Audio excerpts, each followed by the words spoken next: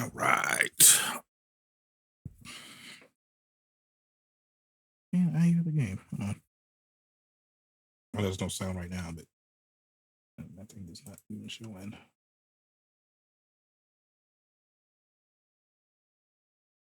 Yep, didn't have sound on.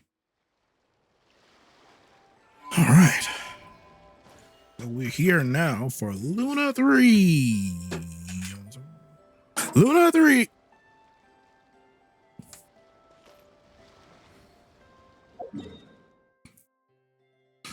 Okay, I should let's do this. I think so. Yeah, almost so.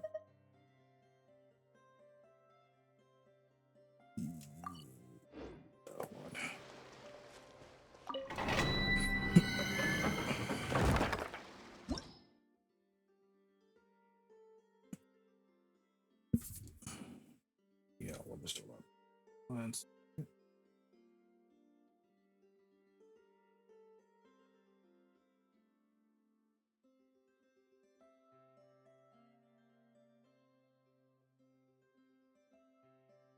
There we go. Now I can hear it.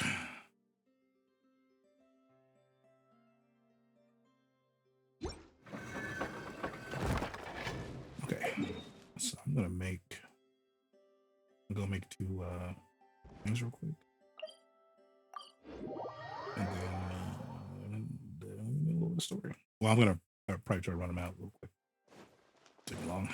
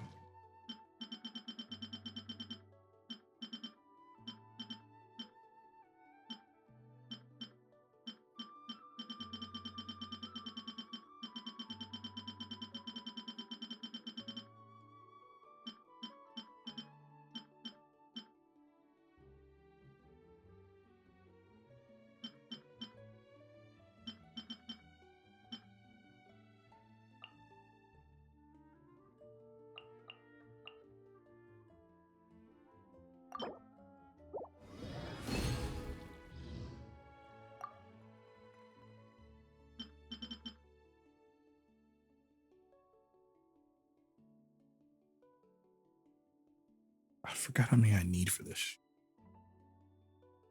I know I need a lot of these purple, and I don't have that many. Just wait a little bit.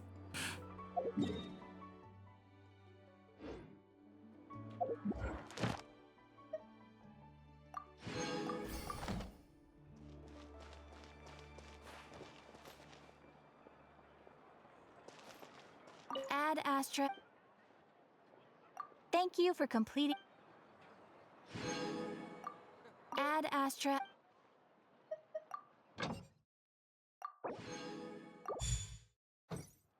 All right, let's start that story.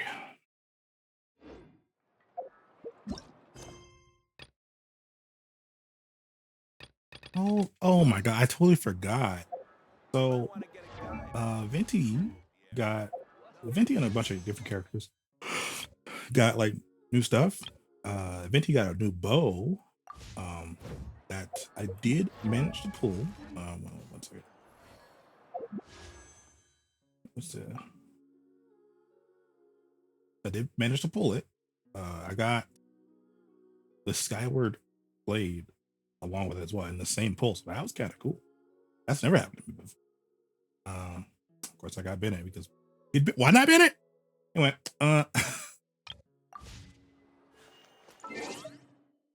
so that's why he's in the group here with the new fancy bow. I've already leveled up to 90, obviously. I mean, I haven't done the witch stuff yet. No,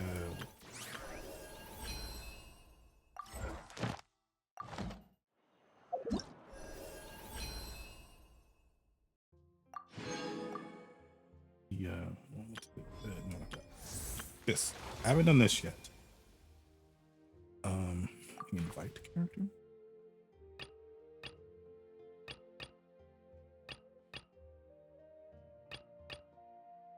Oh, so you can get one of these characters for free. That's cool.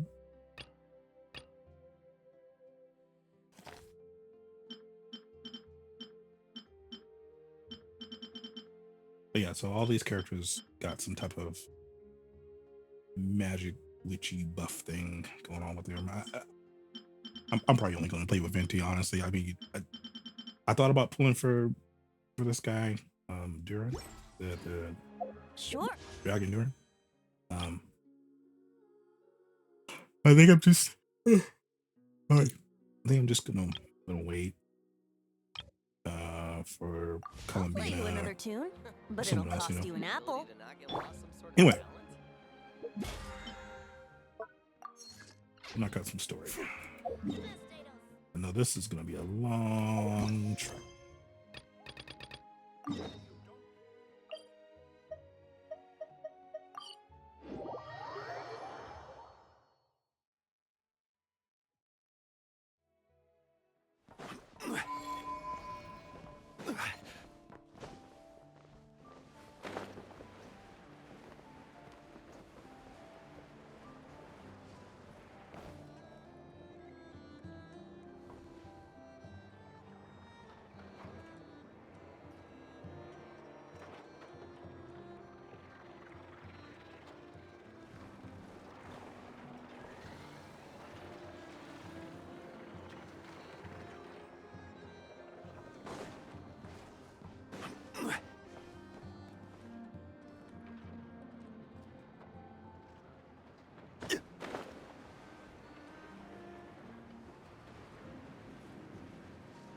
I know this is silly, but I want to do this first.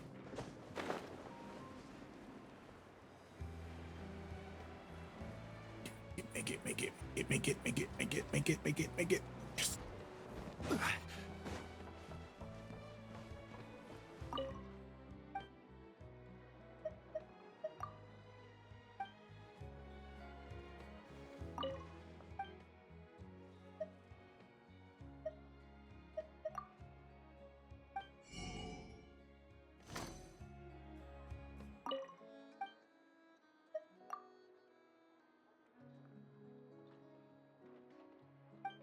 I haven't done it this way. What? Fine.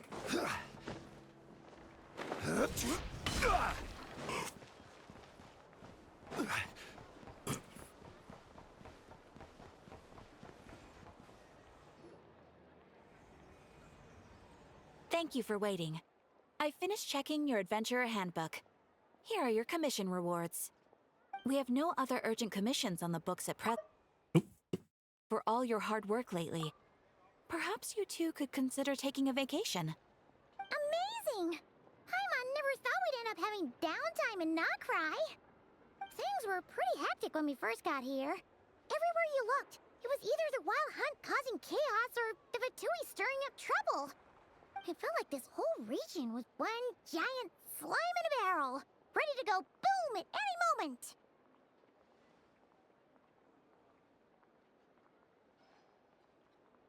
Sure have. Things were looking pretty dicey, but in the end, we managed to turn it around. Whoa! Paimon just got deja vu! Oh, that's right. It's because we've done this like a million times now. Ah, yes. Are you two aware that the Moon Prayer Night is soon to take place? Oh, yeah! Lama told us that was coming up soon. Wait, why do you mention it, though? Do people in Nasha Town celebrate it, too? Paimon thought it was just for Moon Goddess worshippers. You're partially right. Most people in Nasha Town just see the festival as an opportunity to do business. They do not concern themselves with the religious element. The festival was first celebrated by the Frost Moon Scions. On this day, they would wear moon prayer blossoms and celebrate the birth of the moon goddess through song and dance. They would also prepare food and handicrafts and give them as gifts to others. Over time, it became Nod-Krai's most lively festival. Oh, sounds like fun! Great! Well, in the meantime, since Catherine doesn't have any commissions for us, let's focus on some personal business instead. When we first got here, you mentioned that this was where your spaceship landed? Okay, We we're didn't back get to to the main follow story. up All on it right. at the time because we got wrapped I up guess we in that did whole get. rare situation. Yeah, I But was about to say we get. now we Rare can did finally start stop us from doing a investigating lot of it stuff. properly. Well, there's a saying Paimon's heard around these parts, which goes, if you lift up a rock, you'll find something you weren't looking for. By that logic, you'll never find what you're looking for while you're searching, but the moment you stop looking, it'll jump right out at you.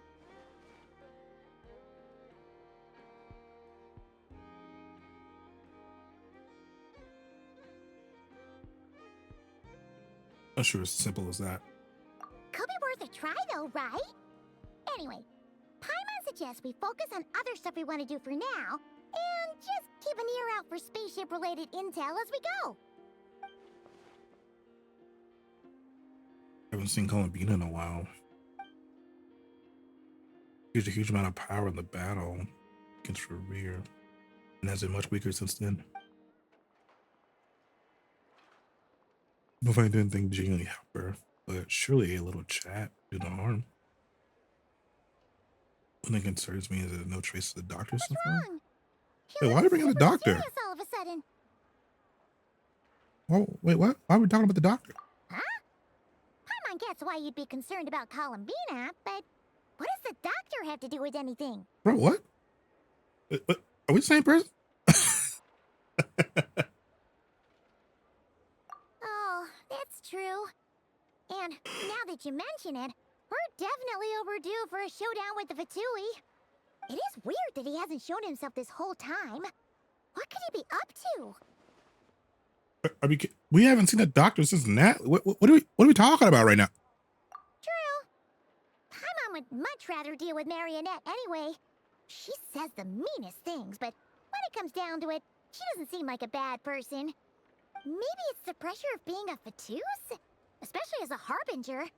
Does she feel like she's gotta act tough to keep up appearances or something?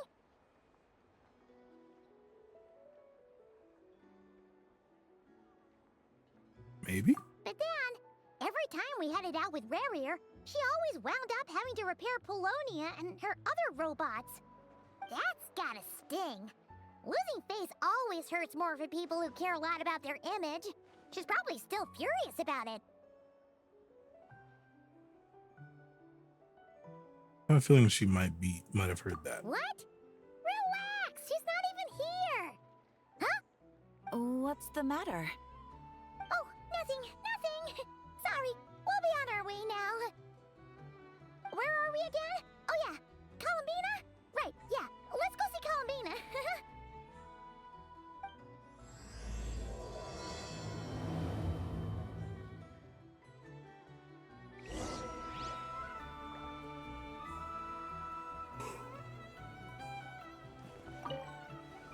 Okay.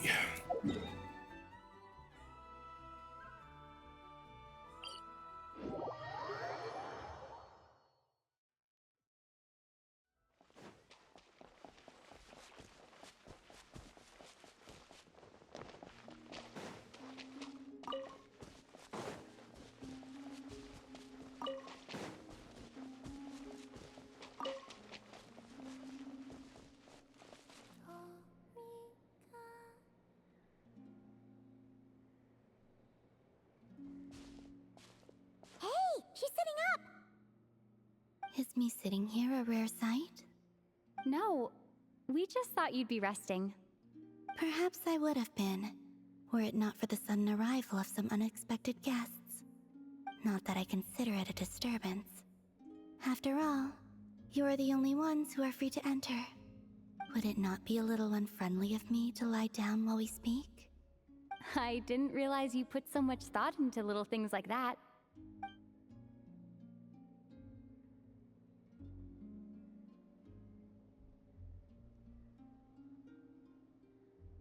Only sometimes.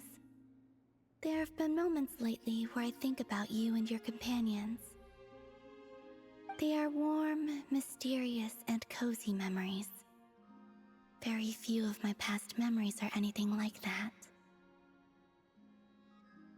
They say that travelers return home bearing bags full of souvenirs.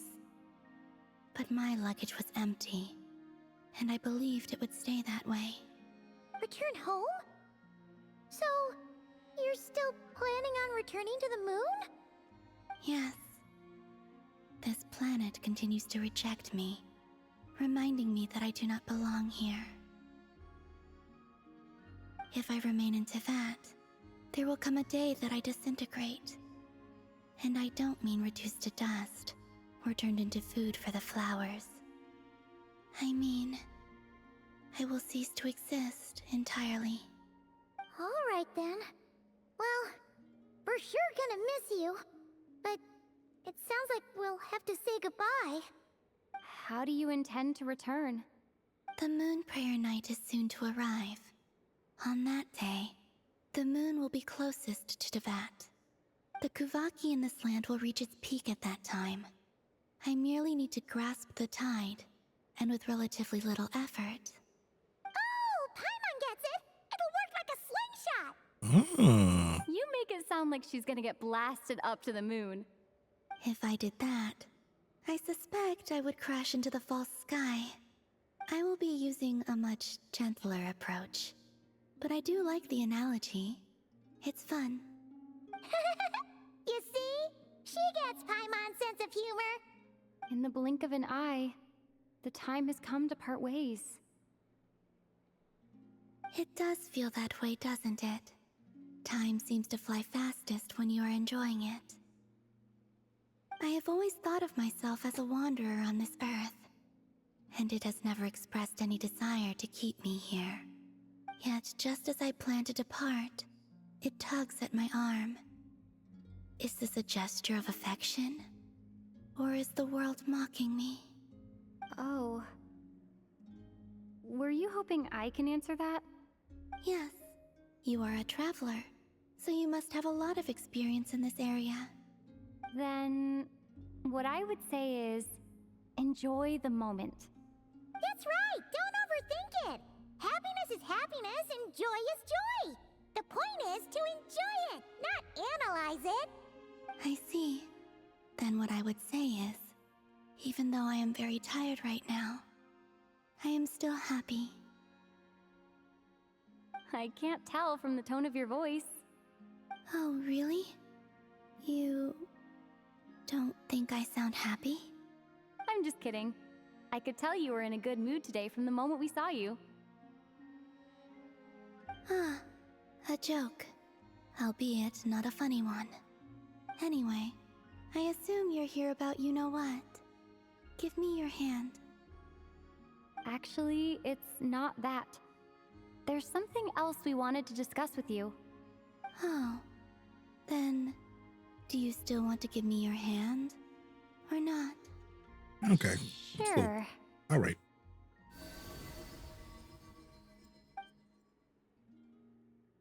Thank you. So, I've heard that in the Moon Prayer Nights of the past, people here would hold celebrations in the Moon Goddess's honor. Since you helped so much in our fight against the Rehir of Solnari, I think you deserve a farewell party before you return home.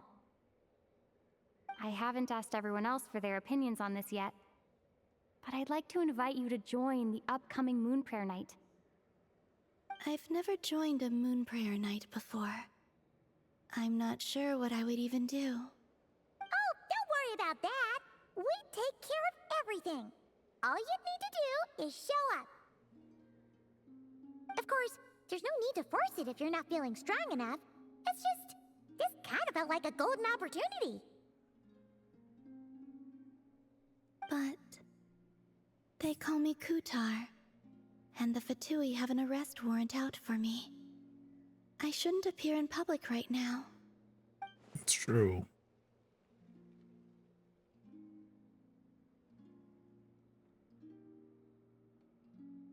I'll make it work. You have my word. Yeah, we got your back! Well, she does. Paimon's actually not too sure what she's planning. All right, if you're sure. I will not refuse your invitation. I suppose it wouldn't hurt to pack a few more sights from this world into my suitcase before finally learning what my homeland looks like. Oh, if you see Lauma, please tell her that my answer to the question she asked me is neither yes nor no. Rather, it is. There is no need. That was kind of cryptic, but sure.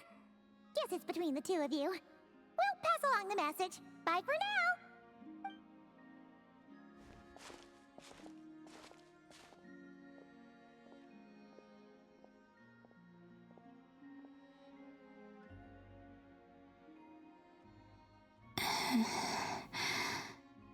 And also, I do not know.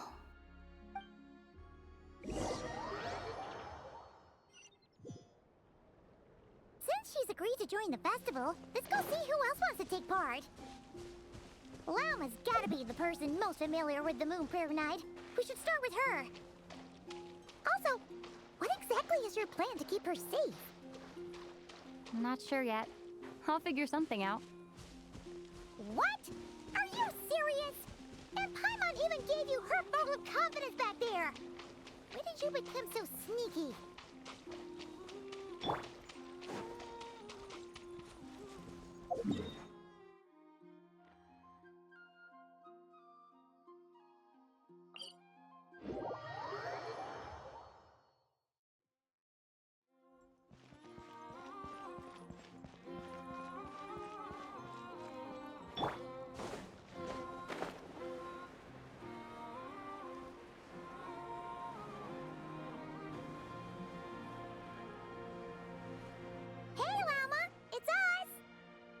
Oh, Mark is here. Varka? What are you doing here? Beats me. I had a bit too much to drink last night, and when I woke up, I was on Hisi Island. Mr. Varka is helping to oversee Nasha Town's preparations for Moon Prayer Night. He is here to go over some details regarding the decorations and custom cloth designs. Right, yeah, that too. What do you mean, that too? So preparations are already underway. Yes. Celebrating this festival is a long-held tradition here in Nod-Krai. On this day, the crescent moon at the top branches of the verdant crest turns into a full moon, and the moon prayer blossoms bloom with a special radiance. Our people take these to be blessed omens. It's an especially welcome event coming off the back of all that nasty business with Rare. Everyone got put through the ringer recently, and now they're looking to turn their fortunes around. The big shots in town all agree that a big, lively celebration is just what we need to rebuild people's faith in this place. No wonder Catherine said that people weren't so bothered about the religious element. That's right. It's become more of a local custom by this point. The celebrations have little to do with whether the religious stories behind this event are true or not. Even the Frost Moon Scions are eagerly awaiting the coming of Moon Prayer Night, despite now knowing that their past beliefs were founded on a falsehood. Well, that's nice. Fair. It's a bit like the lantern ride in Liyue. It's a chance for people to enjoy themselves, not debate the existence of the Adepti. Although in their case, the Adepti definitely do exist. We met plenty of them in our time. Oh, one other thing. We just went to see Columbina. We went ahead and invited her to take part in the festival this time. Hope it's okay. Wait, so... you mean she agreed to it? Huh. That's quite a surprise. Then, I suppose that she intends to return to the moon on that day. Oh, yeah. It's kind of a complicated process, but basically, it's like a slingshot.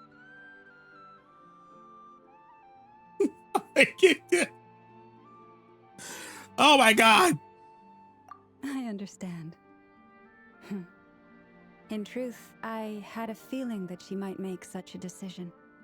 Well, if Kuthar has decided to participate in the festival, we should prepare accordingly. Yeah, exactly. She was saying how it could be risky for her to show her face in public. We were wondering if there was any way we could hide her. Unfortunately, the people who carved the statues did an excellent job of capturing her likeness. It will be very challenging to hide a goddess whose face everyone is so familiar with. Darn! We may have Bitten off more than we can chew here. Nah, don't sweat the small stuff. We can handle that. Huh? Are you saying you have a plan? Not as such, no, but the most important thing with a festival is to keep the mood light and your spirits up. You can't go preparing for a festival with those long faces. You'll never convince anyone to enjoy themselves. The Mondstatter spirit is strong with this one. As it happens, I agree with Mr. Varka. Let's start by making our appreciation for Kutar the beating heart of the festive atmosphere. And who knows? Once we get the ball rolling, perhaps everything will just fall into place. Hey! Did you catch that? Llama said the thing! Or close enough, at least. I'm looking forward to the Moon Prayer Night already. We have a festival in Mondstadt called Bloom, and you can always tell which couples are celebrating it for their first time by the smiles on their faces. Big, beaming smiles like their whole face is glowing. And I have a feeling we'll get to see that same smile on the Moon Goddess's face at this festival. Not quite the same, surely. Anyway, I'll take care of business in the city, but I'll have to leave the decor up to you and the Frost Moon Scions. No one else can capture that traditional aesthetic quite like you guys. But lastly, there's the final key element that brings the festival to life: companionship.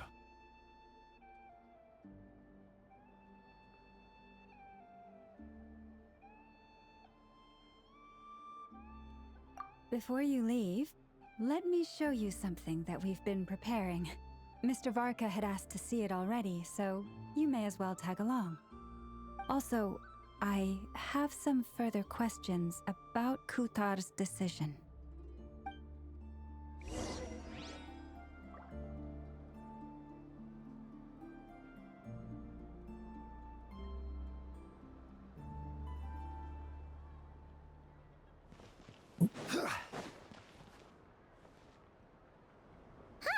What's this? They sure look like they're having fun. I believe so. Kuhenki seem very skilled at playing drums like these, although I'm not sure where they learned it from. Maybe it's an innate talent? In their eyes, they're probably just playing with toys.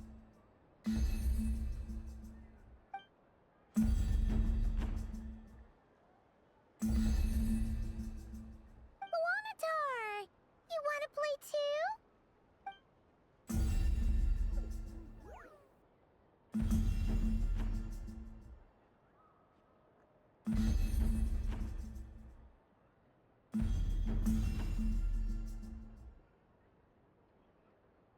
Guess not. Yeah. She looks more confused than anything. Maybe we can teach her next time if we get the chance.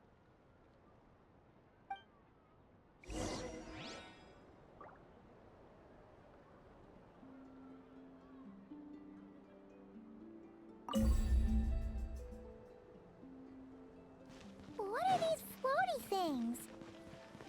Moon veils. We hang them from buildings in the city during the festival. When you look at the sky through them, it creates a lovely misty effect.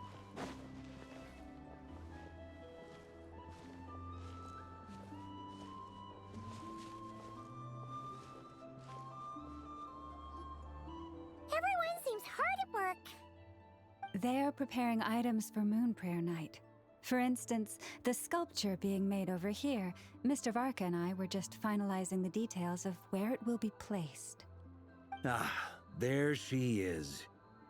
I didn't know the finished article would be so large. Not to worry, though. All the necessary arrangements have been made. Just let me know once it's ready, and I'll get some people to ship it over. You have my thanks. And over here, we are preparing a very traditional confection. Oh, look at all these colors! It looks great! Can Paimon try one? Of course. I have a feeling you'll like it a lot. You bet! Sweets and treats are Paimon's favorite! If you included those in the Feast of the Moon, I bet Paimon would have joined the Frost Moon Scions by now. There will also be verdant crests like this present in Nasha Town during the festival. The timing of Moon Prayer Night is not completely set in advance. We make a rough estimate, then observe the changes in the verdant crests and moon prayer blossoms to guide us. As such, the wait itself is a fun feature of this particular festival.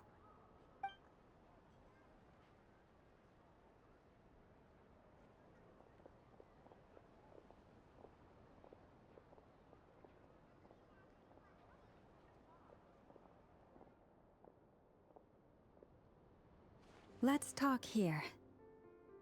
To tell the truth, I am very surprised to hear that Kutar is willing to participate in the festival.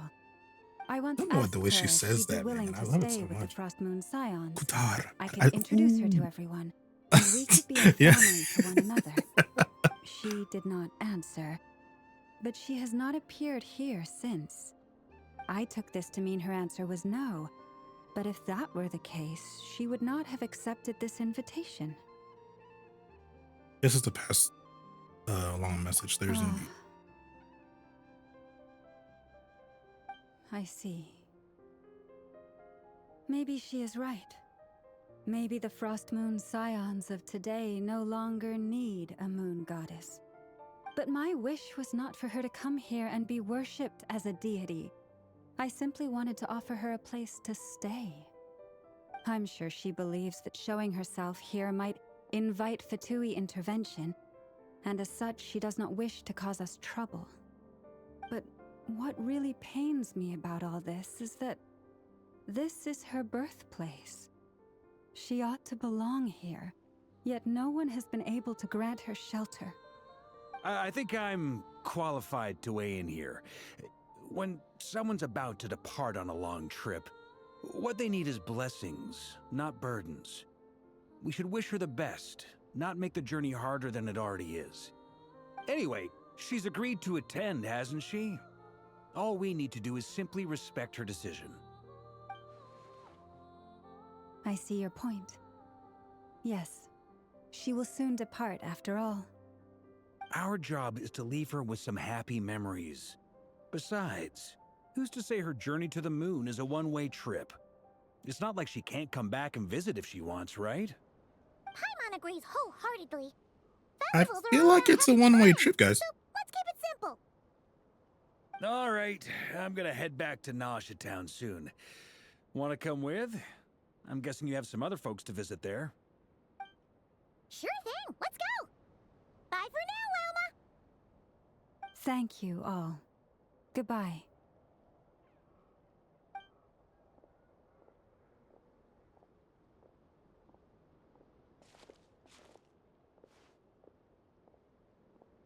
Bravo needs blessings, not burdens. It sounds good in principle, but will blessings alone be enough for Columbina?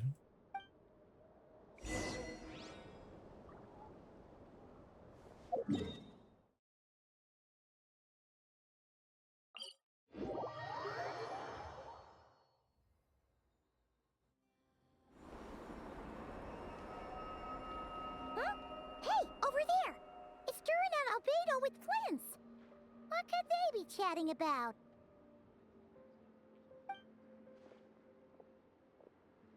Your guess is as good as mine.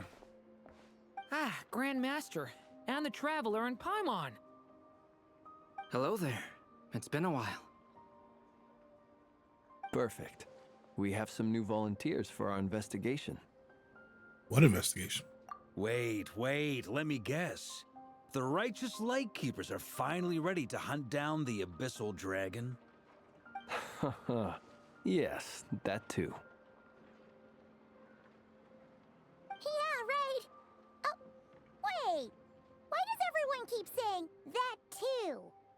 Well, to be precise, the facts match, but not the causality. Wait, so I guessed right? Half right. Don't act so impressed with yourself. Maybe I can explain. we ran into Mr. Flint's north of Nasha Town. At that time, we just noticed a few abyssal creatures out in the wild, but the strange thing was, I didn't detect any traces of abyssal energy on them at all. On closer inspection, we realized that they were not real monsters, but something akin to reflections in the water, or perhaps a mirage. Huh? What do you mean? Like, you could see them but not touch them? Exactly. It was very peculiar. They roared and tried to attack us, but we could not make any physical contact with them. I think I've heard of things like that happening in Nod-Krai before, but I don't know much about it. Yes, it's a known phenomenon. Mirage-like illusions tend to appear in Nod-Krai in the run-up to Moon Prayer Night. From a distance, they appear quite real. I myself thought that Misters Durin and Albedo were locked in battle with abyssal monsters when I first arrived. But after sharing intel and investigating a little further, we can confirm that these illusions are harmless. There is no great cause for concern. Let's see. I'm glad they weren't real. All the Mirage stories I've heard are either animals, rocks, or small houses. Abyssal monsters, though? That's a first. It's a first for me, too. So I'm planning to look into it further just to be on the safe side. I intend to inspect a few more locations. What about you two? Any plans? Alice contacted me a few days ago. She'd like me and Durin to assist her with an experiment. But we lost contact shortly after receiving the message. I'm sure that comes as no surprise to anyone familiar with her. We don't know when the wind will blow, yet when the wind blows, we will know.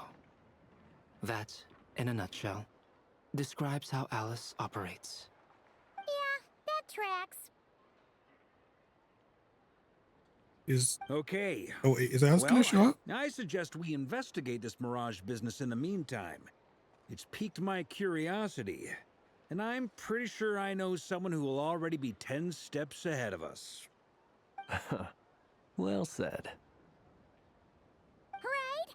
Whatever's happening in Nod-Krai, she always seems to be the first one to know. Let's go see what she knows. We can invite her and her staff to the festival while we're at it.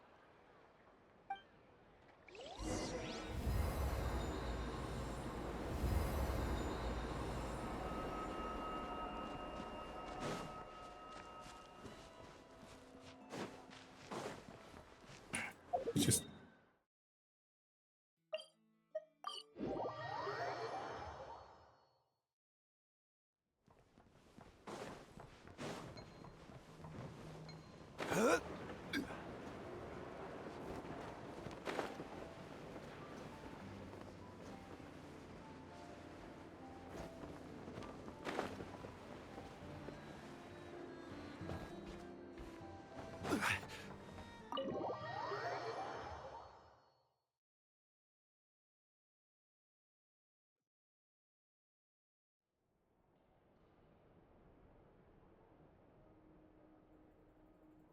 You're right, I have noticed.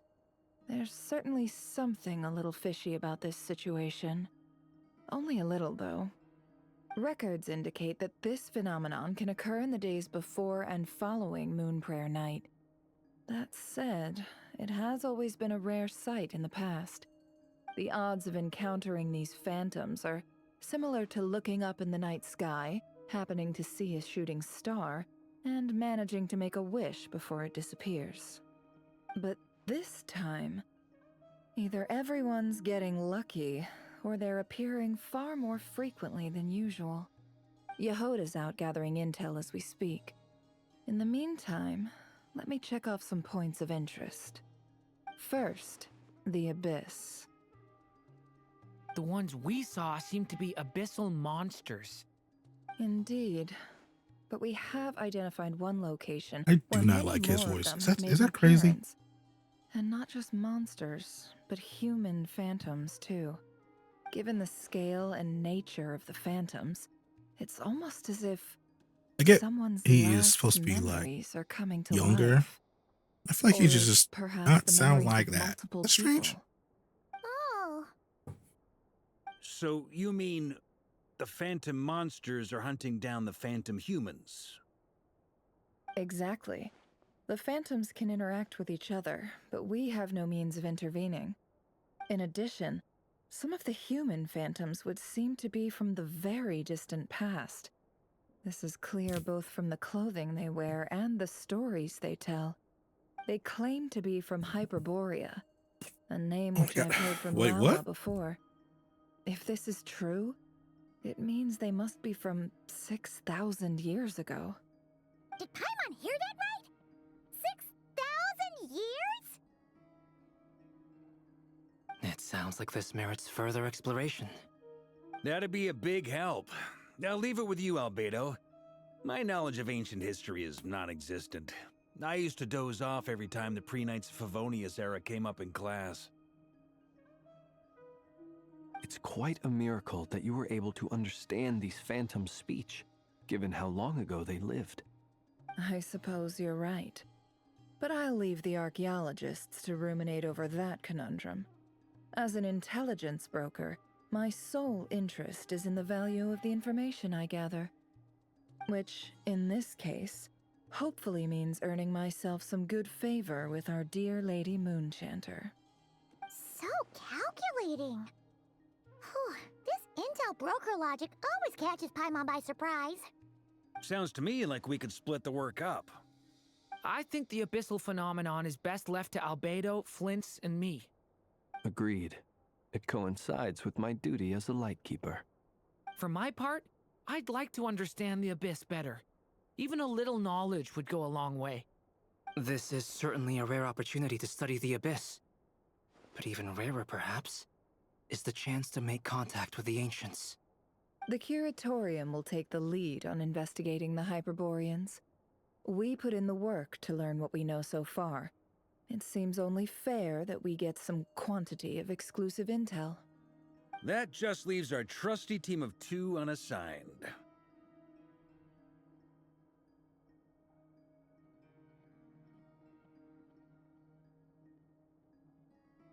Since you became an honorary knight, of course.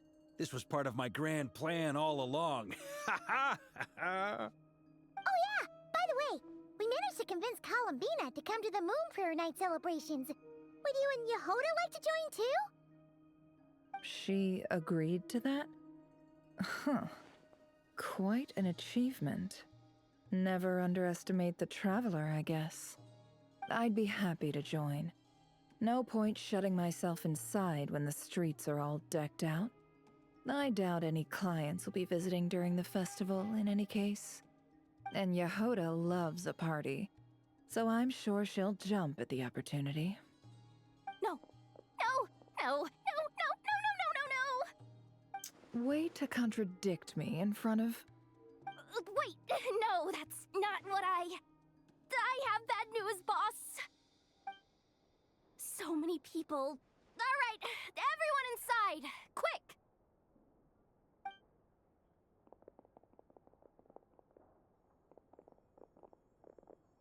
This is gonna sound crazy, but hear me out. I saw one of those phantoms at Star Sand Shoal, and it was some sort of flying ship. Like a spaceship?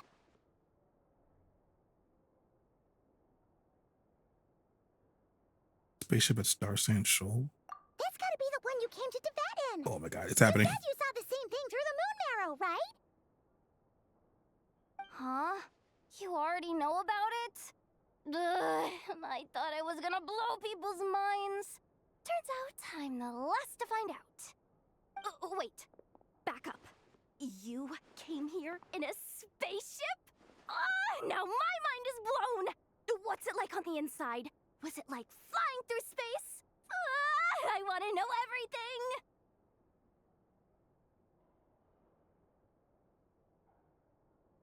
Yep, exactly. Huge discovery. You're the best. Second best intel broker in the world. After your boss, of course. Wow. Really? Well, I don't know if I'm all that, but... I guess that decides where we're heading next. come on, don't look at me like that.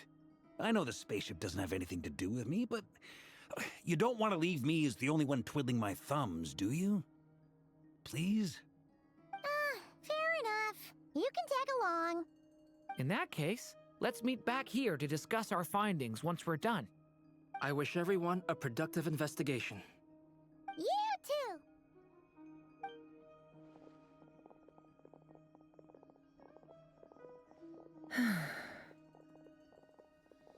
What's up, boss? Aren't we gonna head out? Tell me, Yehoda, when did the curatorium start giving out intel for free? Oh, sorry, boss.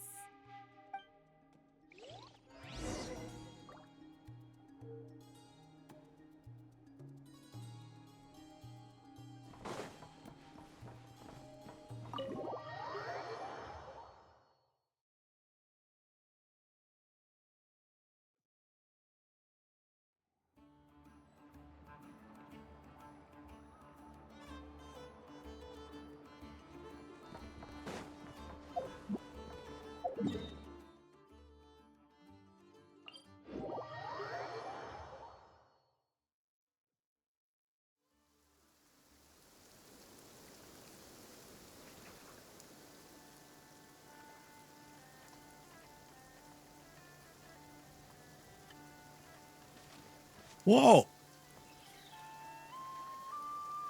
It's just fucking there.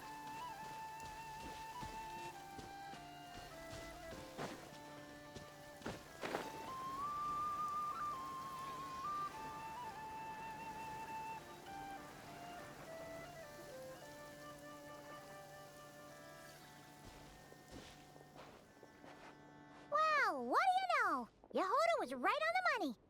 This Phantom really is your spaceship. But that's so weird. Why would it show up here? Is it some kind of projection? Or a ghost? Like, maybe it no longer exists, but somehow it left an afterimage? I'm not so sure either. Ah, you're already here. Miss Lauma, what a surprise. I thought you were busy with festival preparations. I was, until one of our people informed me that a strange sight had appeared at Star Sand Shoal. No one's ever seen something quite like this before. I thought I should see it for myself. Same here. Oh, so we heard that these things appear around the festival period. Any idea why that is? Unfortunately not. We have very limited information about them, since they can't be interacted with. And no human phantoms have ever made an appearance before now. The most we've been able to deduce is that these sightings appear to be connected to the increase in Kuvaki energy around this time.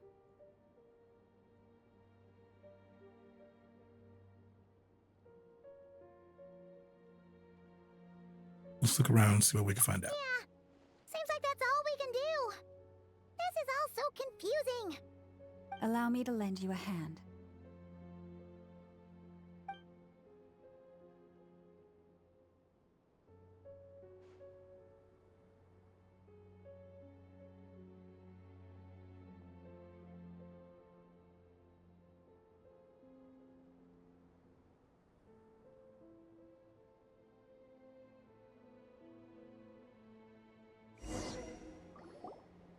Everyone, our friend here should be able to provide us with some information. Is that a phantom Rhyme-horn deer? I've heard about how the Frost Moon Scions live in harmony with the animals and can even communicate with them. That's coming in handy now, for sure. Okay. Yes, I understand. Then how about this?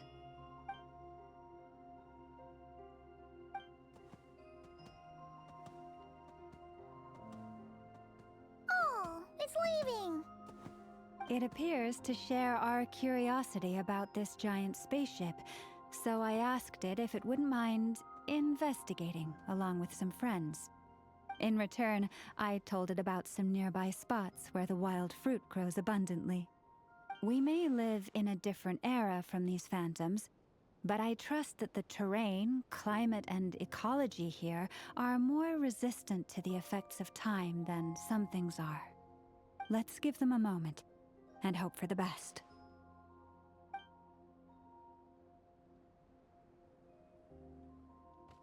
All back together? Must have been a lot of fruit. Indeed. Now let me ask them some questions.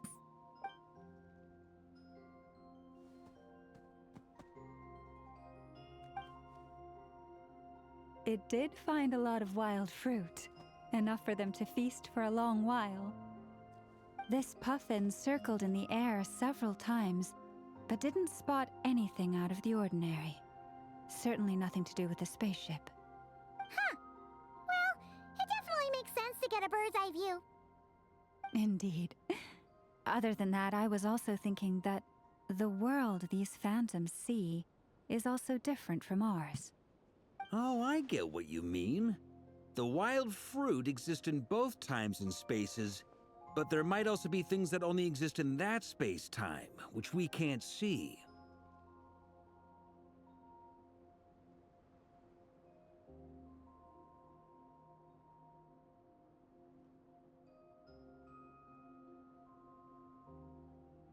Good point. Great thinking, Lauma. Blunthorn rhinos can use kuvaki to shift great rocks, but this one says it couldn't get that ship to budge by even an inch. The sniffer mole tried too, but despite being a skilled digger, it could not get through. They say that the spaceship looks robust and undamaged. It seems completely impervious to any and all attacks. Whatever lies within is well defended from harm.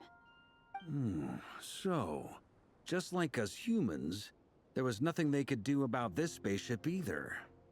Yes, still, they deserve our thanks. We are grateful for all your efforts, dear friends. Now go, and enjoy your feast.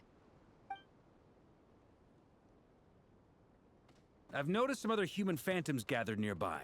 Come on, let's go talk to them.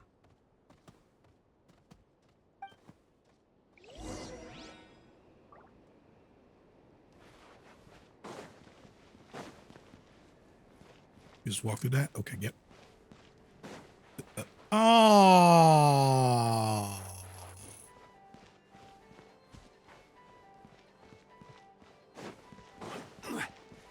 like for real?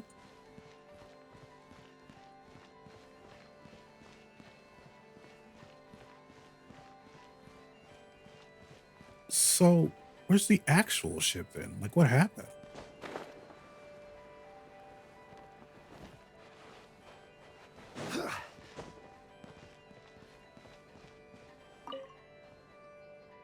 What is this thing? I've never seen it move, and there's no way to get inside. Goodness knows. My grandpa says it's been sitting here at least since his grandpa was still alive. What about his grandpa? Did he say anything to your grandpa's grandpa about it? Huh? I don't know. In all likelihood, it was here back then too. Hard to imagine something this huge could move. Guess that means that as far as they're concerned, this ship's been around a long time.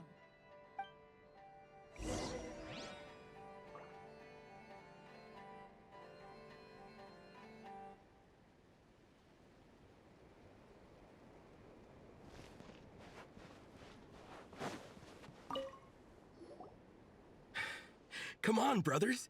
If we can get even a small chunk off of this thing, it's gotta be worth a fortune. Today is the day we strike it rich. Huh? You mean Paimon? Yes, brother, I shall join you. Let's make our fortune. We should go with them. What the? This thing is crazy tough. I can't even scratch it. What's it made of? Sorry, brother. Looks like we'll have to seek our fortunes elsewhere. Enjoying yourself? I was just seeing if I could influence this phantom's perception by playing. But nope, no dice.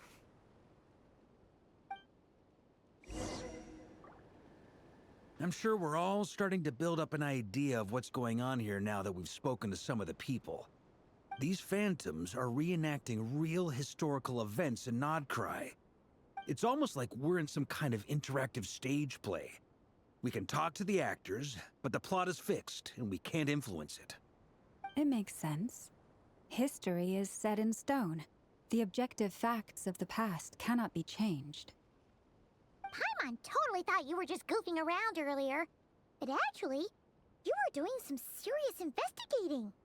Of course I was. Anyway, at this point, I think we're forced to conclude that although the Phantom spaceship is right there in front of us, we aren't going to learn much about it from these people.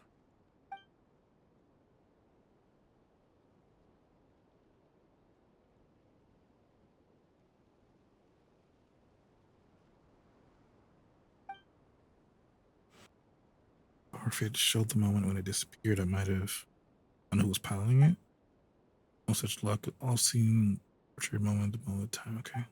Don't be discouraged. If I'm nothing else, this is proof of the ship's existence. What happened And think about it. to it? So many people tried to hack their way inside, but no one could get the door open. It's made of very tough material.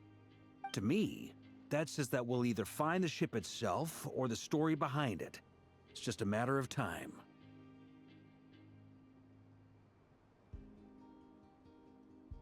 Huh. Every now and then, when Varka gets serious, he actually does seem like Grandmaster material for once. I wonder how the others are doing. Let's head back for now. Sounds good. Also, drinks are on me if Team Knights of Favonius is the first to finish. Wait, we have a team name now? Am I in Team Knights of Favonius as well? You're very welcome to join. We've even got a cathedral ready for you. Isn't that technically blasphemy? You wouldn't dare make a joke like that if Barbados was in earshot. Nah, I'm sure Barbados doesn't mind a little harmless blasphemy once in a while.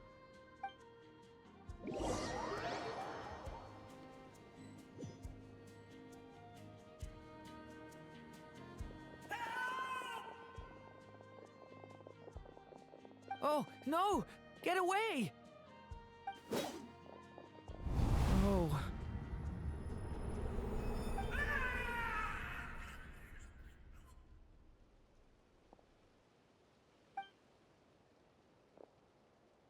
I know it's hard to stomach, Mr. Duran. But as I'm sure you've noticed, there is nothing we can do to intervene in that which unfolds before us. But we have to at least try. And try you have. But are you aware of how many unsuccessful attempts you've made now? I wasn't keeping count. I'm afraid this is the 39th failure so far. Or the 5th if we're only counting this particular victim. There are no indications that these phantoms may be altered in any way. You seem to have calmed down a little. I'll make us a fire. You should rest and have some water. Feeling any better now, Mr. Duran?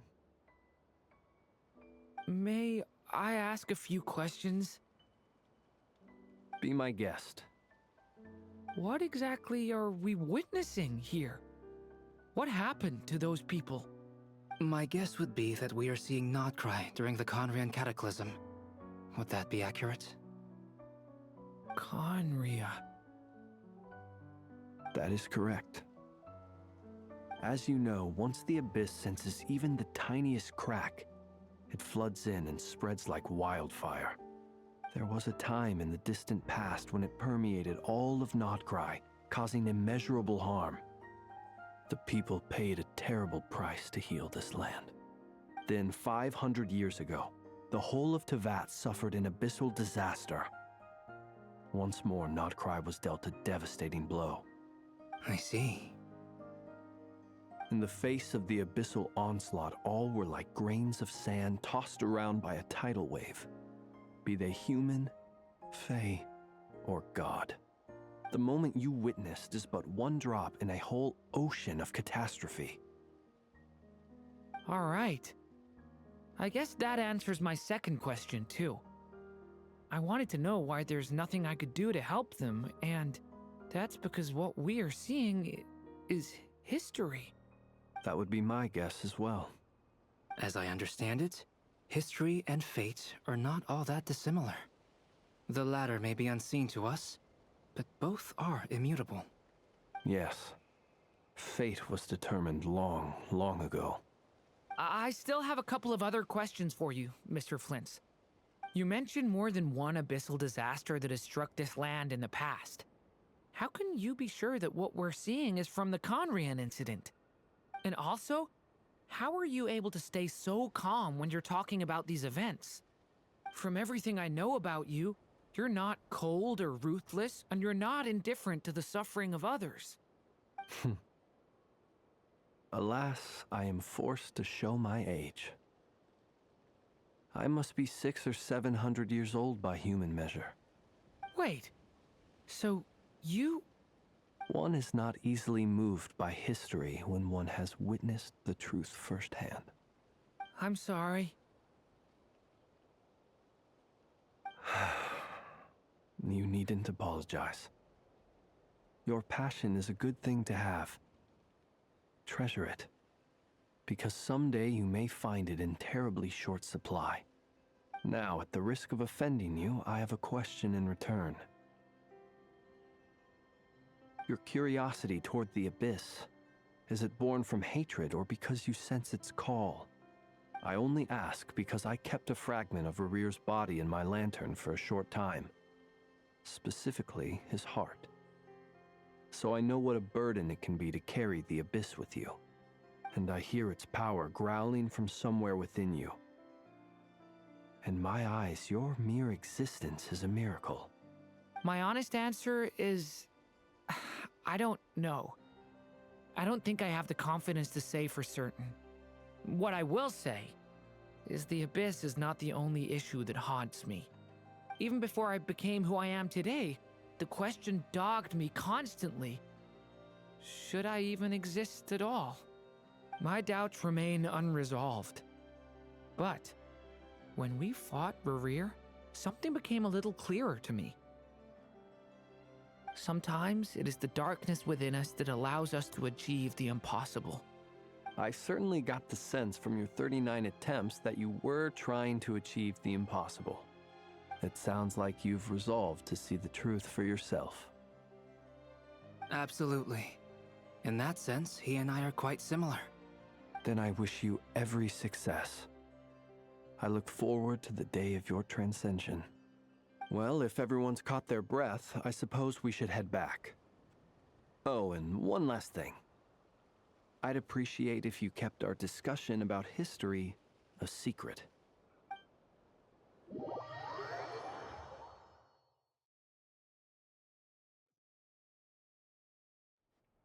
Incredibly, our separate investigations led us all to the same conclusion.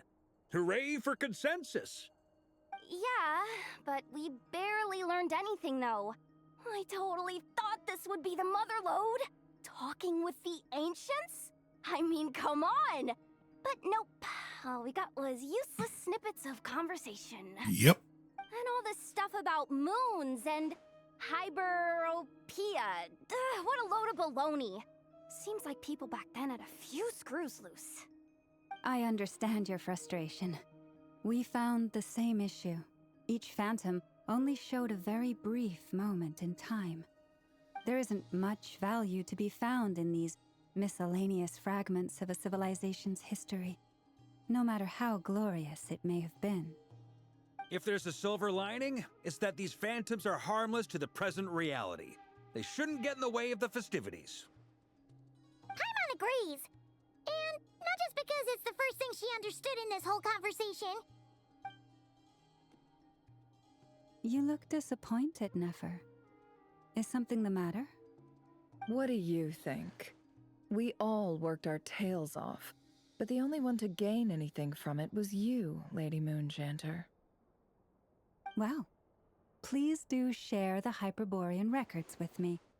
I will gladly inscribe them in our people's documents. Oh, duh! That was it! Hyperborea! Hyperborea. I'm serious. Only an expert in the Frostmoon Scions and their history can turn these records into valuable research material.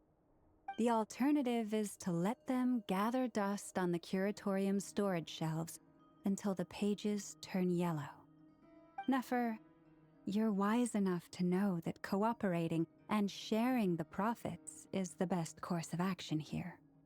Well, that goes without saying. Sure, let's do that. Huh? But didn't you say we aren't supposed to give out intel for free? Sorry. Shutting up.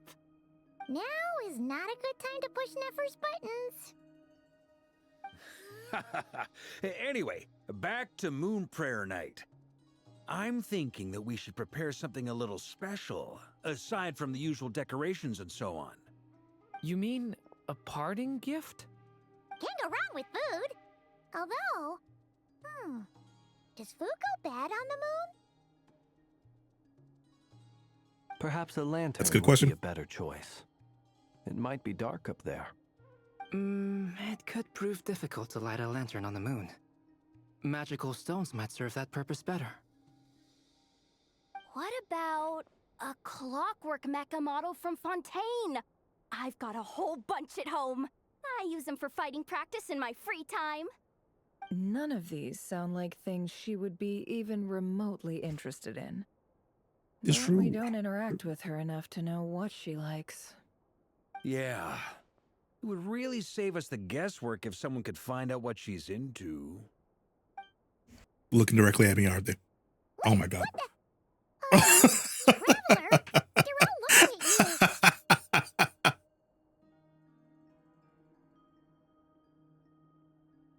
Great! Haha, problem solved. Now, I need to stop by Dory's. I don't know need her why help Vince, sourcing a bunch of not stuff for Vince, the but festival. Gene has to Then take let's over leave it as there for acting now. captain. We all I know have now. our own business This to attend motherfucker to. is lazy. Traveler, if you find out what Kutar likes, let us know right away. Oh, I should have got some water. Oh, actually, you know what? I do have water.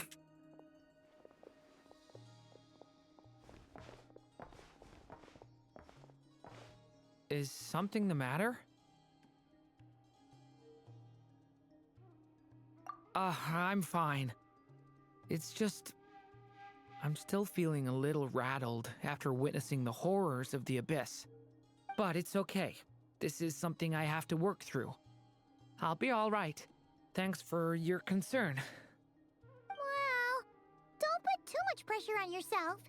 If you ever feel like something's wrong, physically or mentally, we're here to talk.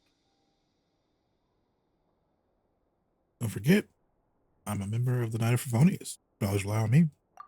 Come on. Stop treating me like a kid.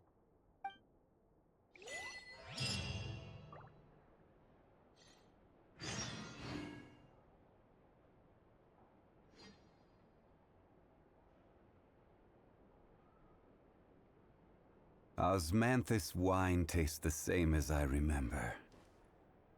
But where are those who share the memory?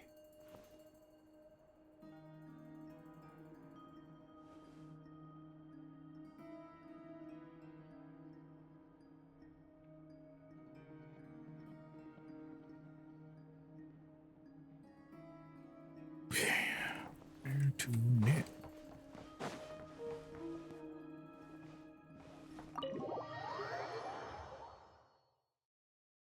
I'm assuming we're gonna go see Kutar.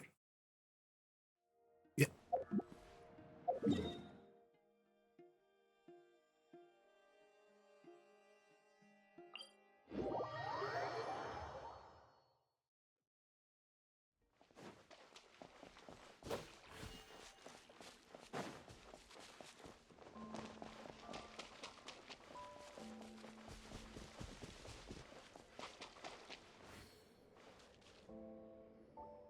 Columbina, we're back! Huh? She's not here. Weren't there a few Kuhenki here last time, too? Where did they all go? Them out for walkies? What? That's not like something I would say. Walkies? What? You're not pets, you know. Oh, well. Looks like we just came at a bad time. Let's try again tomorrow. There's still a few days until Moon Prayer Night, so we're in no rush. Besides, she needs time to rest anyway.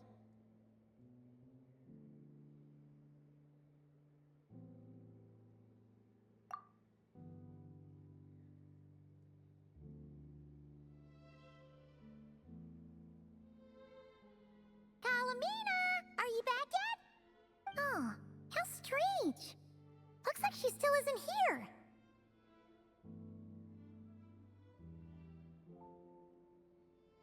Right? It's not like her to spend so much time outside.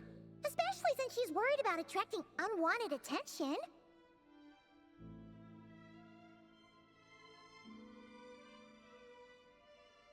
What about Lunar-Tar? Lunar-Tar, you there? Hey!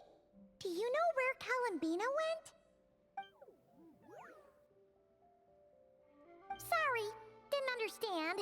But if you know where she is, could you take us to her? Yeah, that's even stranger. What about him? Oh, that's not good news. No. They change color when Columbina gets weaker, right? No, like glowing and stuff. Super pale right now. Yeah, they do. That's not good. Good idea. She might know what's happening.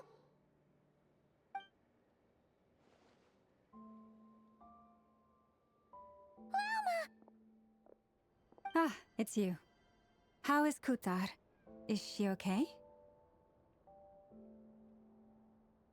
No, she hasn't. I came here to check on her after I noticed the flowers had changed color. Based on past precedent, she must be very weak right now. Even getting up to walk would be a struggle. It seems unlikely that she wandered off outside. Not to mention that she doesn't do that at the best of times either. So yeah, this is super weird. Is everyone approached Silver on Holly? No. Very few people are in the know about Kutar's whereabouts. And if anyone suspicious had visited, they'd have left some sort of evidence. Come on, let's go to Nasha Town. If anyone has seen her, someone there will know about it. It's Nod-Krai's information hub after all. Makes sense. Let's go!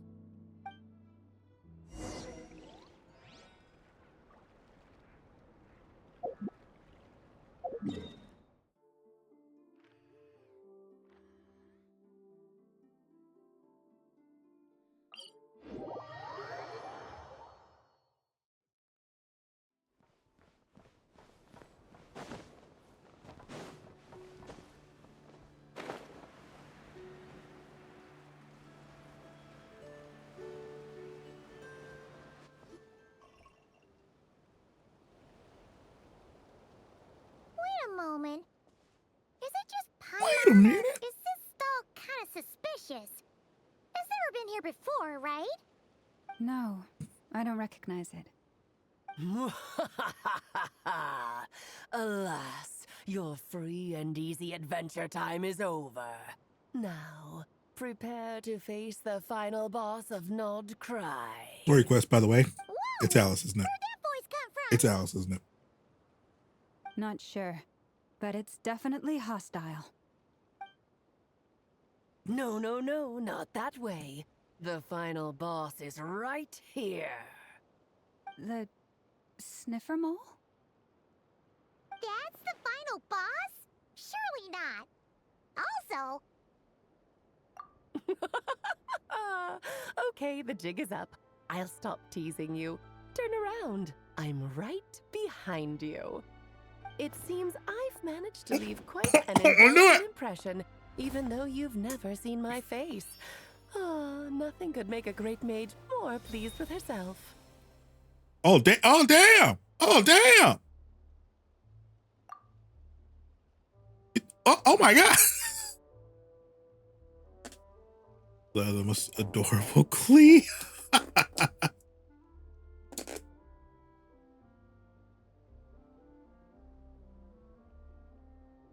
He is the Dodo King.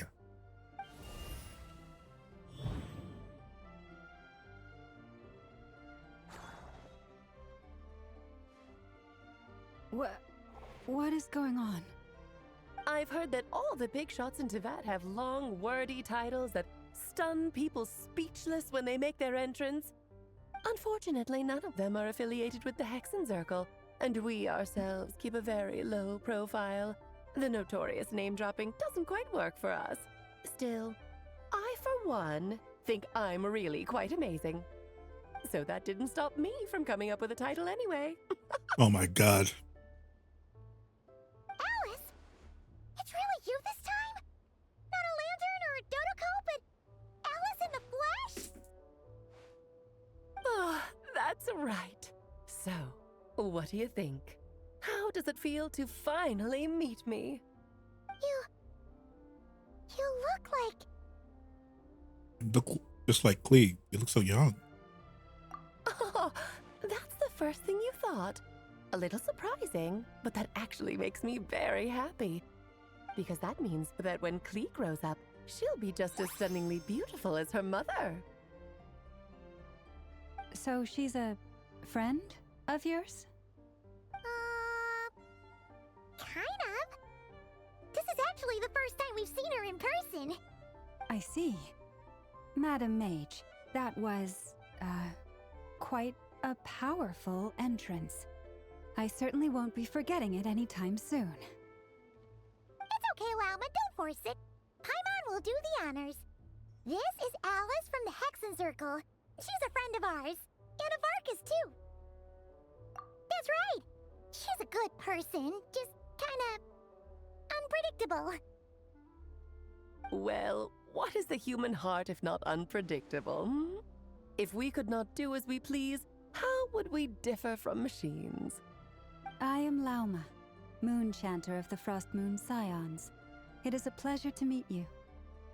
Oh, I know. Before you got here, I spent a good, 15 minutes getting up to speed on Nod-Krai's present situation. In other words, I've read the whole in the last episode part, so we can skip the pleasantries. Fair enough. Well, Miss Alice, I can already tell that you have quite a unique personality. And a lot of hair. Paimon sure is. So anyway, what are you doing in Nod-Krai, Alice? Oh, I thought I told you already. This time, I'm the final boss. And what a formidable foe I shall be. Powerful, confident, decisive, and good luck finding my weak spot. You will never succeed. I'm going to send a formal request for Jean to put you in solitary. Oh, drat. My one weakness, and you found it in an instant. Fate has been dealt a devastating blow. Thus falls the great Dodo King. Why are you playing along with this nonsense? Really said, I'm telling Mom! Of course. What's wrong, Paimon? Are you disappointed in me? Am I a gigantic letdown? No, it's just... you seem like a busy lady. And this is the one time you've shown up in person. Paimon figured it would be for something more high stakes than just goofing around. Yeah. You're quite right. I'm here in Nod-Krai because something big happened. Something big enough it caught the attention of the Hexenzirkel. It concerns the 3 moons, Teyvat's borders, and of course, the moon goddess you are currently searching for. You know where Columbina is? Kind of. Why don't we discuss this over a pot of tea? My main reason for coming on this trip to Teyvat was, of course, to have some fun. But I do technically have a job to do as well, namely, maintaining the stability of Teyvat's borders. I'll skip over the complicated parts, but to sum it up, abyssal energies are all that lie beyond Teyvat's border. We'd find ourselves in a real pickle if they ever made it through. And the phantoms you've been seeing are a sign that the border has been disturbed.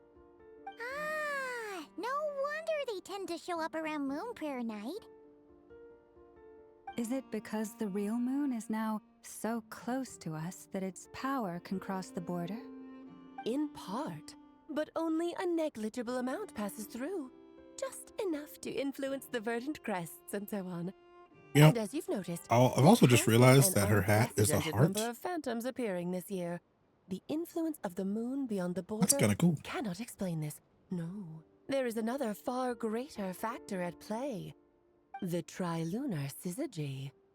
What? Trilunar syzygy.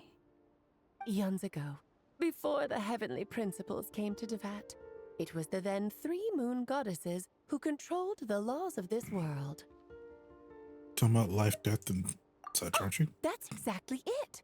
The 3 goddesses split these powers amongst themselves, promising never to consolidate them into one singular body. This was meant to keep the world stable. But, fast-forwarding to the present, the eternal moon's marrow is with you, while the iridescent moon's marrow, which should never have appeared in this world, has been retrieved. Add that to the presence of a moon goddess in the flesh and... the power of all 3 moons is gathered here in Nod-Krai. There hasn't been an event like this since the War of Funerary Flame. And it's having a noticeable effect on Tevat's borders. So why are you concerned about dead borders, if I may ask? Because I wish to give my darling daughter a peaceful, sunny environment to grow up in. Is that a good enough reason? Kinda sounds like you're dodging the question, but it does make sense. Well, that's one reason anyway, and the most important one. The others are a little complicated to explain. For instance, cleaning up after dearest Miss R. Albedo could tell you more about that if you're curious, but right now, I have a more important question to ask you. Why are you collecting the moon marrows? Columbina wants to use their power to return home. I see. Nicole told me about that legend once. Nicole? You mean meet Anne? Oh, so you remember. They heard voice in Fontaine. Yes, of course. That was a story about fate, her area of expertise. But back to the story of our dear moon goddess. I'm afraid her intended method of returning to the moon is unlikely to work anymore. Fuck. What does that mean? She may be missing, but she hasn't gone anywhere. She has disappeared.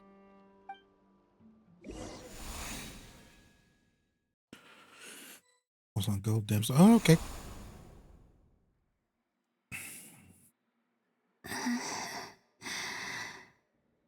My body is so heavy. Wait, no. It's my mind that's heavy. My arms and legs are as light as a feather. What's happening to me? I feel drowsy, like I've been asleep for too long. Is it daytime or nighttime? Is the moon out? I think I'll go for a walk.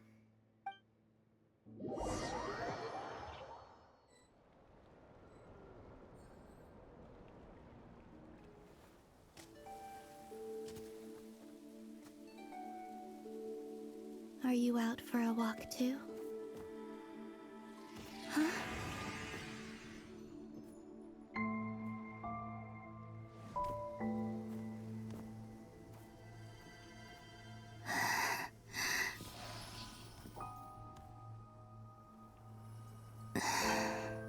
The day has come at last.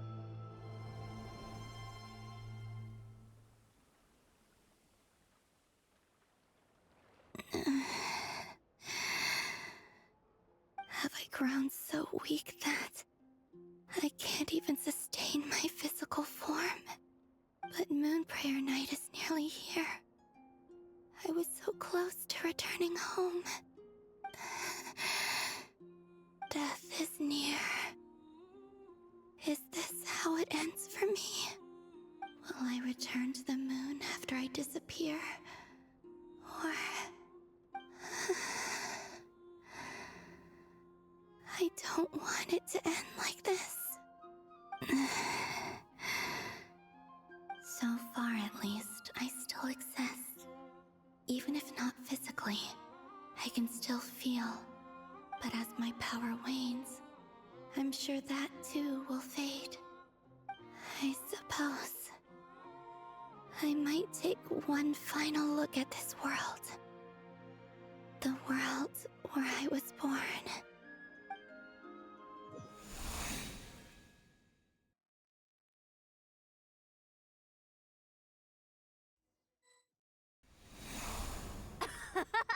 Come on, come on! Wait for me!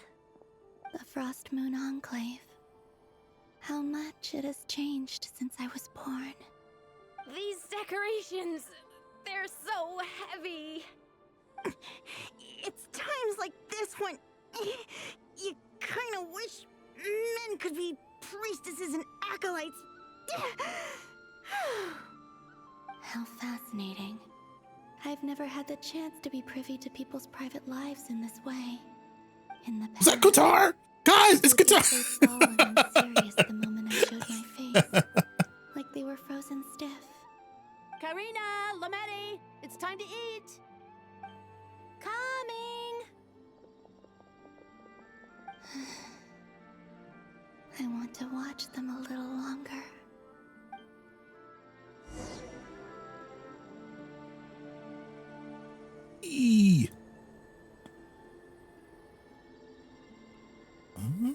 Oh, she like moonwalks, so that's so cool. So just fill these balloons with air, right? Yep. Try a couple now to test things out. The rest can wait till Moon Prayer night. Think fast. Rita! Teasing an acolyte of the Frost Moon Scions? Surely that's a punishable offense. Take this!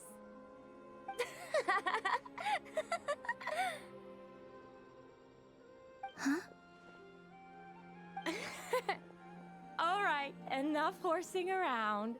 Lady Lauma gave us a task. We should get back to it. The task is just to check that the balloons don't leak, right? Doesn't matter if we fill them with air or water. Okay, you got me there. And you got me there.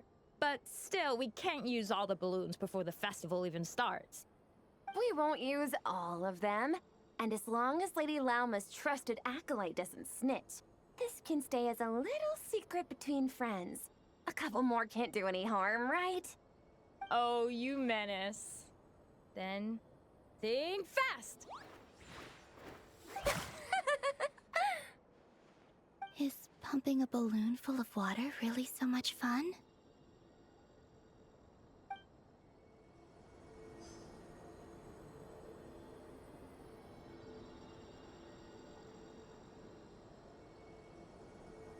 I guess it's a moonwalking, kind of like a airwalk. What?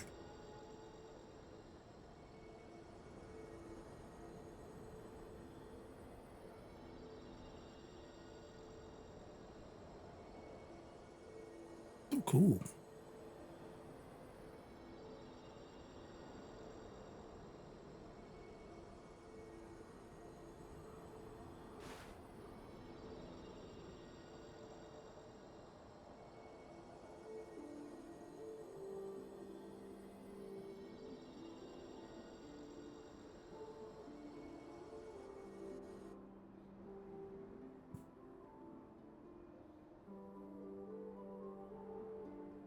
I'm sure you're both tired from playing all day. Come on, eat up. A plain, humble meal. That has always been the way of the Frost Moon Scions. Huh? How come Lametti got a midsummer berry dessert? Oh, I always get Lockaberry. I don't mind sharing. You can have a bite of mine if I get to have a bite of yours. Hmm? They're sharing food? I've never shared food with anyone before. Even at the Harbinger tea parties, everyone just ate off their own plate. And when I couldn't finish my food offerings from the Frost Moon Scions, they'd leave the leftovers out under the moonlight for the animals to claim. Hey! That was 2 bites! Oh, then you can have another bite of mine. Oh, you too. Oh, don't fret now. Here, have some of Granny's too. So this is what it means to be family.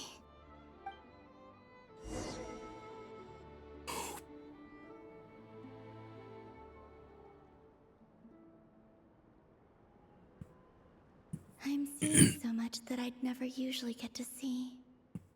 They'd never act like this when I was around. It's nice, being able to just watch people in peace in these final moments. What a rare opportunity. I think I'll go take a look around Nasha Town, too. Maybe the Traveler will be there.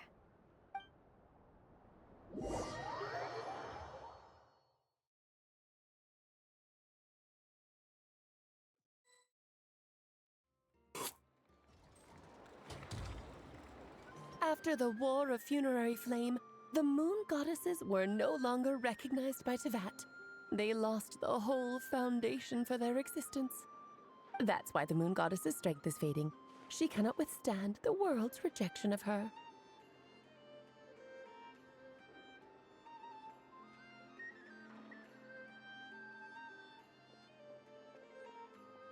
To be more pedantic about it, the moon goddesses did something to offend the heavenly principles, and that's why they were ousted. Something of a recurring theme in Teyvat's history. Theoretically, speaking so candidly should put me in their crosshairs too, but they can't tell me what to do. I'll say whatever I want. Anywho, the Moon Marrow energies were but a drop in the bucket for her, and that battle against the Ray Hair of Solnari only weakened her further. Fortunately, it happened close enough to Moon Prayer Night when the Kuvaki concentration here is high. That's the only reason she managed to survive this long. What do you mean, fortunately? You said she disappeared. We're too late. Ugh, what a headache. I thought this was all common knowledge. I guess I have some more explaining to do. Okay, buckle up. It's time for another lecture.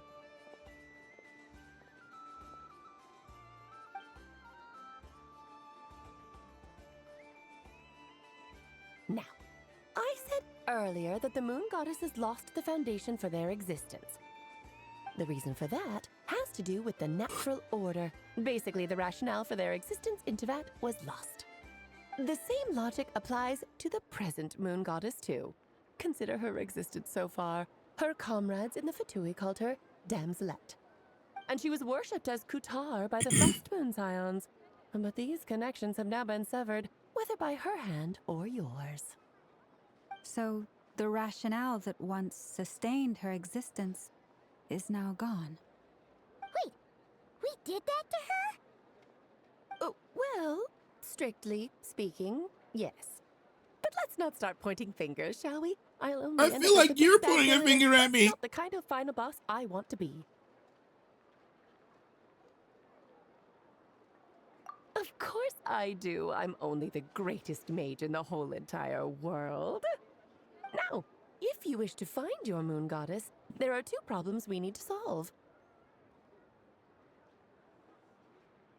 Firstly, we'll need to strengthen the connection between her and Teyvat, at least enough to sustain her until Moon Prayer Night. Strengthen her connection. But does that mean I'll have to rally all the Frost Moon faithful behind this? I'm afraid a bygone faith and a former home won't be of any help to her now. Do you know her name? Her name? Oh, yes. Names are very important things. A name is a fundamental concept that anchors one's entire existence. Asked her once, but she said she didn't know. Then your first job is to find it. As a moon goddess, I'm sure she must have a name she identifies with. Neither Columbina nor Kutar is her true name, and she's never really accepted either of them. So, finding out her real name is enough to sustain her existence? Yes, I know it sounds like a small step. But every journey begins that way.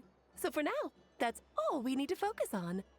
The second problem is with her plan to use the moon marrows to return to the moon. Unfortunately, piercing through the false sky will take an enormous amount of power.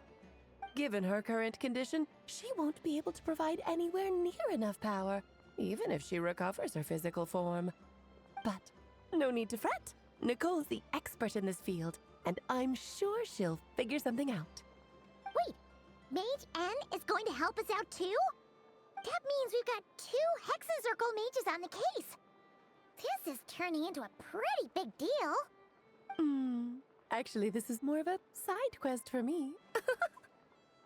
Like you said, I'm a busy lady, so I can't stay for too long. I'll have to return to Tibet's border soon.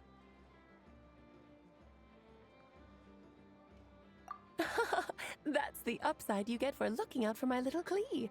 Hopefully that will incentivize you to carry on keeping her company in the future. Anyway, jokes aside, you'd better get moving. It will take quite a miracle for the moon goddess's consciousness to hold out till moon prayer night.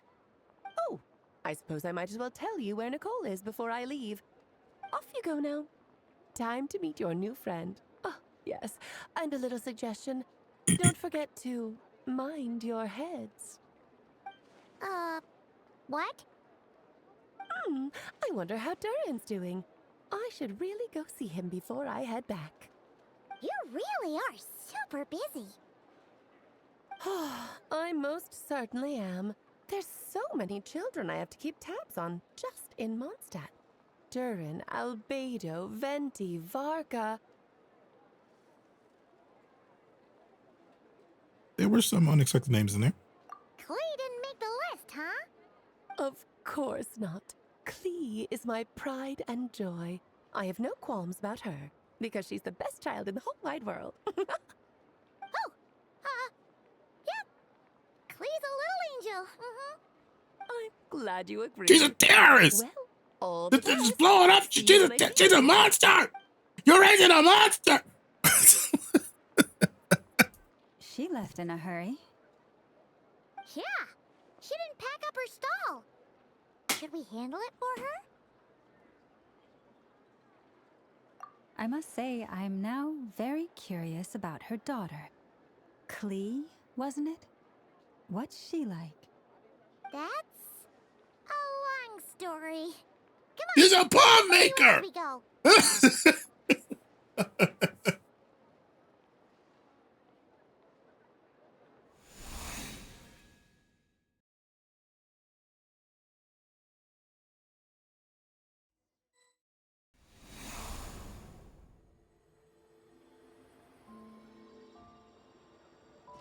What a lively place. I've never experienced Nasha Town like this before.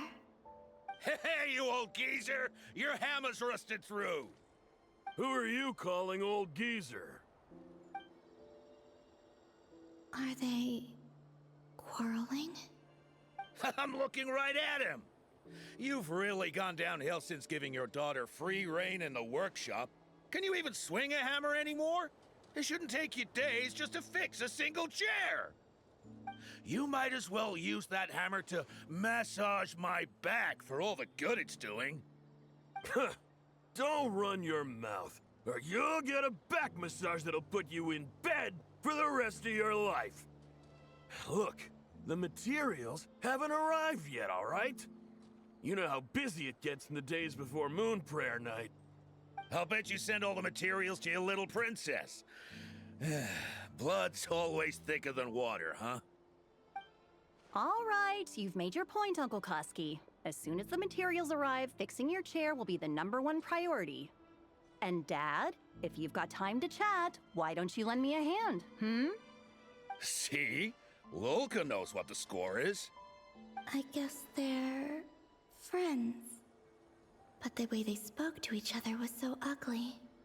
Then again, it wouldn't be the first time I've seen something like this. Columbina! Sing outside my door in the middle of the night one more time, and I'll unscrew your vocal cords. You hear me? Oh, Centrone. So that was was her way of trying to be friends with me. What a pity. I won't get the chance to say any ugly things in reply. Huh?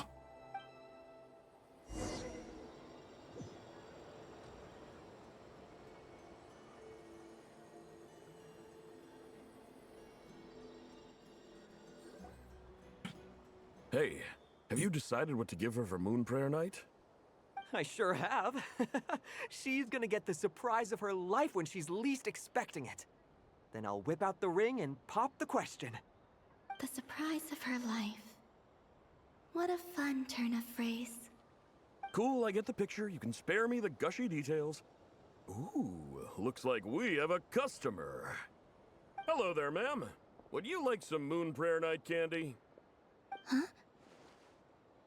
Is he talking to me? Can he see me? Here you go.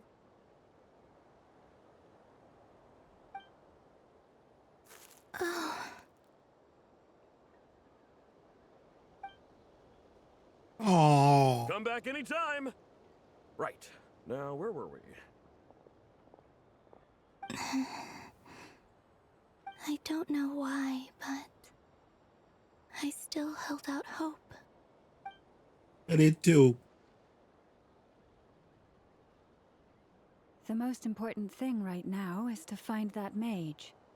This name thing seems super important too, but where do we even start looking? I'd better go pay the Fatui a visit.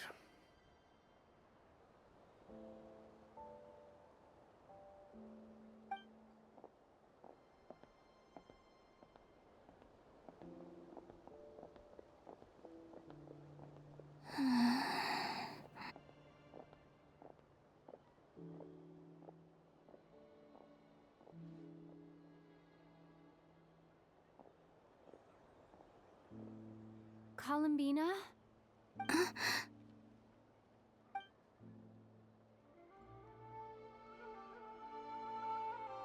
What?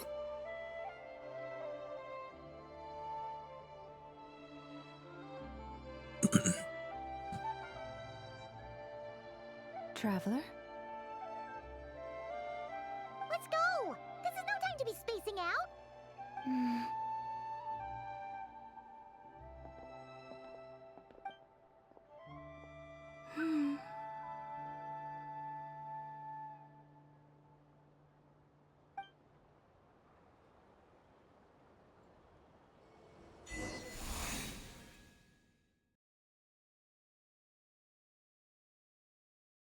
Maybe it's not so bad.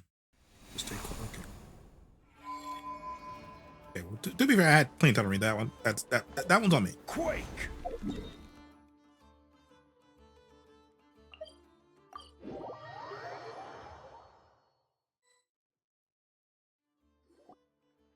Where are they going?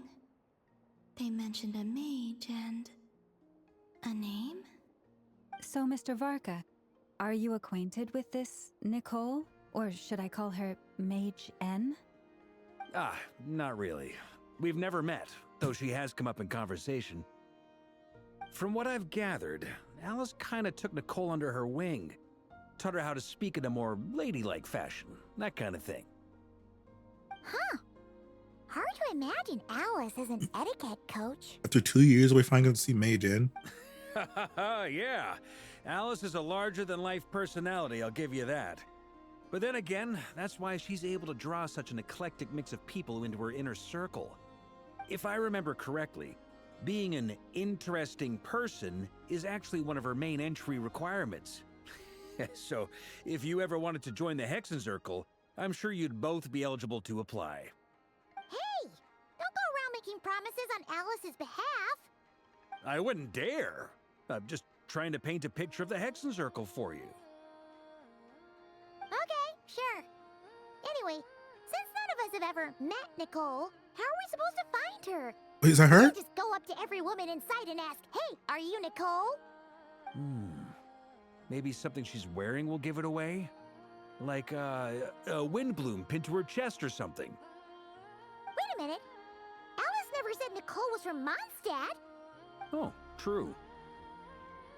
What about T-Set? I recall that each mage has their own cup. That would be this young lady, then?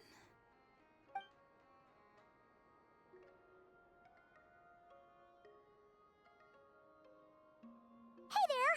Sorry to disturb you, but are you Miss Nicole? Varka, Knight of Boreas of the Knights of Favonius. Alice might have mentioned me before. Mm-mm. Ah! Have we got the wrong person? Sorry. Well, this is awkward. When I shook my head, I meant, no, Alice hasn't mentioned you before.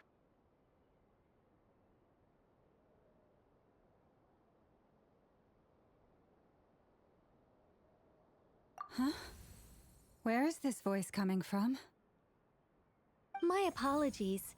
For certain reasons, I am unable to speak. This is the only way I can communicate with you.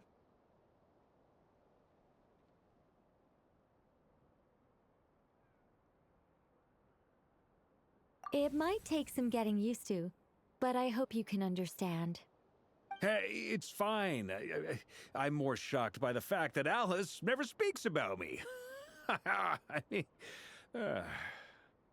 As for you two, we have crossed paths twice before, but it is nonetheless a pleasure to finally meet you. It's really you! Thanks for all your guidance in the past! You're quite welcome. This time, things are different. We have reached the unwritten pages of the story. You might say that we stand at the crossroads of fate. Oh, that was not the Now Lindis. then, allow me to formally introduce I myself. don't know why. I thought she was My the name is... the Lindis. Oh my god, she gets her own thing. Oh, what? No, stop! What? Alice! I can't believe it.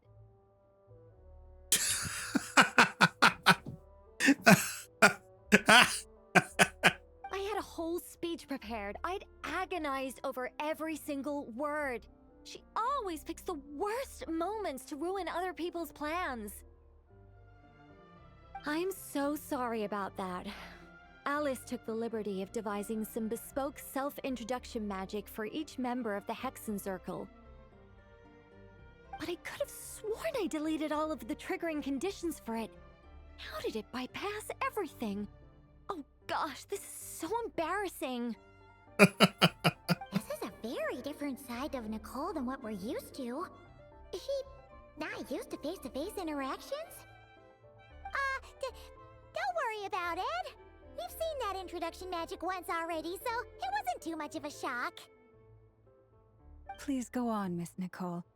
We'd love to hear what you have to say, or, well, communicate. Huh? Are they talking to this lady? But... Will you all promise to forget that horrendously embarrassing introduction? I will not. Sorry? Embarrassing? When? Among the words that hopped out just now, I saw angel. Yes, my name is Nicole, and I am one of a very few angels who have retained both their preferred form and their power. The Traveler and Paimon should be no strangers to this concept. There is another of our kind in Natlan. They call her the Lord of the Night. Alright! Paimon remembers her! Yes. Well, I have retained more of my power than she. It's because I don't have a long-term duty to fulfill. Okay, I remember now. To be more specific, I couldn't remember her name, but we'll be here all day if I get into the specifics. Moving on. If I'm not mistaken, you are here because you wish to learn how one might reach the moon beyond the sky. That's right. Is that something you can give us any guidance on? Yes, I do know a way. It began with the Hyperboreans, who lived after the War of Funerary Flame. Blank looks. maybe I should start with the background of the war. Or maybe not. It shouldn't be an issue. I'll fill in the gaps for you when we have more time. Anyway, after that war ended, the three moons retreated to beyond the false sky. The Hyperboreans were humans I once aided. They accepted the civilization and creations bestowed upon them by the angels. But despite accepting many blessings of the angels, many among them still held on to their faith in the moons. They were reluctant to accept the new order, even after the War of Funerary Flame. They sought to contact the moon goddesses beyond the sky and receive their guidance. But all three had passed away by that point.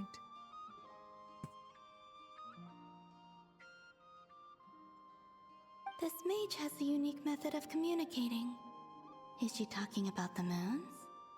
Yes, but they did not know. And so, still they prayed for the moon goddess's mercy. After building titanic structures that consumed vast amounts of Kuvaki, at last they glimpsed the moons and heard their voices. But of course, they were gravely disappointed. For it was then that they realized the three moon goddesses were dead. Oh, that's such a sad story. It is. Humanity was in a very sorry state at that time. The angels who had once aided them were gone, and the War of Funerary Flames had left them homeless and destitute. Just a second, I gotta ask. How relevant is all this history to the task at hand? Well, I was learning something, all right? It's... Okay, it seems we've drifted into irrelevant narrative waters. It's been a while since I've had the chance to speak inside someone's head. As soon as I got started, I lost control and the words just flowed out like a waterfall. What I'm trying to say is... Right, yes, that's it. The relevant part is the ritual created by the Hyperboreans. The fact that they bypassed the false sky and saw the true moons implies that they successfully built a connection between Tevat and the outside world. Which means, with enough Kuvaki and a sufficiently stable connection, it should be feasible to send one person over the border. Okay, so they built some kind of portal? Oh, yes. A portal. Yes. Is something wrong? You sound disappointed. I just didn't expect you to summarize it so well. It turns out I could have said all that in one word, if only I'd managed to think of it. No, please, it's fine. This is invaluable knowledge. I'll be sure to record and preserve everything in writing. Oh, really? Well, in that case, I suppose I could backtrack and add some more detail.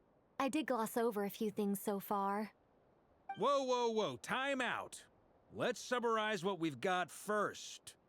The Hyperboreans were the last ones to use this method, right? So we somehow need to find whatever structure they built and make sure there's enough Kuvaki to power it up.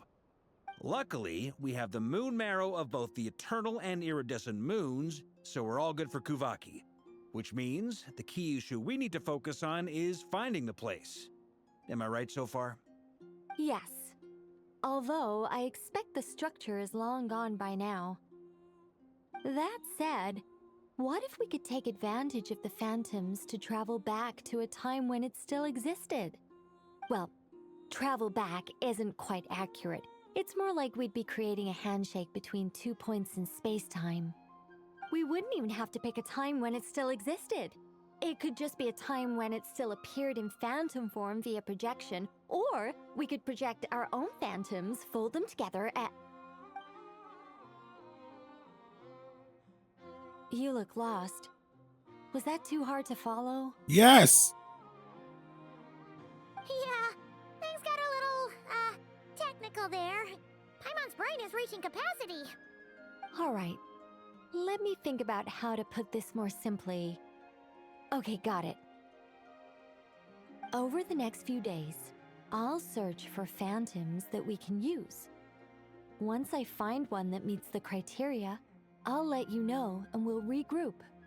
By completing certain rituals, specific individuals will be able to enter the phantom and make it to the Hyperborean structure. If everything checks out and it looks feasible, we'll just need to wait for Moon Prayer Night, and we can send the Moon Goddess back home. I'm really skimping on the detail here. Is this making any sense at all? I think so. For now, we'll just wait to hear from you. Yes. Basically, yes. Great. Counting on you. In the meantime, we'll focus on finding the Moon Goddess's name. My name? Are they looking for a way to stop me from disappearing? Excuse me, Miss... Go on, Miss Nicole. This conversation was a little all over the place. I didn't catch your name. I am Lauma, of the Frost Moon Scions. Ah, I did wonder. I noticed that you listened very intently when I spoke about Hyperborea and the moon's history. If you'd be interested, I'd love to visit you this evening and go through it again in greater detail. Also, if you were serious about making a record, it would be too risky to simply write down the raw details as is. I would suggest some tweaks. Maybe rewrite the stories as fairy tales or fables, perhaps even prayers. Anyway, we can cross that bridge when we come to it. So, see you later then? Oh, and no need to prepare anything. Just a cup of tea will do. See ya! She seems friendly. It's just... It's so nice to find someone who's actually willing to listen. I've been dying for a chance to finally go through all this systematically from start to finish. Any longer and I'd probably start forgetting it.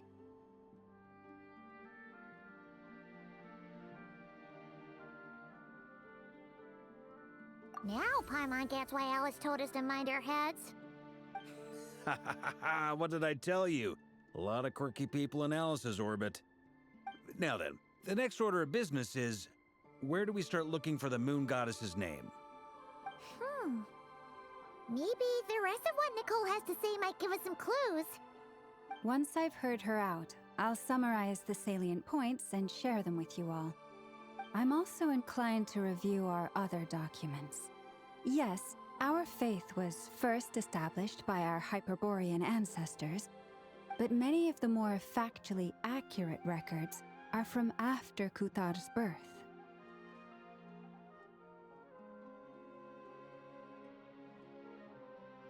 Sounds like we're gonna follow Columbina's journey through Devat, huh? In that case, we'll start by heading to the Frost Moon Enclave. Sounds like a plan. Take this with you. I'll see about getting in touch with the Fatui. It'll probably just be Arlecchino and Sandroni again. They're the only ones who would want to help. Thank you, Mr. Varka. Don't mention it. Honestly, I'm more comfortable dealing with the Fatui than prying into the details of a young lady's childhood. Catch you later. I should follow them, just in case there's some way that I can help.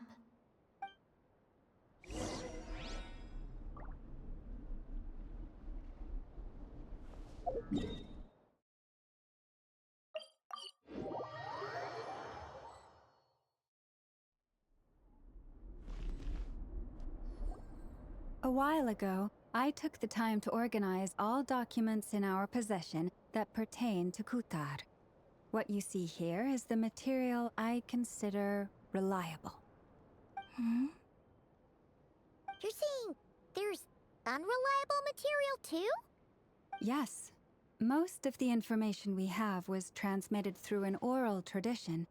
Inevitably, some of her stories were mythologized and deified over the years through countless retellings.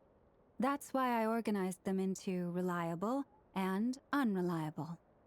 There's no sense seeking answers in history unless we can ensure the veracity of the historical record. Makes sense.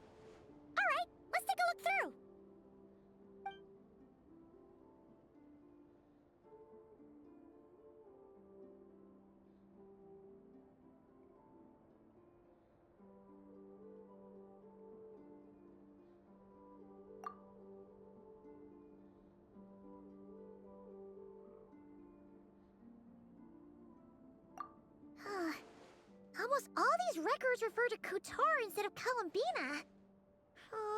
Although neither of those is her real name. Paimon's not sure what point she's trying to make. What we can gather from these records is that the Frost Moon Scions worshipped her as a god, placing impossible expectations upon her.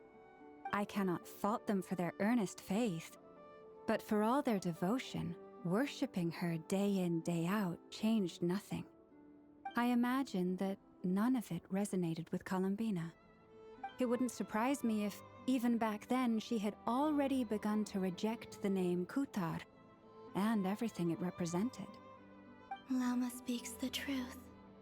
When I heard them call upon Kutar with hope and expectation in their voices, they may as well have been calling upon somebody else.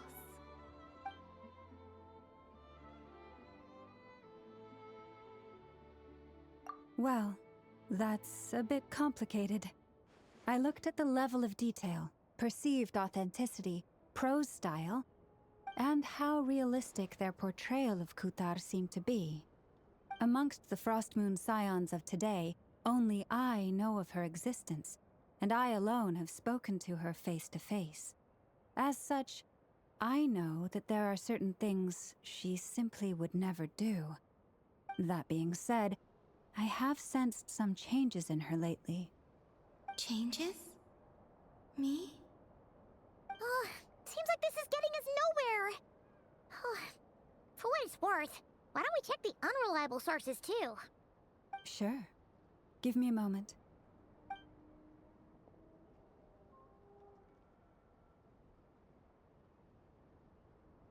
Exerting but a fraction of her divine might, Kutar sheared a great mass from the snow-capped mountain and cast it into the sea, upon whose surface shone the mirror image of the moon. Thus was formed the island of Hisi. Yeah, right. That doesn't even begin to pass the sniff test. The 3 moons are naught but lies through and through. Only one moon has ever shone for us, and Kutar is her name. The subjectivity is strong on this one? What? We've heard something like this before in The Natlan. vast majority of ancient texts are filled with fanciful tales like these. I trust you understand my criteria a little better now. Kutar did not speak, merely gazing into the distance in silence. And where her gaze landed, this was her prophecy. Clearly, whoever wrote this text never even met Kutar.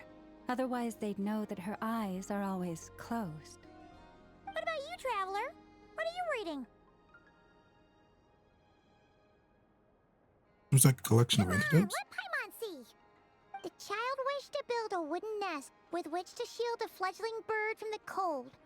But being so young and lacking in strength, the child could not snap the branches from the trees. Kutar was passing by.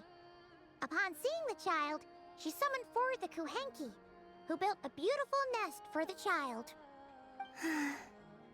I remember that. Not knowing the meaning of Kutar's divine intervention, the child dared not to respond, and thus ran home to call their parents. But Kutar was gone. The Moon Chanter declared the event a miracle and took the nest as a relic, placing it on high for all to see. The child was named as one favored by the goddess, and was greatly respected amongst the people. Yet, no further miracles were bestowed, and this matter was forgotten in but a few years. Huh. Any thoughts after reading that?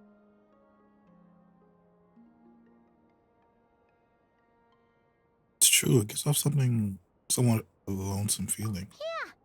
Columbina probably just wanted to join the kid in making nests. Ah. I'd originally considered this a fabrication, because Kutar did not perform any similar actions in subsequent records. But now that I think about it, it does seem like something Columbina would do. It's just that... She didn't know how other people would interpret her actions. She was probably worried about making things difficult for people. And so, she gradually stopped joining in. Yes. Oh, that's so sad.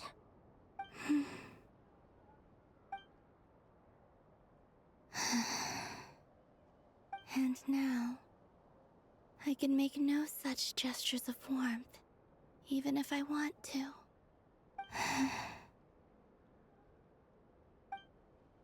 Still no name. That's a bit of a shame. But we did learn some interesting stories. That's gotta count for something. Barca said he was gonna set up a meeting with Arlecchino and Sandrone, right? Let's go back to Nasha Town and see how he's doing.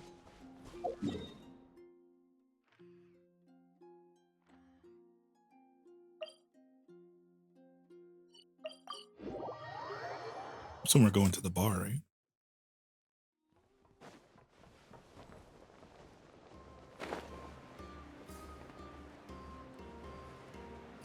Or not the bar, okay. Let's see. There's Barca. Oh, and it's Durin and Albedo too.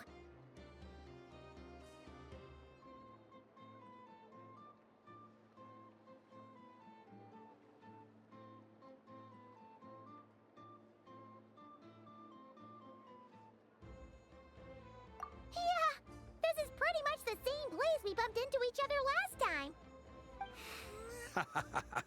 I convinced them to stick around a little longer. We were all waiting on people, so I figured having a little company would help pass the time. Ah, so you've been waiting for us? Does this mean that you've already arranged things with the Fatui? Sure does. Now you're back, we can go meet up with them together. How'd your investigation at the Frost Moon Enclave go? Well, we didn't find out Columbina's true name. But apart from that, it went pretty well.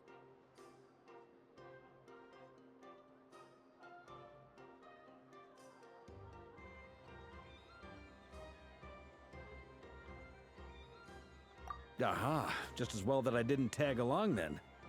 I'm sure our moon goddess wouldn't want every man and his dog knowing all about her private life. Still, desperate times, desperate measures, I guess.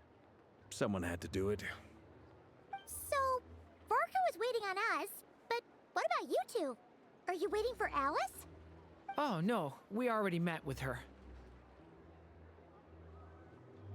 We discussed that experiment I mentioned to you last time. Oh, and she also handed me this communication device.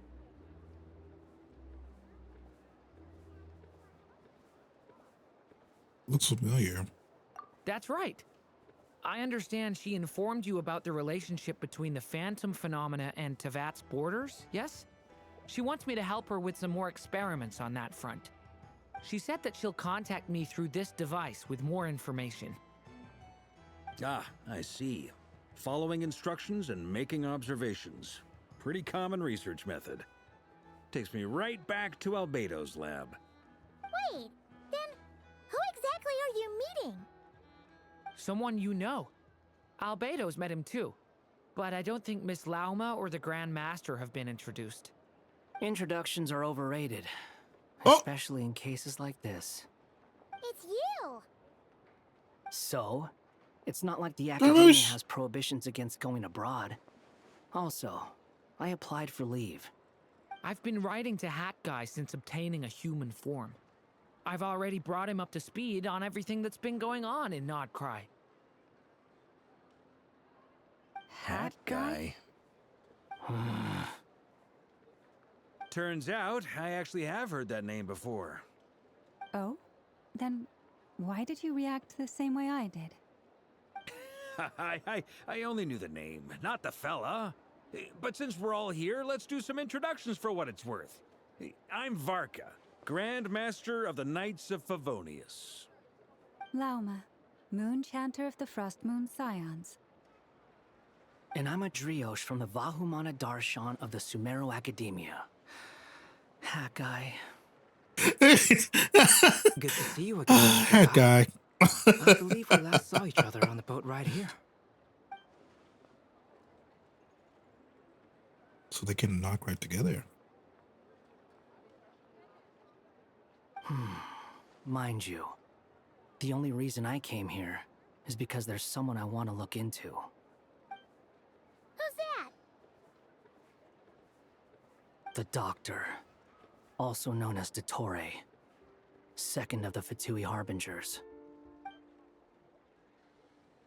Why are we talking about the Doctor now? What's happening? From the tone of your voice, it sounds like there's bad blood between you. I was reviewing our archives and noticed that a lot of information about him was missing. Left a bad taste in my mouth. That's all there is to it. Dottore, or Zondique, as he was then known, once studied at the Academia, but he got kicked out before he could graduate.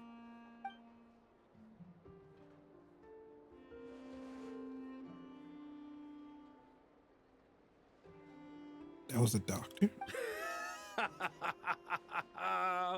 So the Harbinger's #2 man is a college dropout? How embarrassing for them. Last we heard, he was planning something. We actually heard that a few times before, even coming to Nod-Krai, but we haven't seen a trace of him since we got here. He only appears when something interests him. For all we know, he might have left already. But the fact he did something here at all is worth noting.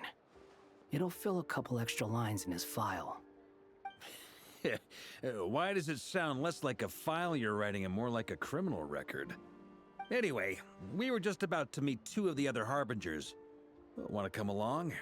You might learn a thing or two about him there. Sure. Even though they're Harbingers, well, they're old acquaintances of ours, so, you know, when you talk to them, try to be... I got it. The Frost Moon Scion's relations with the Fatui remain tense. Forgive me if I do not attend. In that case, we'll continue assisting Miss Alice with her experiments. Good stuff. Everyone's having a fruitful time. All right, we better get going. I'll lead the way.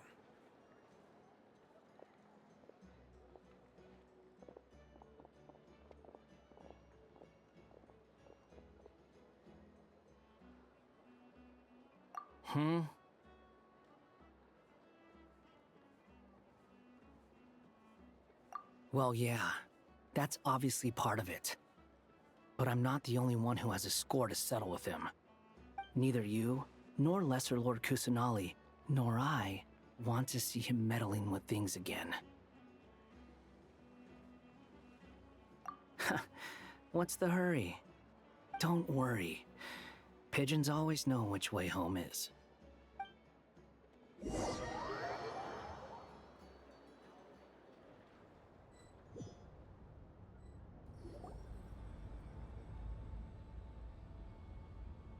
You made it. Who is this? A scholar from Sumeru. They call him Hat Guy. He's an old friend of the Travelers. Wait, this is the Academia representative you wrote about? He doesn't exactly look the part. I believe this will prove my identity. You'll notice it bears the seal of the Sanctuary of Surasthana. Well, what do you know? So it does. All right then. So I really don't remember him. It's fine. I expected as much. What? So as I mentioned in my letter, the Academia's got its eyes on Dottore. But this matter remains top secret. Apart from those assisting in the investigation, the fewer people who know, the better. If anyone asks, I'm here in Nod-Krai to pursue my personal academic interests. Gotta say, Varka, you did pretty well to keep all this under wraps for so long. Sounds like you got in touch with the Academia about this way back. You flatter me. You're all Harbingers. What reason would you have to disclose information about the Dottore? Where do I even start? Remember that time we fought Rerir at Star Sand Shoal? He sure let me have it then, didn't he? I'll bet Dottore had that all sketched out, with me as his convenient little pawn. He could not care less about us if he tried, but hey! The feeling's mutual. Does Dottore really strike you as the sort who values his relationships with his colleagues? Fair point. Definitely not. Which is why I always keep my guard up whenever he starts making suspicious moves. To that extent, our motivations align. On top of which, I consider you trustworthy people. Now, back on topic. In the wake of the Reikir of Solnari episode, Sandrone and I grew suspicious about Dottore's complete inaction during the entire affair.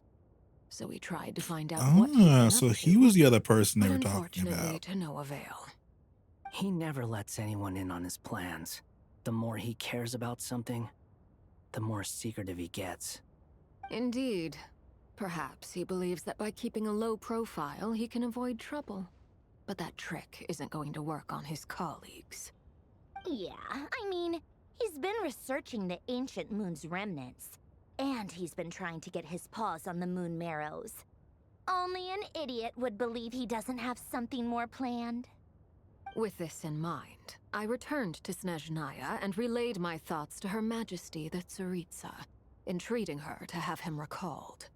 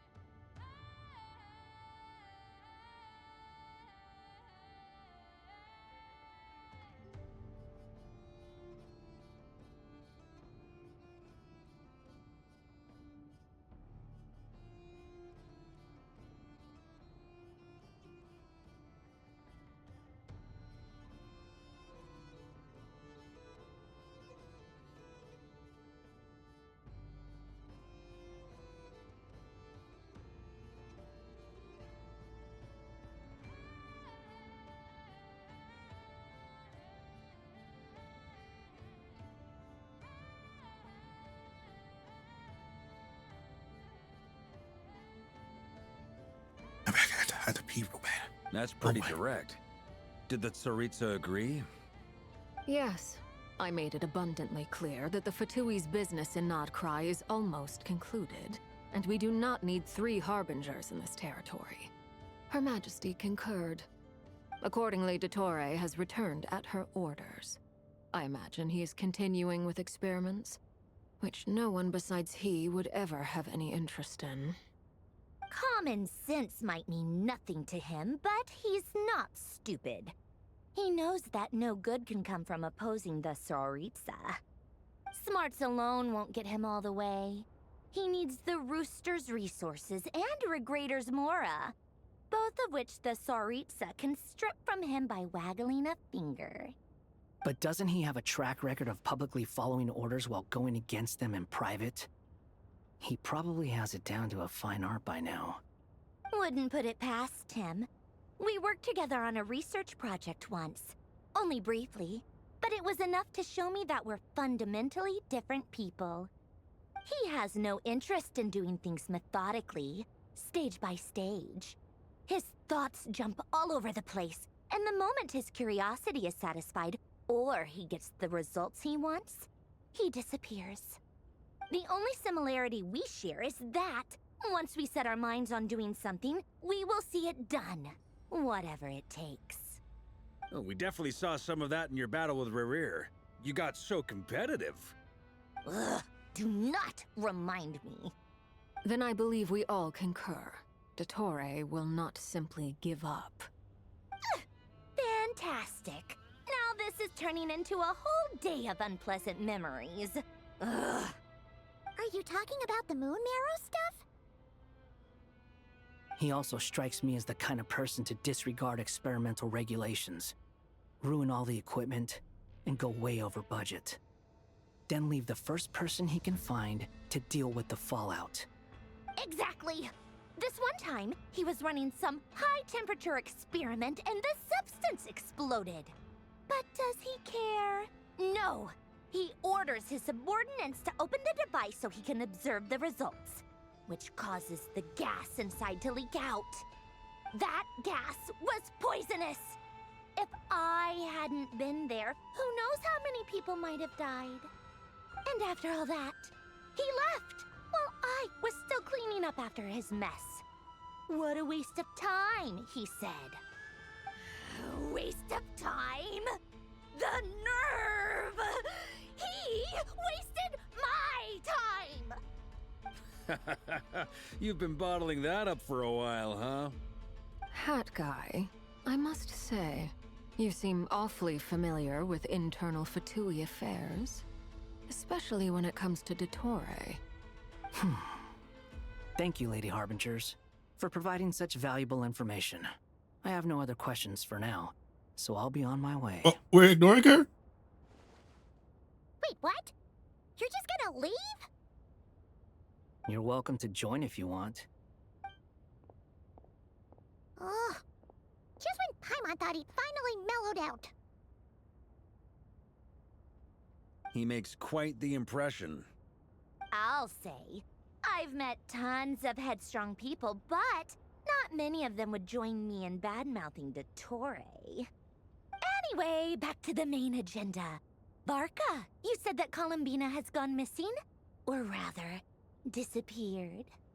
Yeah. We're working on building a connection between her and this world. The simplest method is to find out her real name. I've actually asked her that question before, but she said she didn't know. Considering our relationship, I doubt she was lying to me. Giving you a pseudonym. What did she do while she was with the Fatui? As far as I recall, she was never dispatched by Her Majesty to claim a gnosis or anything like that. The Tsaritsa's plans had long contained a place specifically for her. I always thought that was weird. What could she do that the rest of us couldn't? Knowing what we do now, it's probably something related to Kavaki, right? More than likely. When she first arrived, Columbina would often go to Her Majesty and ask when she could start the task assigned to her. But Her Majesty always gave the same reply. The time has not yet come. So she spent her days in Snezhnaya doing basically nothing. The Tsaritsa has summoned a beautiful blind maiden to be a harbinger, giving her the third seat by virtue only of her enchanting voice. It was a dumb and stupid rumor, but the reality of the situation made it hard to refute. And what happened after that? I imagine she stopped caring. She no longer seemed to care why she had been recruited, and Her Majesty never gave her any missions, so she just continued to sing in the flower garden. For my part, I was busy. So busy, in fact, that watching someone be that idol had me fuming. But still, I got the sense that she had long been used to a life of other people claiming she was needed when she wasn't. I just felt that having a place to stay would cost me something eventually. And so I waited quietly for the day that I would have to pay the price. And on the other end of that spectrum, you had me. Someone once told me that I had the lousiest work and the toughest luck. That's a good way of putting it. I forget who said it, but those words have always stuck with me.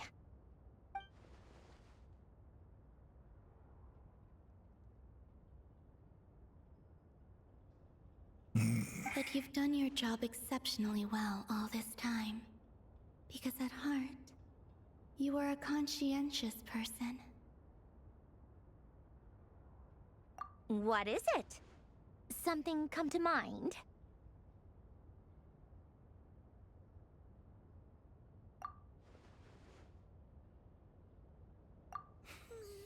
That makes sense. Nothing screams you are needed like your name shouted from across the town. Well, good luck with it.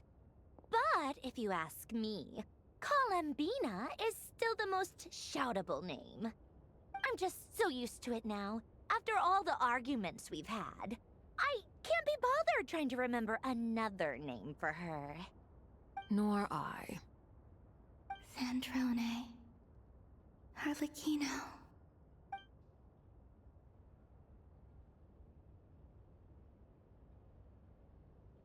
Huh! It's a Sealy! Does that mean Nicole has news for us? Ladies, I thank you for your hospitality. If the chance ever comes up, I definitely owe you both a drink sometime. I'm sure it will. You can make your own way out. Heck, you've been here enough times, you probably know your way around better than I do. Take care, everyone. We'll be in touch if the situation changes. Okay! Time to do what adventurers do best. Follow that Sealy! So, how are we gonna find her real name if we switch perspectives? Is that what we're doing? Like, how are we gonna?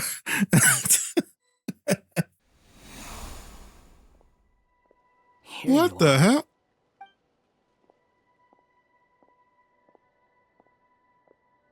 Oh, hat guy. How come you're back so soon? Did things go all right with the Fatui? Fine. Dotori's been summoned home by the Tsaritsa. Couldn't get much more than that. How about you? Any progress with the investigation? Unfortunately not. We've tried everything. Different phantoms, different locations, different points in history. But the results are the same each time. Abyssal monsters roaming the land. People crying out in despair, with no hope of being rescued. Every time I see it, I can't help but think, is this what it was like in Mondstadt when Dragonspine Durin attacked? And if I fail in the task I've been given, will I create yet another tragedy? That's just meaningless speculation. When we encountered similar phenomena previously, I tried to interfere with those illusions, using sounds and lights to guide them. However, we could not change their fates. At most, we were able to extend their existences. The events of the past are like fate that has been written into Irminsul. There isn't a living thing in Teyvat that can escape its past. But Miss Alice instructed us to try to find ways to change the outcome that these phantoms face. It's an impossible task. Can't you just refuse? Since she asked us to do this, I feel like it can't truly be impossible. Or if it is, well, mages can make the impossible possible. I could not have been born as Durin otherwise. But you also said that your past 39 attempts were fruitless. That's true. But you're still going. Yes. After this many futile attempts, surely you realize that you're not doing this because you still believe what some mage told you. It's because you want her hypothesis to come true. It's something you wish for deep inside. So, think for yourself about what you want to do. As long as you don't believe it's futile, it isn't. Yeah. Previous experience indicates that we cannot touch the phantoms, which limits the effectiveness of our interventions. If we want to clear this hurdle, we need to break this rule somehow. Same thought here. Following the same rules means repeating the same failures. Reducing ourselves to mere playthings of fate. So you mean we need to figure out a way to make contact with them despite knowing that we can't? Yes, and I suspect that's something only you are capable of. Everything in Teyvat is logged in Irminsul, but the withering that once occurred in Sumeru was a sign that the Great World Tree was being corrupted. This corruption allowed things that should not have existed in Teyvat to appear. This is tantamount to rewriting reality to an extent. You're saying abyssal power might be able to affect those phantoms? No one's ever tried it before. If you're gonna try it, it'll take courage. And you have to be confident that you can control it. Is anyone there? Has anyone seen my daughter? She's missing. I have to find her. I hear someone inside. Spargana? Are you in there? Ah! If I can use my abyssal powers to warn him that there is danger here, maybe it'll change his decision. Maybe he'll stay away. Yes. The important thing is not the nature of the power, but rather how you use it. To intimidate and obstruct. Sounds about right for the Abyss. Let me try. I should be able to influence that thing. Have you seen a little girl? What? This isn't the time for that! Just run!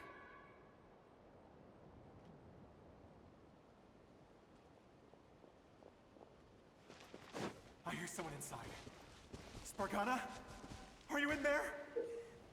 Oh, 1 second.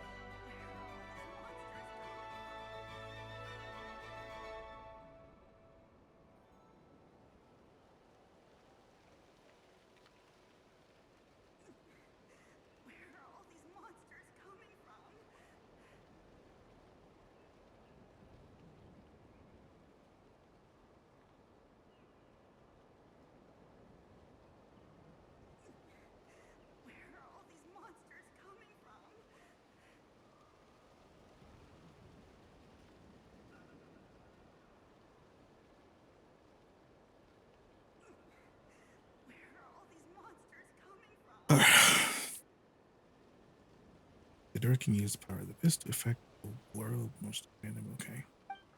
So I just like got my everything.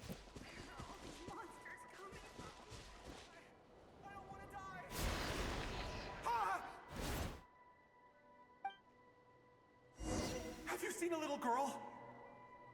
Was I supposed to stop that? What? This isn't the time for that! Just run!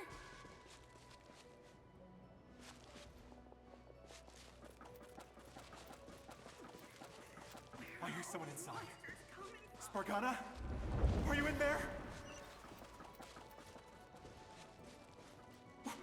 What is this? Looks dangerous. I should get out of here.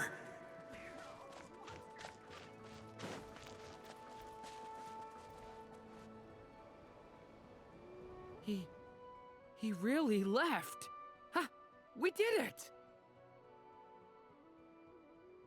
Don't celebrate too soon. Follow him. See what he does next. Monsters approaching from the front. You need to stop them and create an opportunity for him to hide.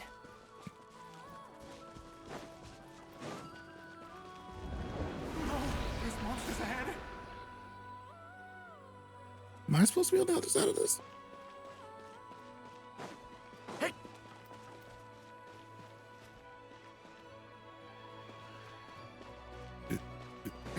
Do I go deal with him?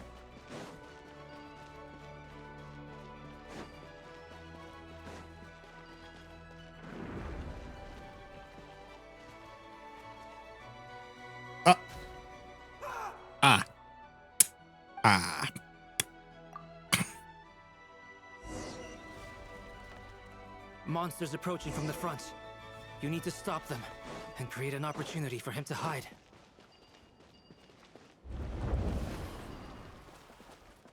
No, there's monsters ahead.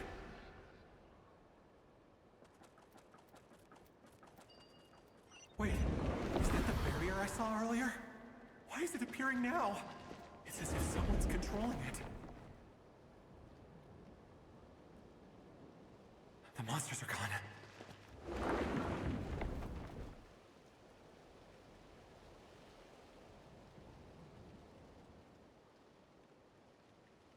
The barrier's gone too. How odd. Anyway, I guess I'll keep going. Quickly, let's keep up.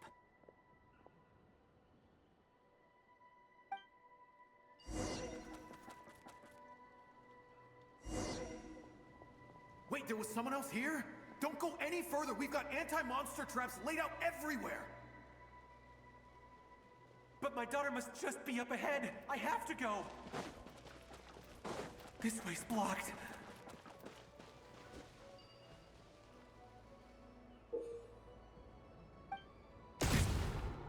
Yeah, I've been standing that close.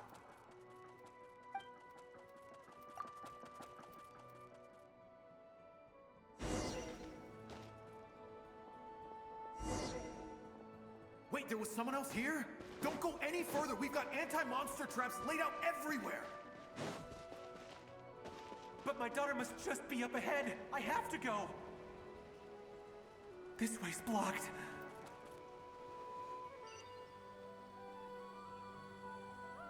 We might be able to use the explosives over there, but we need to take care not to hurt him.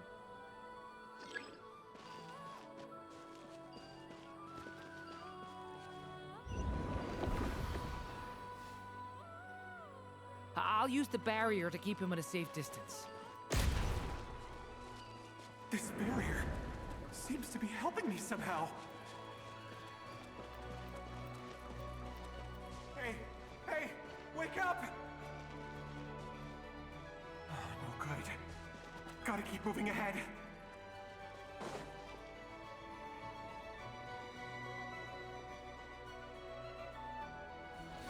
So many monsters! There's still a chance, Durin. Use the traps.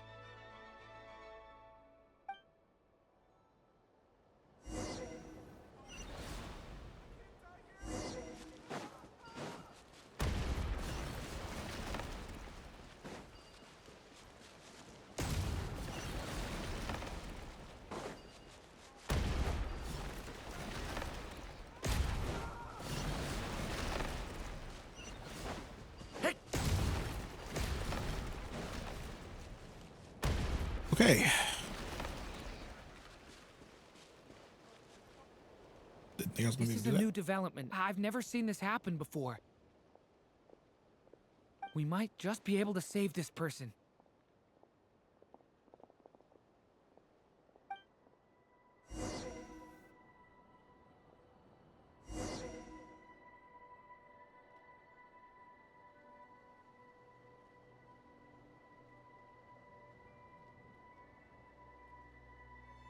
Hello there. Have you seen my daughter? Spargana's her name. She's carrying a large backpack. Get out while you still can, you fool. You won't find any survivors here. But I can't just leave her here. She must be so scared right now. Sorry. Wish I could help, but I haven't seen her. You'll just have to keep looking. Okay, thank you. If I do find her, I'll get her to shelter and come back for you. Don't bother. I've got nowhere left to go.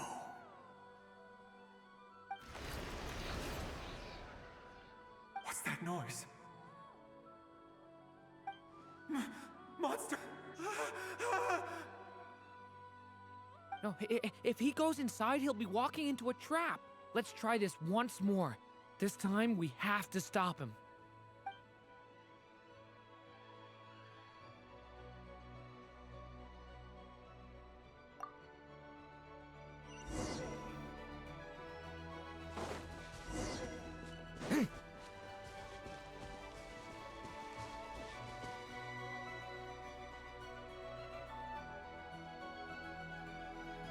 Hello there. Have you seen my daughter? Spargana's her Oh, that's a terrible She's carrying name. a large backpack. Get out while you still can, you fool. You won't find any survivors here.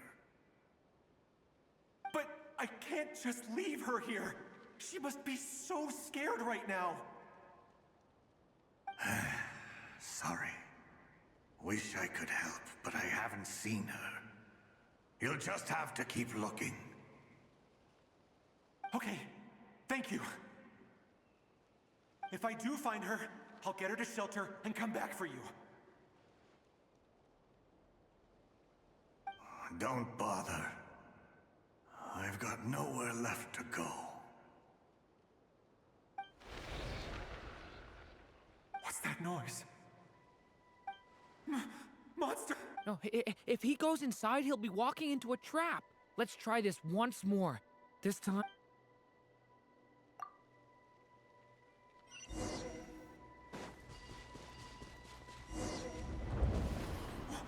Why? How will I know where Spargana's gone like this? You know what? I'll trust this strange barrier. It's gotten me this far after all.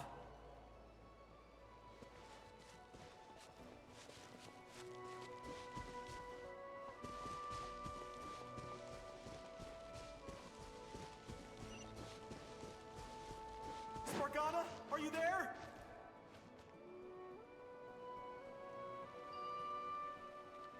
What? What's this?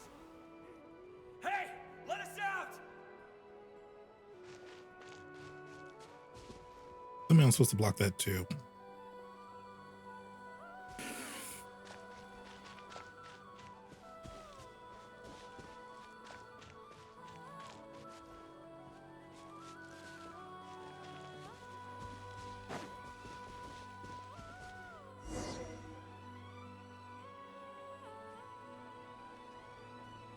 Huh? That looks like one of my daughter's books. Thank you. Thank you. Yes, it's one of hers for sure. That's her name on it right there. She left her backpack here.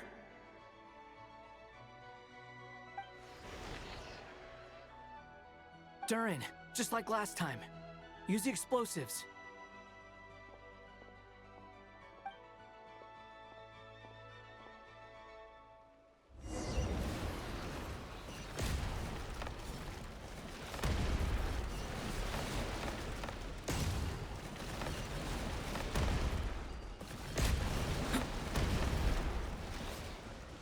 Oh no.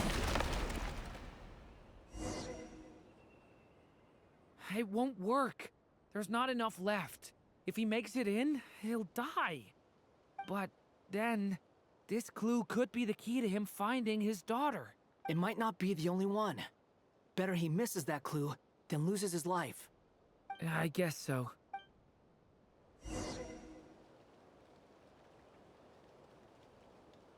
Stop him, Durin. We can't let him get any further in. That's my daughter's book! She's passed this way! Why? Why won't you let me go in? I've searched and searched and searched just for this! But how will I find her without any clues? I no longer have anywhere else to go.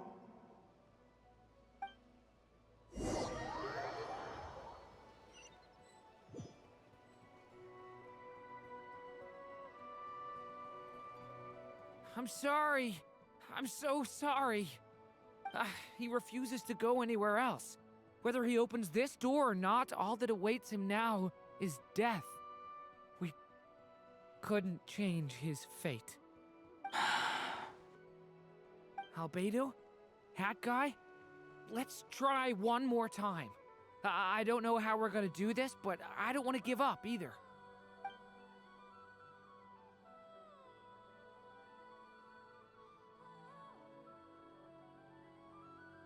Why am I here? What's going on? All these scenes running through my head. Where are they from? Huh? What's going on? Does he remember? His reactions have changed. How many times have I... What's happening to me? Huh? Wait. Who are you? Uh-oh. You can see us now? I feel like I always could, but that I only just realized you were there. I'm sorry, I don't know how to describe what I'm feeling. But you were the ones guiding me using that marked barrier, right? I haven't done anything yet, but those monsters, those deaths, they feel like memories. Like things I really did experience.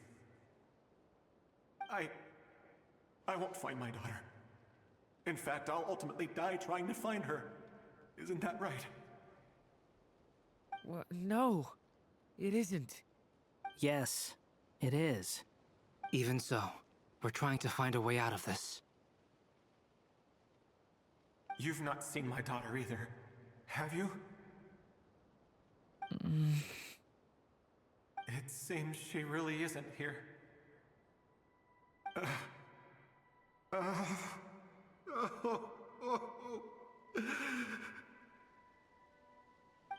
I'm sorry we couldn't help you. I'm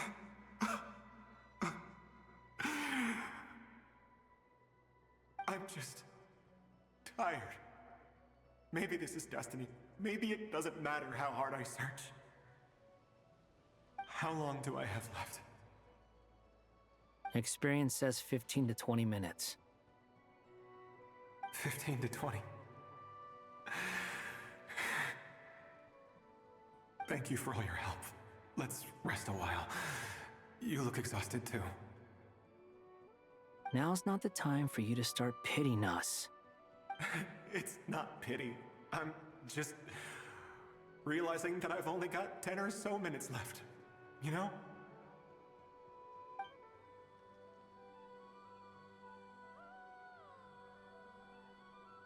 You say you're from Mondstadt, yes? A place with windmills, where people enjoy limitless freedom? And you're from Sumeru, where they've built an academy into a giant tree? Yes. It seems you've never heard of either place. Those names are unknown to me, I'm afraid, yes. Have you heard of Hyperborea? I have, but I heard that it was destroyed in the distant past. I see. That was where my ancestors once lived. What about Delphi Pytho? Was it later rebuilt? I've never heard that name. Then what about Salvindagnir? I have seen that name on stone tablets on Dragonspine. But I'm afraid the only things left of that place are its ruins. I see.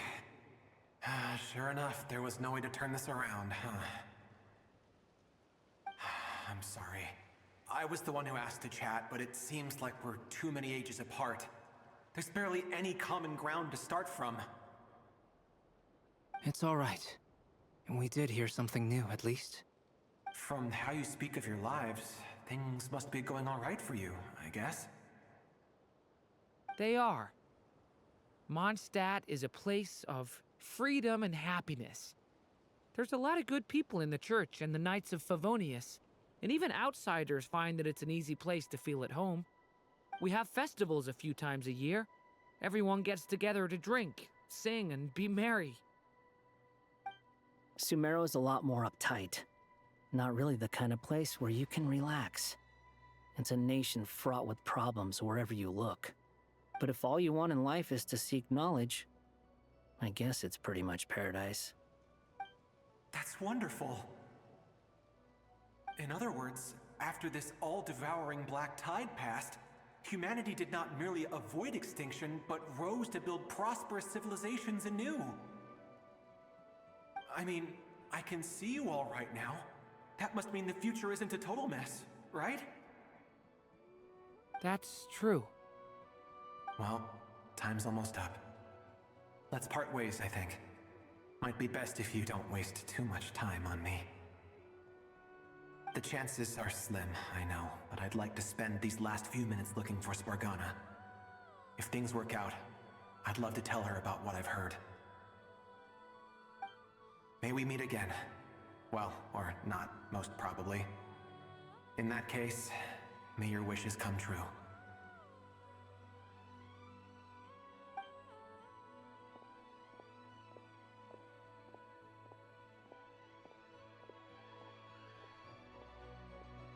He's gone. In a few minutes, he will meet the end that was his to begin with.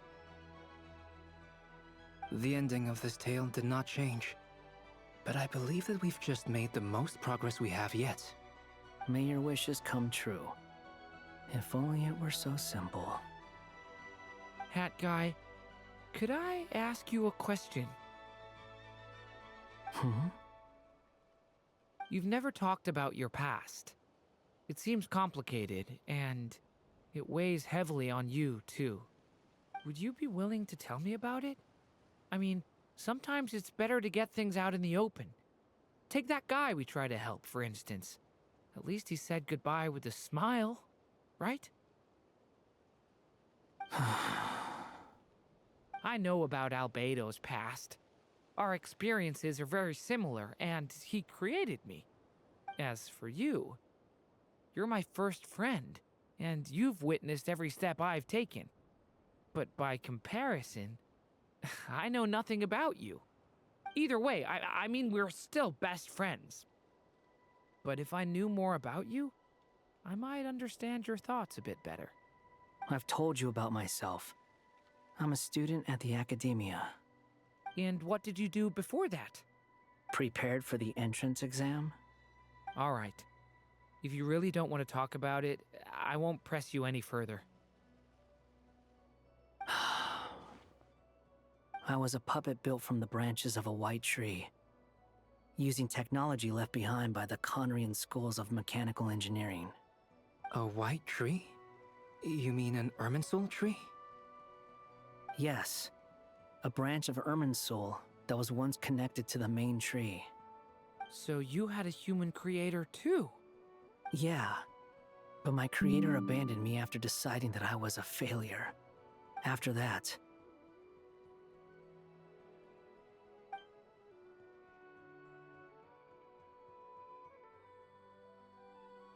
Durin. Didn't think Resisting the we'd influence of the abyss, go over his suppressing the X-ray like urge that. to destroy, trying to do the right thing.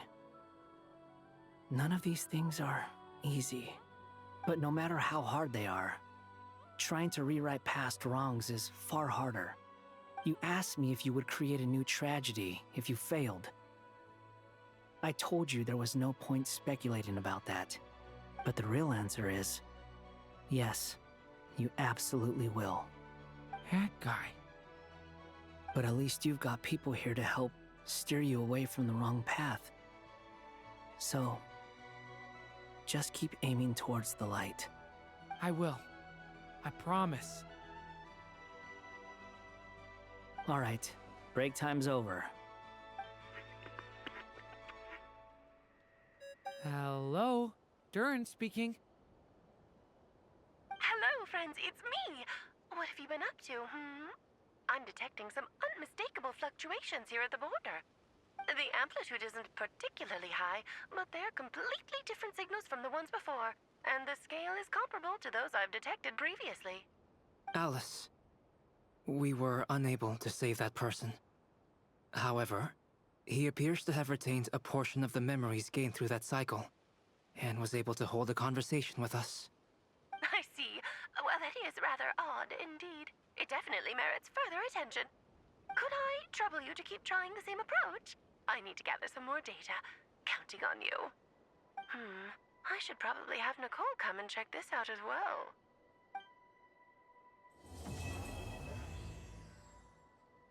Oh, so that's the end of Act 3? Not Act 3, but actually 4? What act are we on? Come on. There you are. I was worried you might stop to collect treasure chests opened by the Sealy Yeah, along I was the like, way. no, that's It would have 5. taken you so much longer to get here. Another conversation I cannot hear. I am delighted to see that you understand what takes priority, and that your adventurer's instinct has not swayed your resolve. Really, I must applaud you for it. You should know. Paimon's head. Okay, I'll try and keep it short. My senses are telling me that this is where we shall find the entrance to the ruins. Oh, cool! Well, what are we waiting for? Let's open it up and see! Patience. This was a sanctuary of great importance to the Hyperboreans. A special process is required to open the gate. Oh! Like the place that housed the Eternal Moon's Marrow? Okay, so what's the plan? Need us to do anything? And just the short version, if you can. Ah. Alright then. I was planning to start with some background on the invention of these techniques. Are you sure you don't want to hear it? It's quite informative. Oh my god. Remember what you were saying about priorities? Fine. Simply put, we need 3 human representatives to successfully undergo a process of Kuvaki resonance. Think of it as a test from the 3 moon goddesses to see if the entrants are qualified, with the most recognizable qualification being Kuvaki. Pretty sure Lauma would ace that test. Oh, wait. But we need 3 people. I also have no doubt that the Moon Chanter would be qualified, but we would need 2 other people with the same constitution. Therefore, the most feasible method is not so much to follow the rules, but to figure out how the test functions and find a workaround. I've done some research, and it turns out the mechanism is rather crude. We'll simply need humans to stand before it who have sufficient Kuvaki energy within them. I'm with you so far. How do we get the Kuvaki in them? The easiest way would be transfusion. Take some Kuvaki from Nod-Krai's soil, put it into the bloodstream, and get it circulating in the body.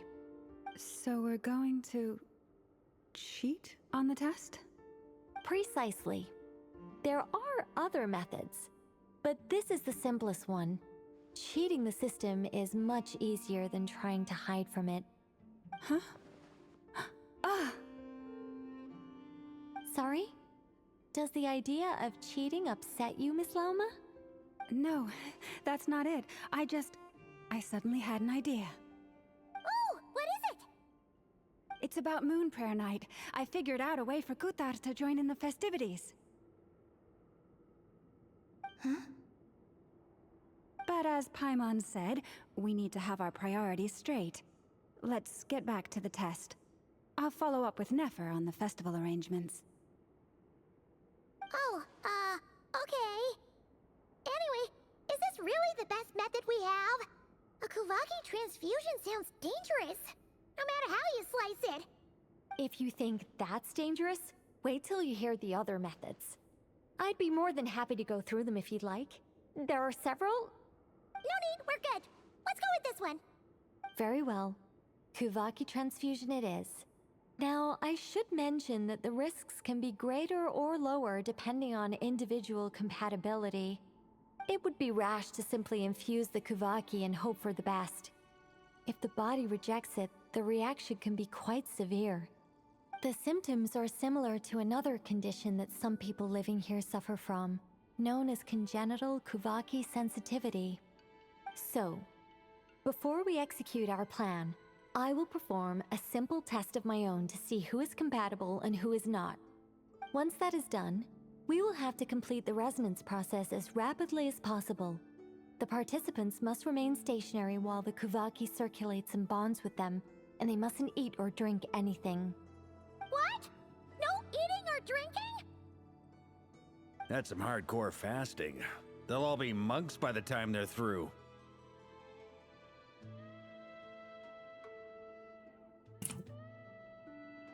"3 days. Oh, it's so long! And we still need to find 2 more people who are not just compatible, but also willing to volunteer. Fasting? What are they talking about?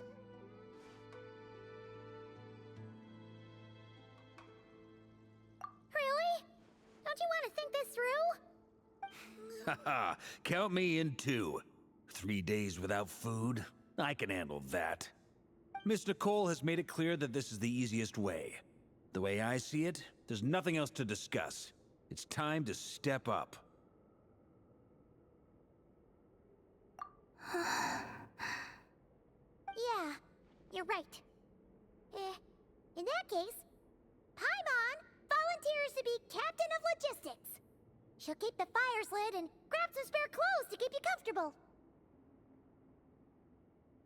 Then we'll start with you first, Traveler. Please step forward.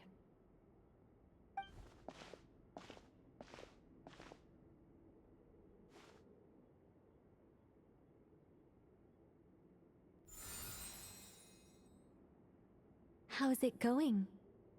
Do you feel anything?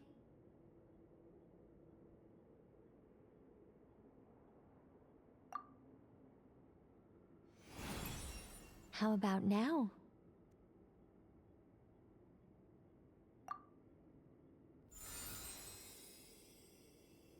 And now?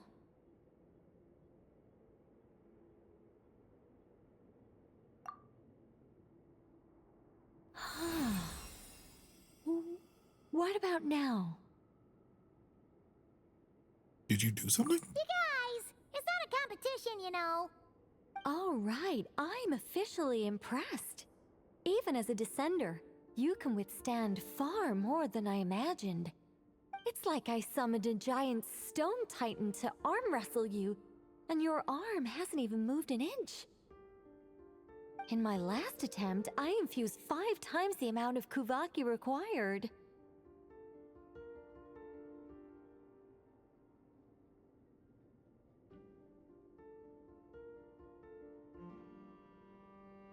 That much? Yes. Safe to say, compatibility won't be an issue for you. You're eligible to join. You're next, Mr. Varka. Sure, here goes nothing. All right. I'll start where we left off. 5 times the required Kuvaki dose. Whoa, whoa, whoa, hey, wait a minute. How's it going? Ooh, no, not great. I kind of want to puke. Feels like I've been drinking too much. A few bottles of wine, then a big stein of Dark Horse, with some hard liquor from Liyue mixed in. You think this is funny? I just lost to a young lady in an arm wrestling contest. I'm never gonna live that down. My apologies. I'll lower the concentration and try again. Oh. How's it going now? I'm not as dizzy as last time, but I can still feel it pulsing around. In that case, you wouldn't be an ideal choice, Mr. Varka. Let's try someone else. Okay. Let's go ask some of our other friends then.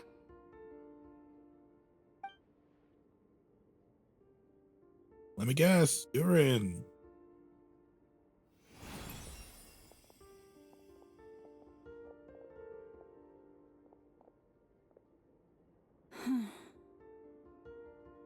No surprises here, Miss Moonchanter. You're perfectly compatible. You may join.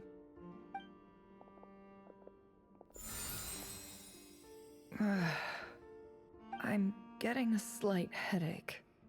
Shame. You were so close. Whoa, time itching all over. Allergic reaction. We can't have that. Huh? Well, are you gonna start a what? The Hexen Circle is an organization that cares for and protects children. We will not have them do dangerous things. Not even tests.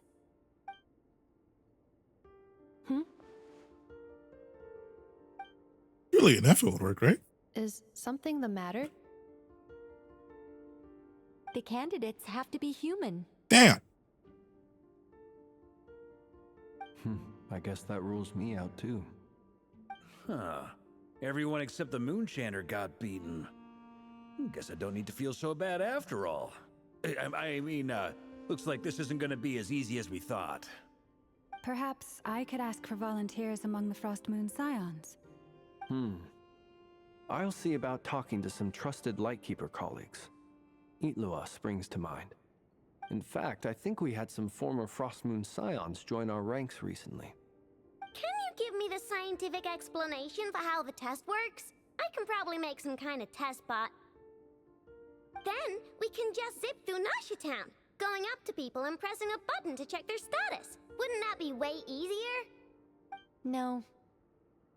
Wow! No elaboration for once. How about I contact the Knights of Favonia's garrison in the Wave Chaser plane?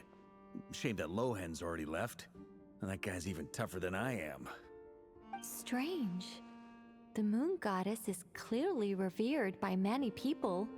So why is she on the brink of disappearing? She mentioned that the world has rejected her from the very beginning. And when we fought the Raikir of Solnari, it seemed like she exhausted her power for our sake. Also, Paimon's not sure revered is the right word for how people feel about her. Gratitude, certainly. For my part, anyway. It's basic reciprocity. She helped us, so she deserves our help in return. Yeah. Even though she looked like she didn't care, she still saved a ton of people, including me. A review of the relevant data leads me to conclude that Miss Columbina is a good person. Yep, you bet! They really think so? I'm super surprised that Columbina isn't her actual name, though. I think it really suits her. It's light and graceful and... yeah, just a really pretty name. I know, right? Unfortunately, that's not our decision to make. Columbina. That was the code name the Fatui gave me. But it also came up in the song I heard when I was born. But... is that really all there is to it? What do I truly think of my own name? Is there anyone left who will still call me by that name?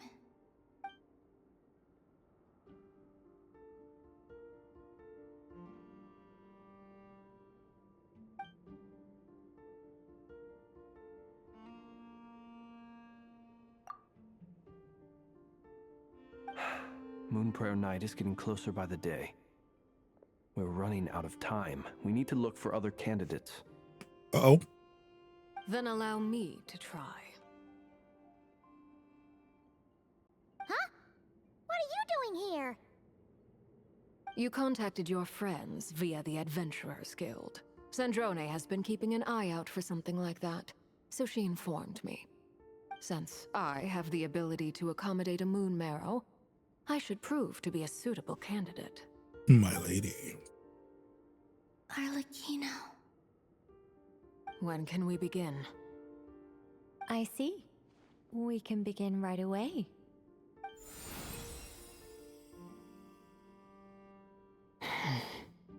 How was it? Did you feel any discomfort? Not at all. Then it seems we shan't need to look for additional candidates after all. We got our 3. Cool. All right, like Paimon said, the rest of us can take turns making sure the 3 of them stay warm and comfy. Then, my job is to take care of the caretakers. I will ensure everyone receives food and accommodation.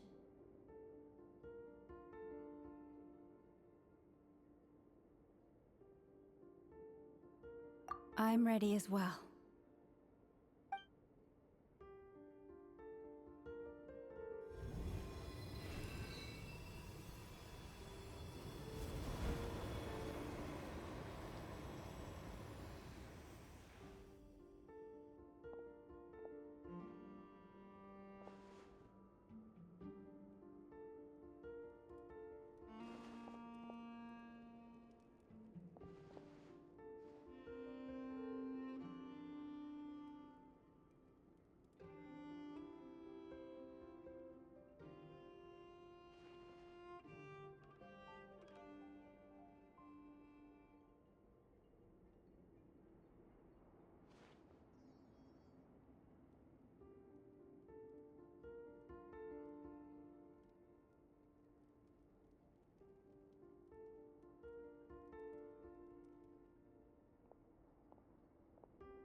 The work is done. The sacred scroll shut. The stars grow dim, the people silent. The white sun sets, the silver moon rises. O path to the temple, appear now before us.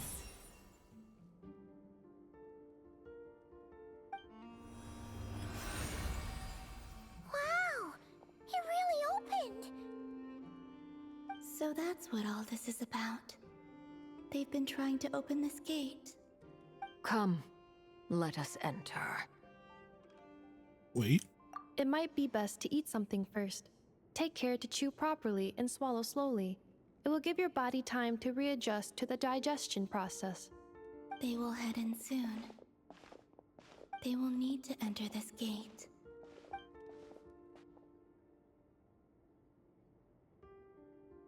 Huh? I cannot pass through. Is it because I have no physical body? It has been 3 days. My strength is all but completely faded. Can I really hold on until Moon Prayer Night?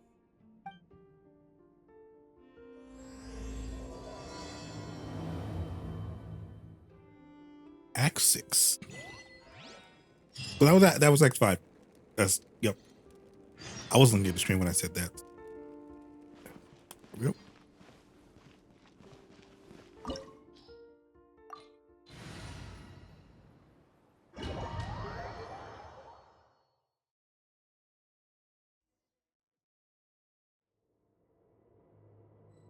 Right!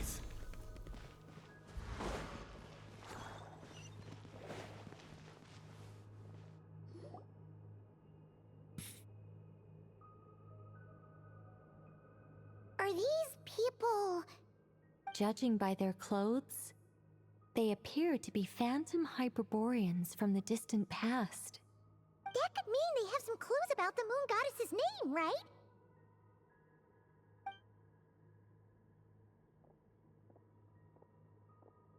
Hey there! Could you tell us what the moon goddess's name is? Sorry. That's probably a weird question, huh? How do we explain this? The moons are long gone, and their goddesses are dead. Their names no longer mean anything. When a new moon goddess is born, we will surely know her name. We have used every last resource at our disposal. All that remains is to wait, patiently and quietly.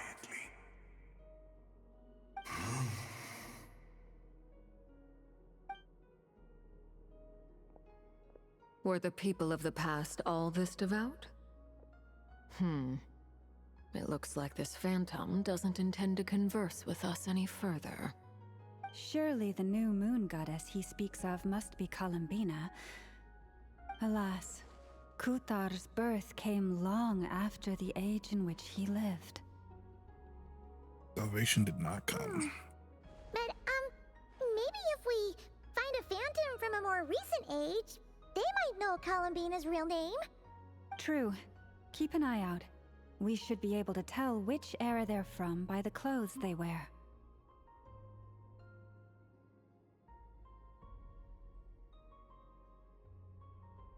Nicole, what's gonna say on the matter? Yeah, you've been pretty talkative this whole time. What changed? Oh, nothing. I'm fine. You all make good points. When the Hyperboreans speak of moon goddesses, they mean the three from truly ancient times. I can't imagine they would know anything about our current moon goddess. There once was a time when the moon goddesses blessed them greatly and protected them from harm. So, when the war between the gods and dragons plunged the world into chaos, it seems they looked once more to the moons for help, praying for a new goddess to be born. Yeah, that checks out.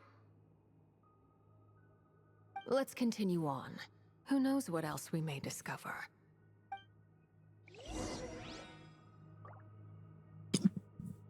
Oh my god.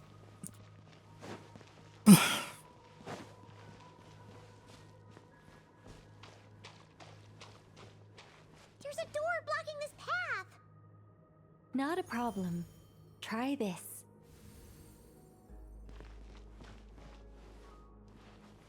Like I hit it, or? Yeah. No, I just did it. Oh, there's. Whoa! How did that door suddenly collapse? This device was maintaining the door's integrity. Remove the core, and the device stops working. This looks a lot like what's that one place we that one place? Infinikyz, that place. Is this our destination? Impressive. More precisely, this is a device that will help us reach our destination. Let's go. We still have a long distance to cover.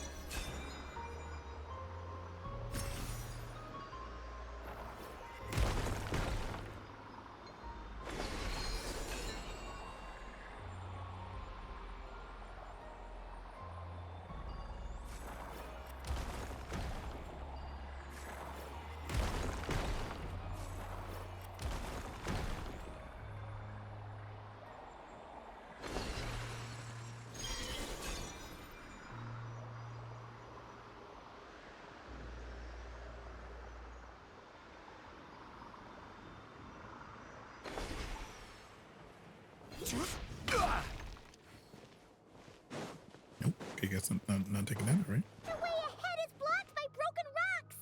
Oh. Let's try that device again. Remember the door from earlier?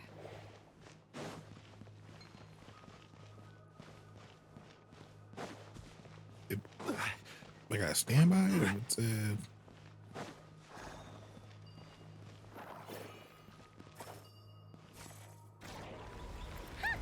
it works in reverse, too!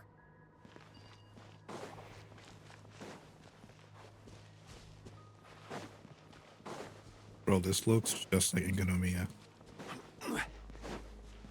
The humans we see are all phantoms, but the monsters are real. What a Something tells me that's not a coincidence. Plenty of time later.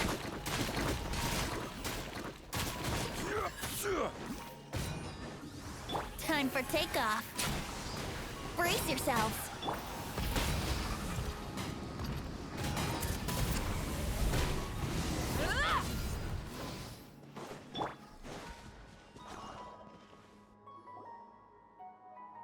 Ooh, there's a whole bunch of artwork in here.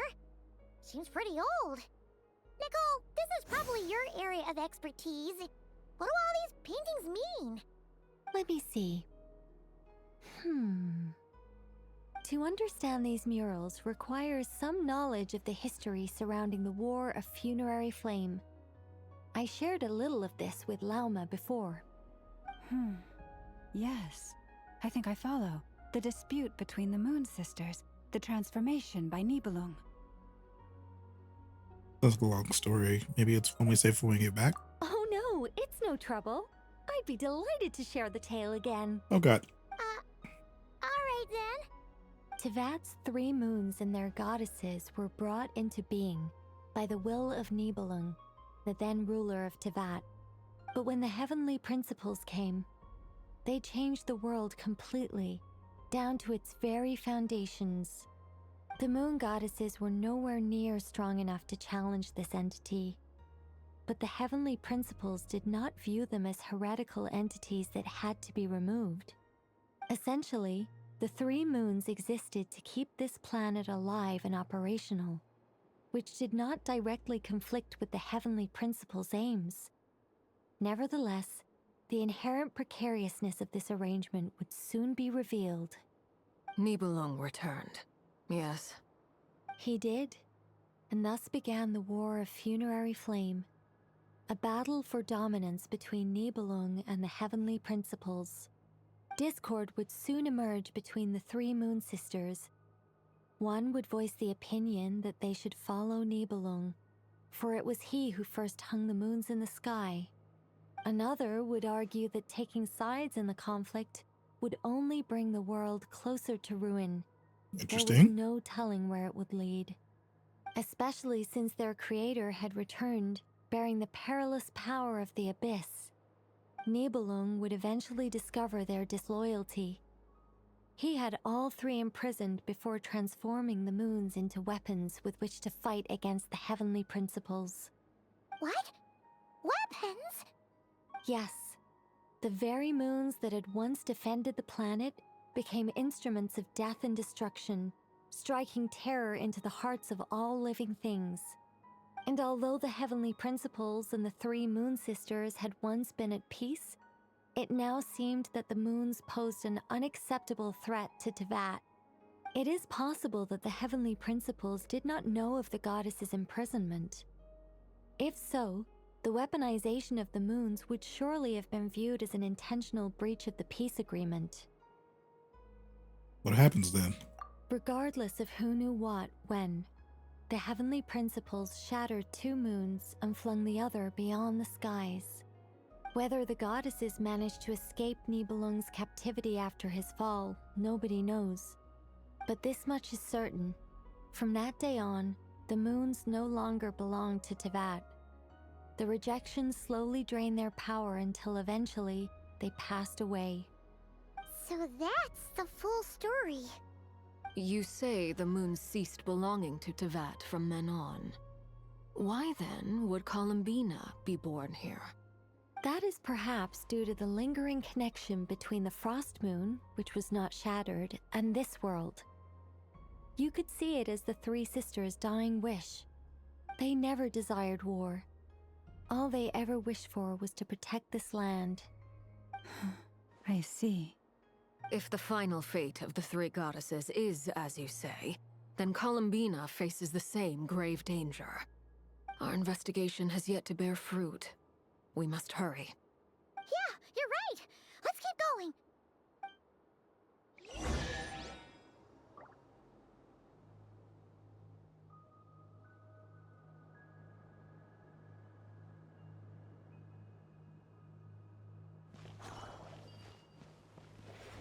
Just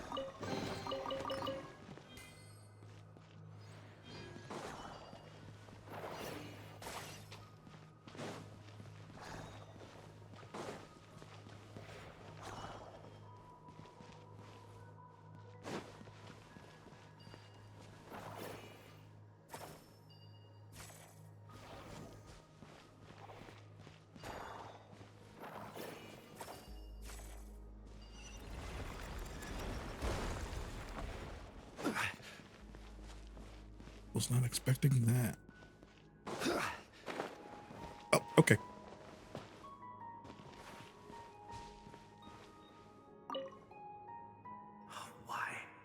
Why do the creators of this world no longer show mercy upon their people? Remember his words. We must change our fate with our own hands.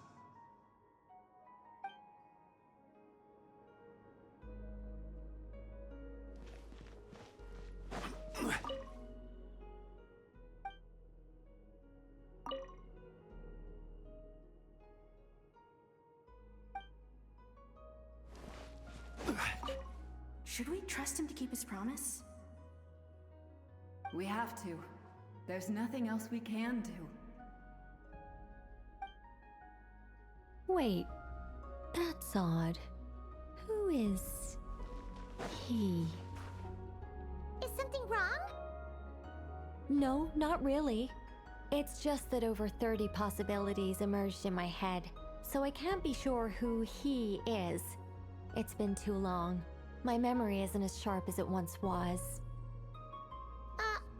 Okay. 30. Wow. Impressive.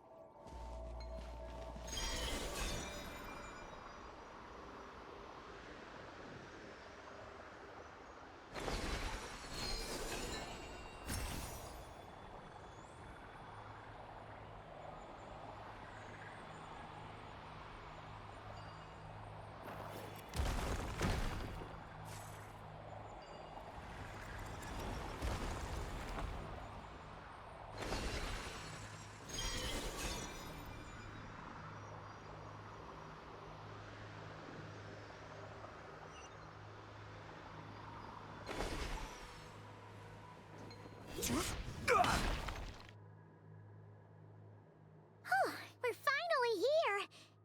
Guessing we'll need to activate this thing? Indeed.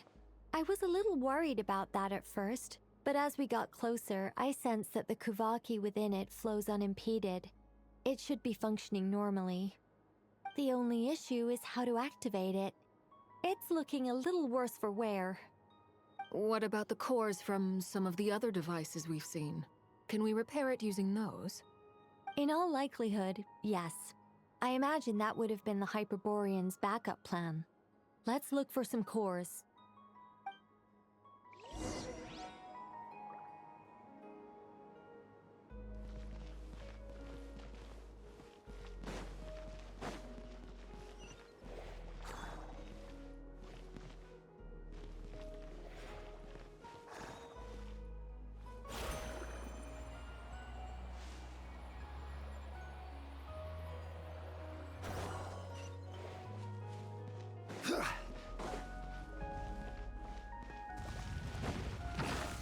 Solidify! Try and stop me! Here we go!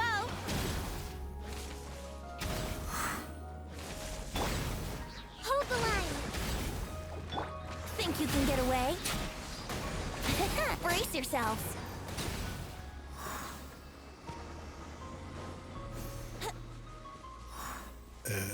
This way.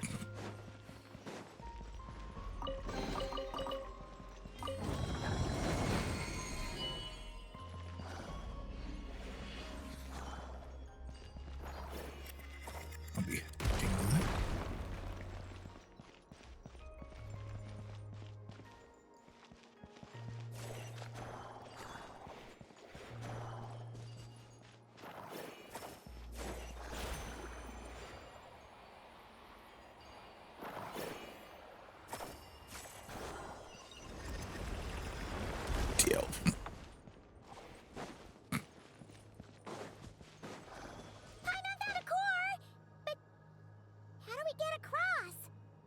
Walk up, then jump down.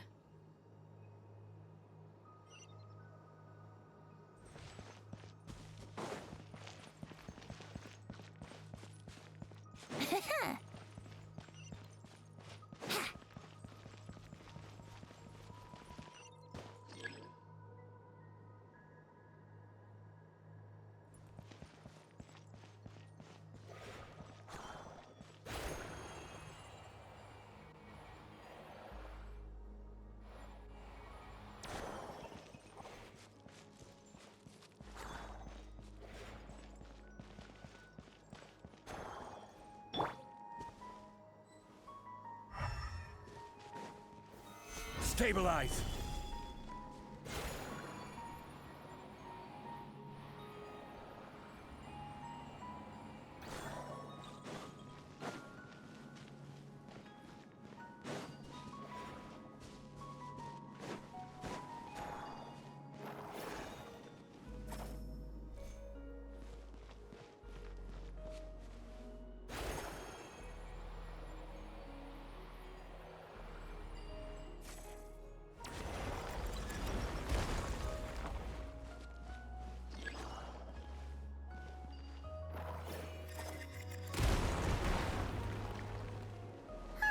That should be enough cores. Let's head back.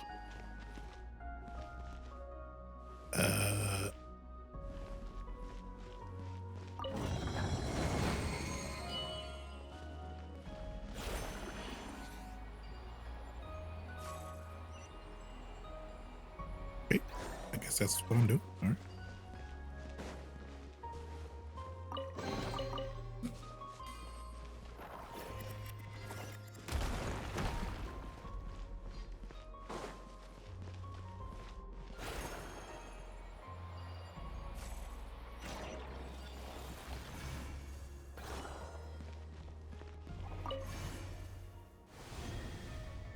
The device is up and running.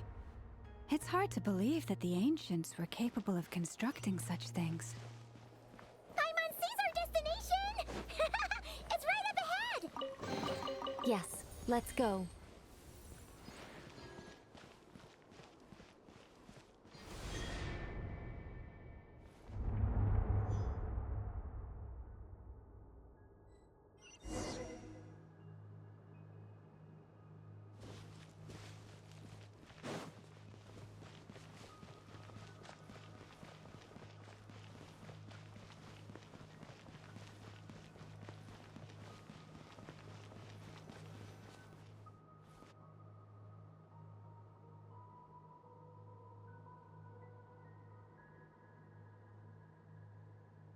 This is where the people of Hyperborea communicated with the moons.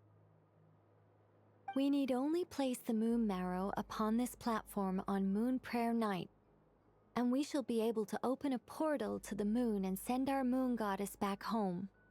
The assumption being, of course, that we can find her first.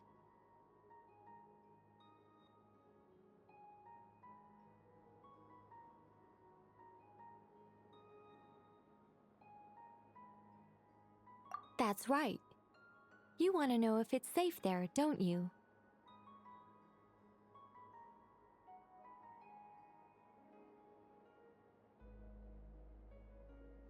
And yet, she has no choice but to return. You know this.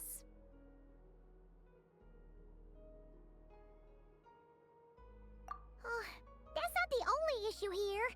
This is the end of the line, right? We've explored everything we can. And despite looking at historical artwork and talking to people from Hyperborean times, we're still no closer to learning Columbina's name. If it's not too much trouble, could you tell me exactly what Alice said to you about finding her name? Oh, sure. What she said was... Then your first job is to find it. As a moon goddess, I'm sure she must have a name she identifies with.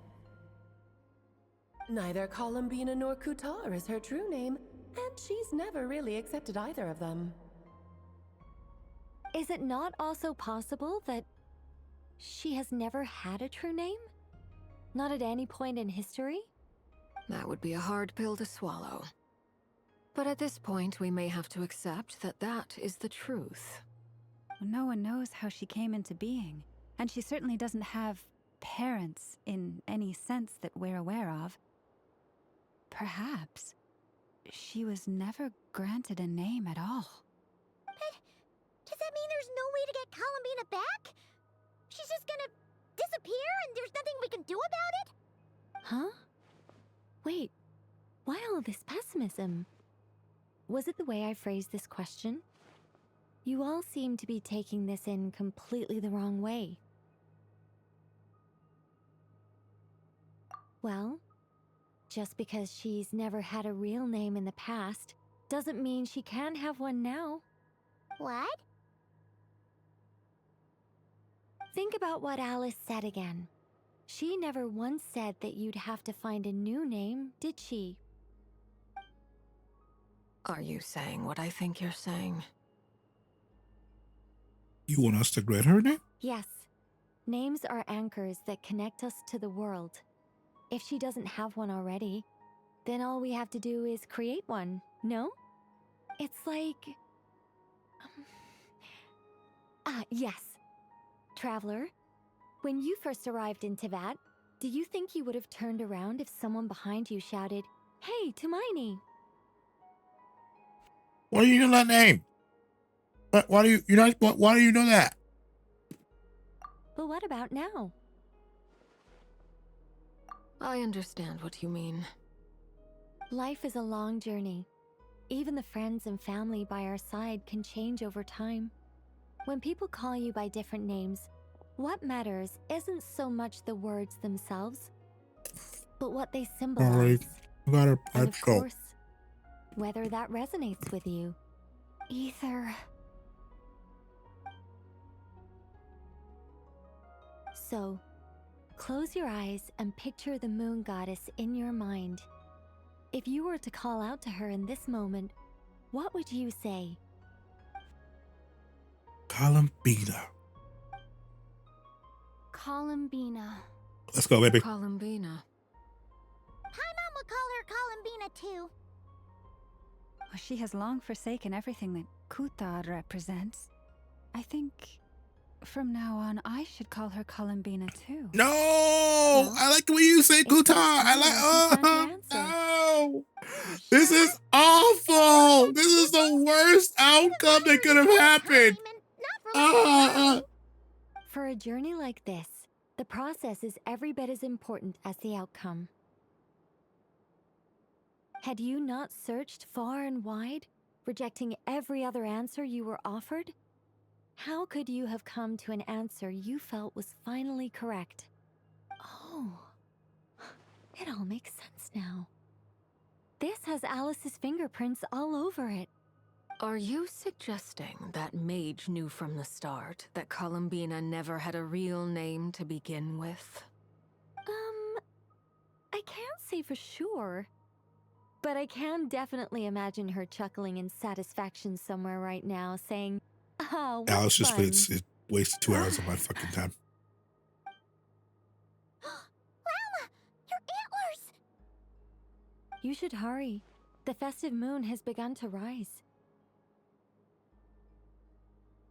Do not worry, for when you called the name Columbina just now, I could sense that the power within was enough to summon back the moon goddess. The power within what? What, she's like, find out? Yes. So, the thing is... What's wrong now? This is so annoying. I really want to explain how that whole thing works. Starting from the founding principles of Teyvat and... Oh, I could talk about this for hours. But... Deep breaths, Nicole. Deep breaths. You're an angel. A sober, sensible, solemn angel who has her priorities straight. I don't think you do. Okay then. Sorry for asking. Clearly a bad call on Paimon's part. Anyway, you all need to hurry. Last thing, remember how it felt when you called out that name. Then it is agreed. By the name Columbina, we shall find her. Then we'll throw her the best Moon Paranite party ever! And at last, we will send her home. All right.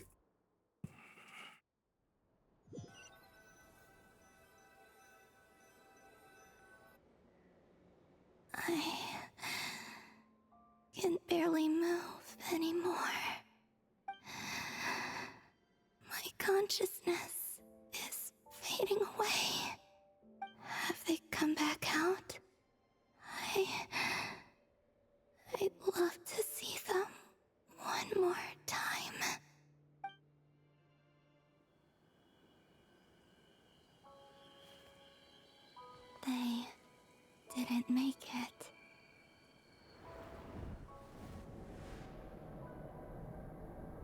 Could you tell me your name?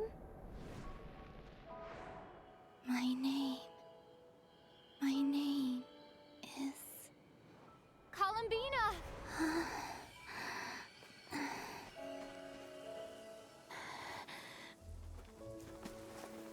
Columbina! Are you here? Columbina! That's the name you gave when we first met. And it's what I've called you ever since. Columbina. It's a fine name. I have many fond memories of Columbina, and so do all of your friends.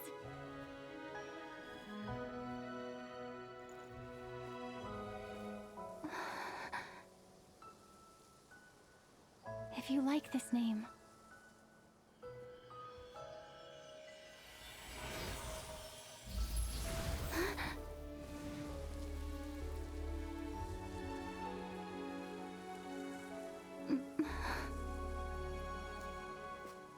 Looking for me?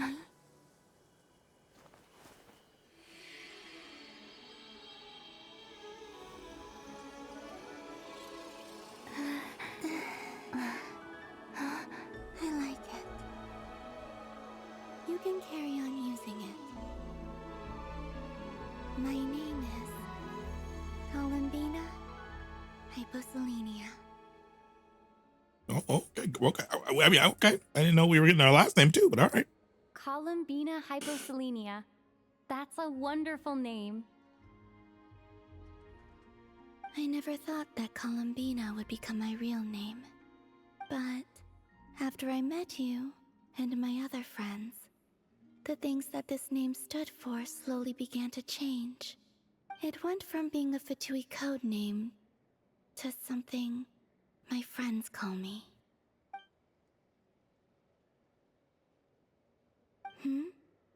What is it? Why aren't you saying anything?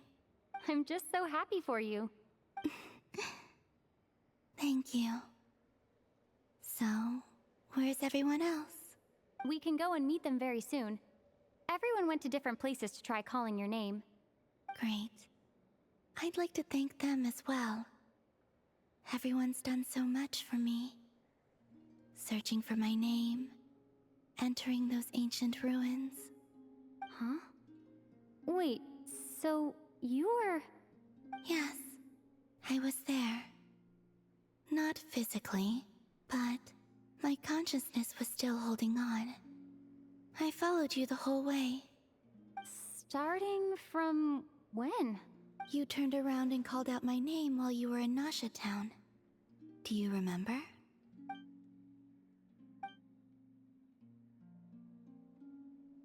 Let's go. We don't want to keep them waiting. Sure. In that case, come with me. But... Before that... Could you call my name one more time? Sure. Come with me, Columbina Hyposelenia.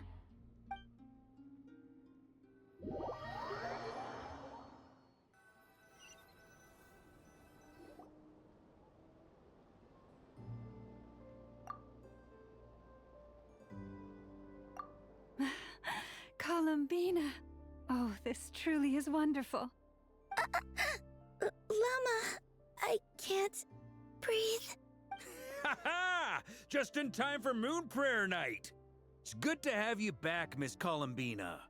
Yeah, we were worried sick.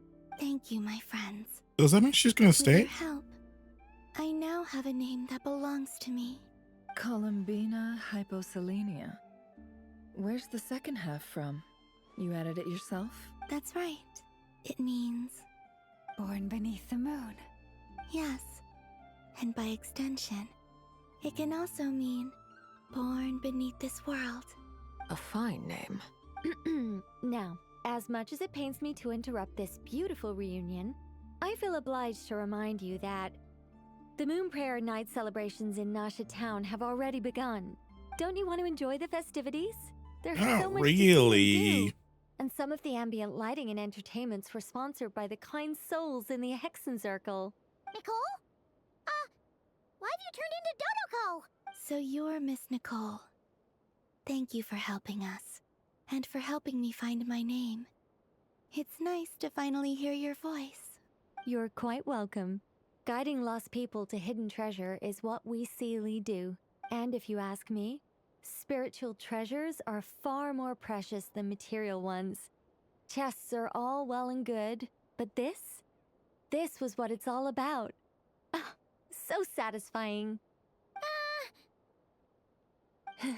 Anyway, I had to go help Alice. It seems like she ran into some trouble. That's why I couldn't be here in person. But don't worry, we're with you in spirit. We'll be celebrating right along with you. Keep an eye out for the Hexenzirkel's festive stalls in Nasha Town. I think you'll like what we came up with. Alice said she even managed to rope B in this time.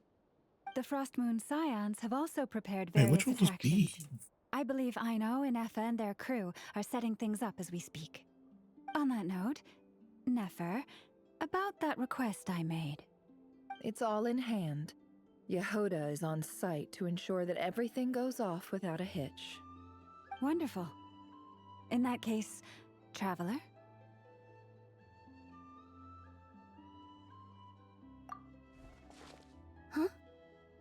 Come on, Columbina. It's time to celebrate the best moon prayer night ever.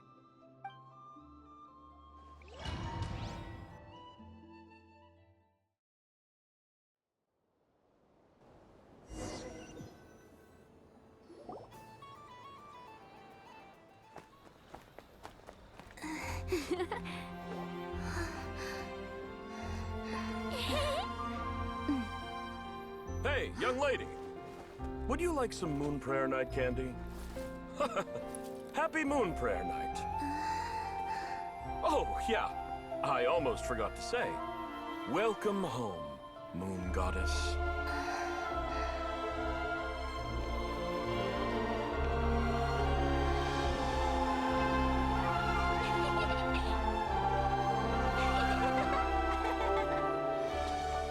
Welcome home, Moon Goddess. Welcome home, Moon Goddess. This is really sweet. Welcome home, moon goddess. Turning Nasha Town into her home is a festive gift. A rather brilliant idea. Perhaps this is what Nod-Krai, Columbina's home, should have been like all along.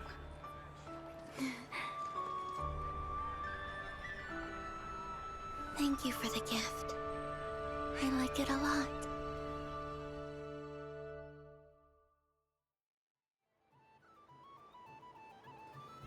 This feels like the surprise of my life. I do. I never imagined I'd ever get to enjoy Moon Prayer Night with everyone so freely. If you're happy, we're happy. Quite a strategy you came up with. Hide the tree in the forest. It's not your usual style, Lauma. Is there something about Moon Prayer Night that enhances what's in your head as well as the antlers on top? Apparently so.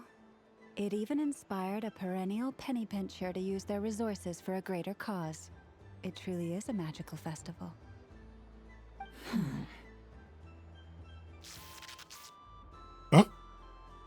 I see it now. This bickering is actually a sign of a strong relationship. So I looked up. B is everyone Barbara. doing here? Is the Miss Columbina, or he you're back. is the tribe? Yes. Is it he? I don't remember. I'm fine now. They're Mona's teacher. Thanks for your concern. How's your progress or with master. Alice's assignment?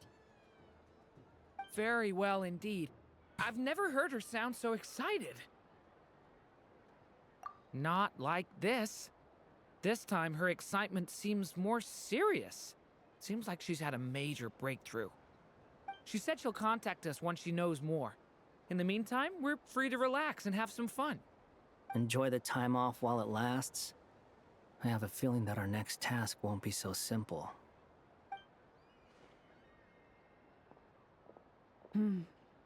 I should go. I still have a few things to attend to at the Frost Moon Scion stall. And I think I'll take a look around. With any luck, this once-in-a-year festival will come with once-in-a-year opportunities. Hold up a second. Where's Varka? I believe he made a beeline for the flagship the moment he entered Nasha Town. Ah, that's Mondstadters for you. They know what they want when festivals roll around. Goodbye for now, Columbina. I hope you have a wonderful night. I will.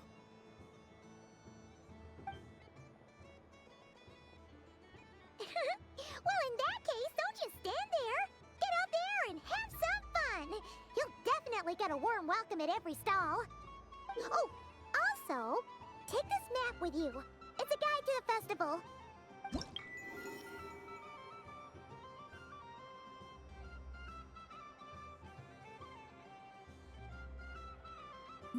Do I have to do all these?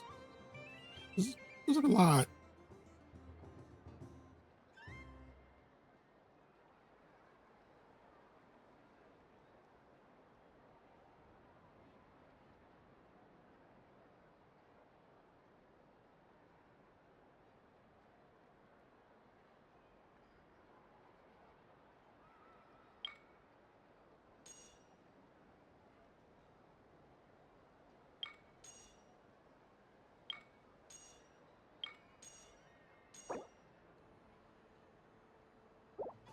The Frostmoon Scion stall is over here. Lauma's invited a whole bunch of cute animals to celebrate too. Over there is the Hexencircle section. Alice seemed more excited than anyone about this festival, so she insisted on making it a grand affair. Oh, and then there's the Nasha Town local specialties, including... Actually, forget that. Better if you go check them out for yourself. Thank you. It looks like a lot of fun.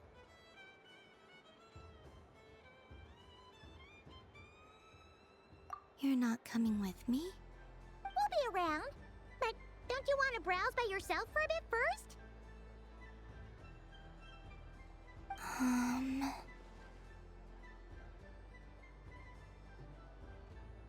Yep. If you find something you like and want to try it out together, just give us a shout. We'll be right with you. Otherwise, just relax and enjoy yourself. There's so much on offer, so try to experience as much as you can.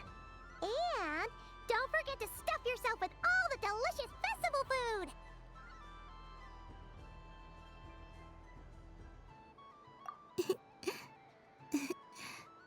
All right then. Off I go.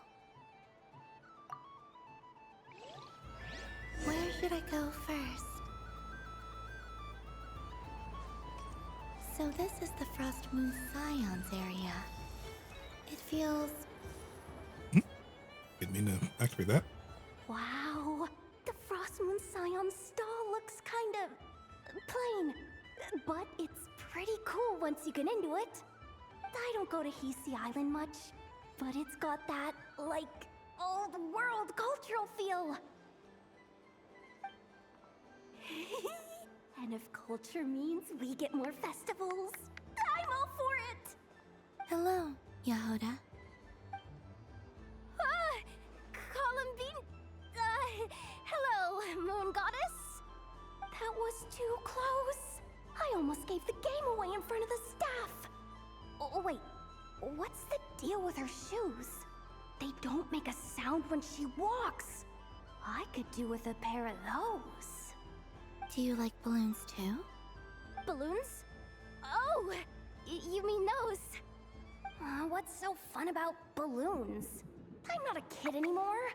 They're probably more up Aino's alley. Yes. The animals seem very curious about these strange flying objects. I was drawn here by their voices.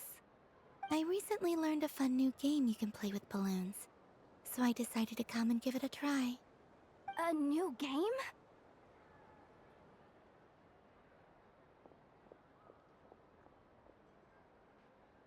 Hello. Welcome home, Moon Goddess. Here to buy some balloons? Yes. Could you give me a few that haven't been inflated yet? Are you sure? I guess it's not a problem, but...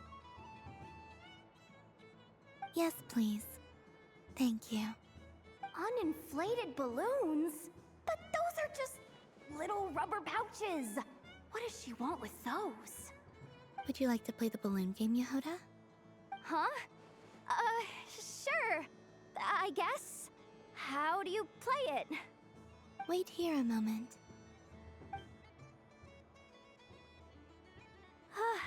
Oh.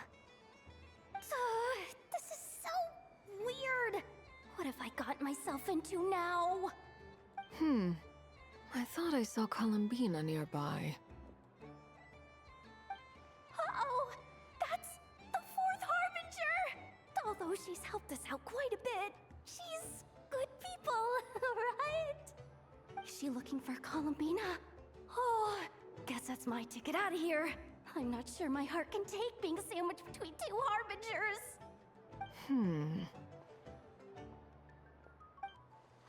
Which stall is she checking out? Oh, it's that other Frost Moon Scions one.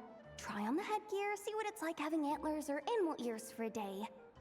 Oh, I wouldn't be caught dead wearing that stuff. So embarrassing. I have enough gear to carry as it is. Wait, what? She put it on? How peculiar. This would take some getting used to. I wonder if this is what it's like for Lynette. It really suits you, ma'am. What is this? She was so intimidating a moment ago, but now, dang, she's really rocking those ears. How does she make them look so cool? I suppose I may as well keep them on for now. All part of the festive experience. She's coming this way. How do you do, Miss Yehoda? Oh, jeez. Don't talk to me while wearing that thing. Where am I supposed to look? Oh, hey there.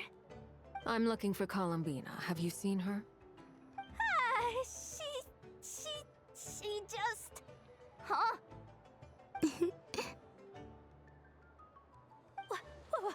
Wait, is that what she meant by balloon game?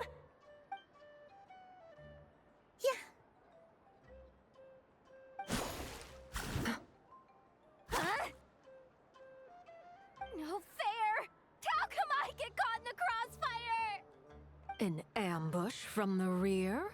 Is this a declaration of war, Columbina? Would you like to play too, Arlecchino? Seriously? Are they gonna start some beef right here, right now? Gladly. That said, I believe there is another who would like to join.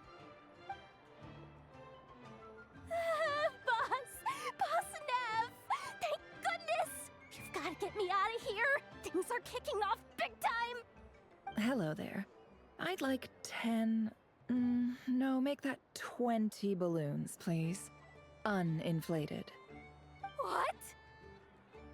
Miss Moon Goddess, I hope you're prepared to pay the price for assaulting my employee. Welcome to the game, Nefer. Just to be clear, let's keep this a fair fight, okay? No strange powers, please and thank you. Naturally. Don't just stand there, Yehoda. Aren't you going to team up with me?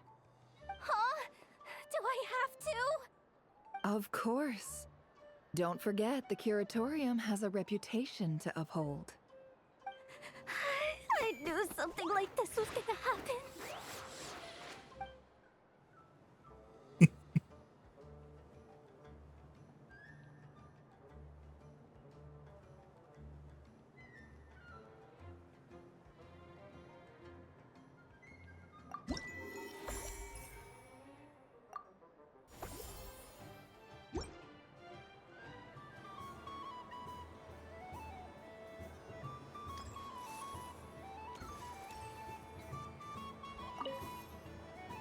I've seen Linny and the other children play this game before.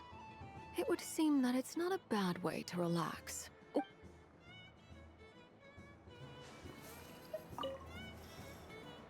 Welcome home, Moon Goddess. Would you like to try on some... I always hear Lauma saying how heavy her antlers are. Let me give it a... Oh my! It's a little itchy. And it's hard to turn Do my not! head. Don't make! Don't make the picture! Should I keep wearing No, it? It's not a good... I can't see it from this angle! Ah! How does this look? I kind of like this one. How does this look? Absolutely not. How does this look? You know what? I'm gonna keep the others on.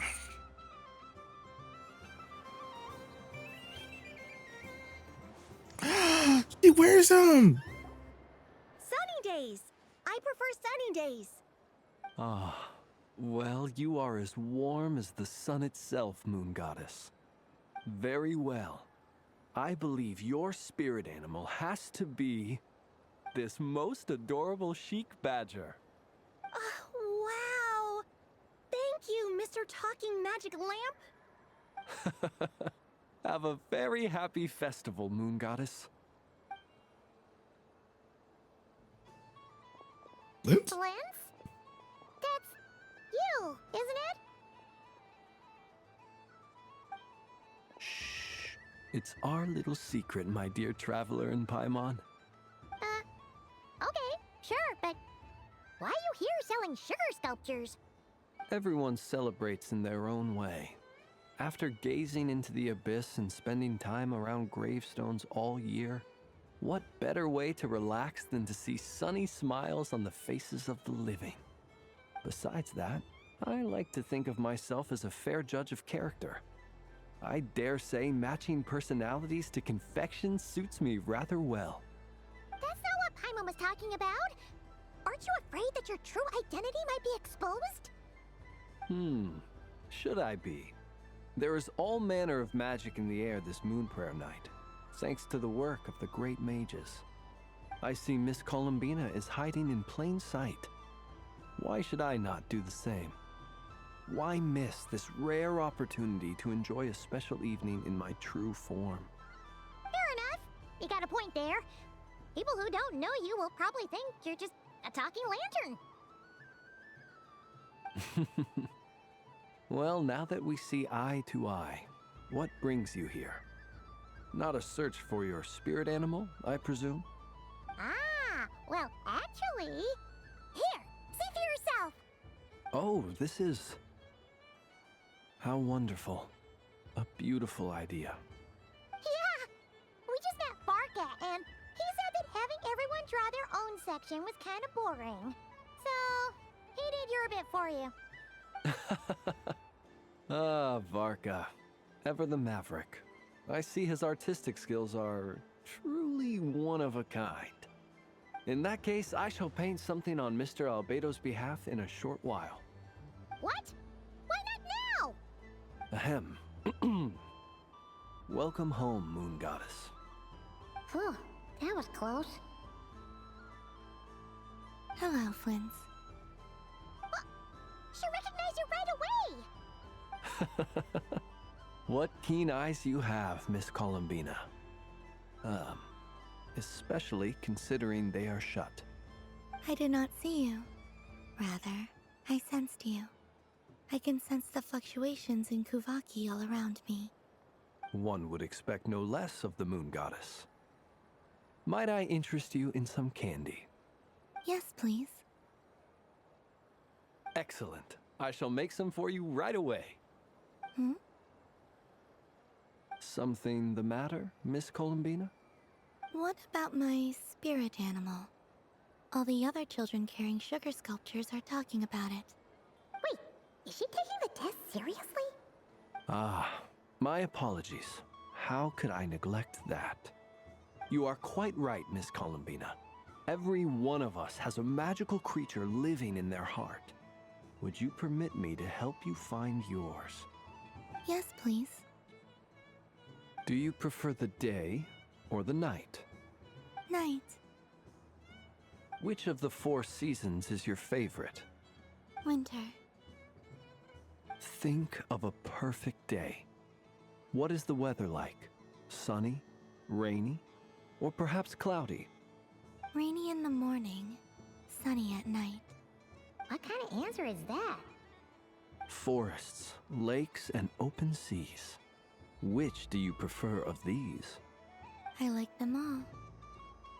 Imagine you opened your very own shop. What would you sell there?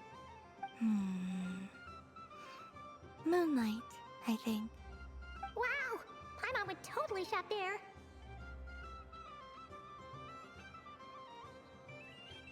It wouldn't cost anything. You'd just need to visit. Aha! I believe I know what your spirit animal is. Here, for you. Oh, it's a Kohenki! Indeed. A free-spirited being with a deep love for all things here in Nod-Krai, who selflessly lends her aid to as many people as she can reach. It is the perfect fit for you, Miss Columbina. Thank you.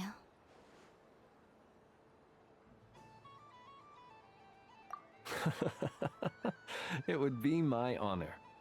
But you shall have to forgive me. We have known each other for quite some time.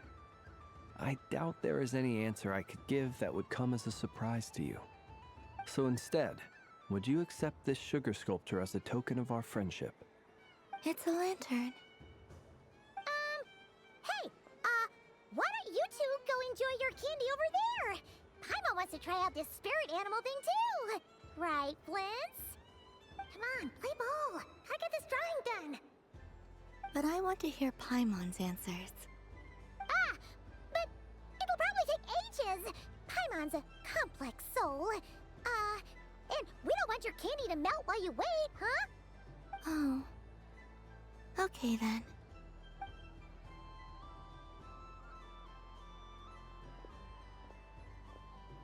Phew. Nice excuse, Lady Paimon. That was some quick thinking. Yeah, no thanks to you. Although, help next time.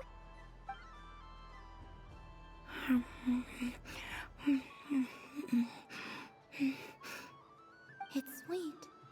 Is that Laka berry? I wonder what flavor the traveler got. This way! It's the candy-selling lantern! I'm coming! Of course. Traveler, maybe we can share? Yeah? Yes.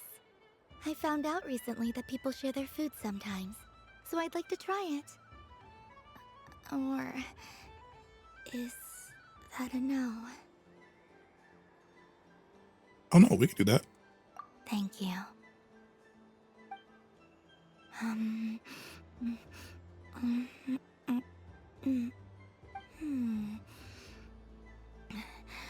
Yours is a little more sour than mine. Here, you try it.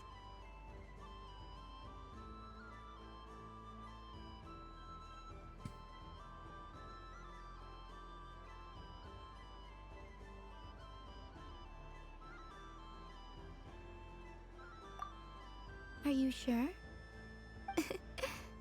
Amazing. What is? My sugar sculpture has shrunk, yet my heart is filled with feelings of sweetness. I will remember this feeling. Sure.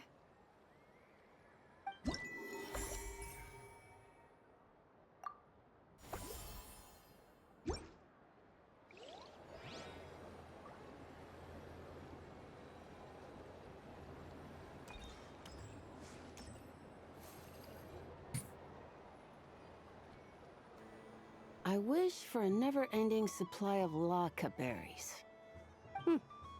What a humble wish. Probably written by a child.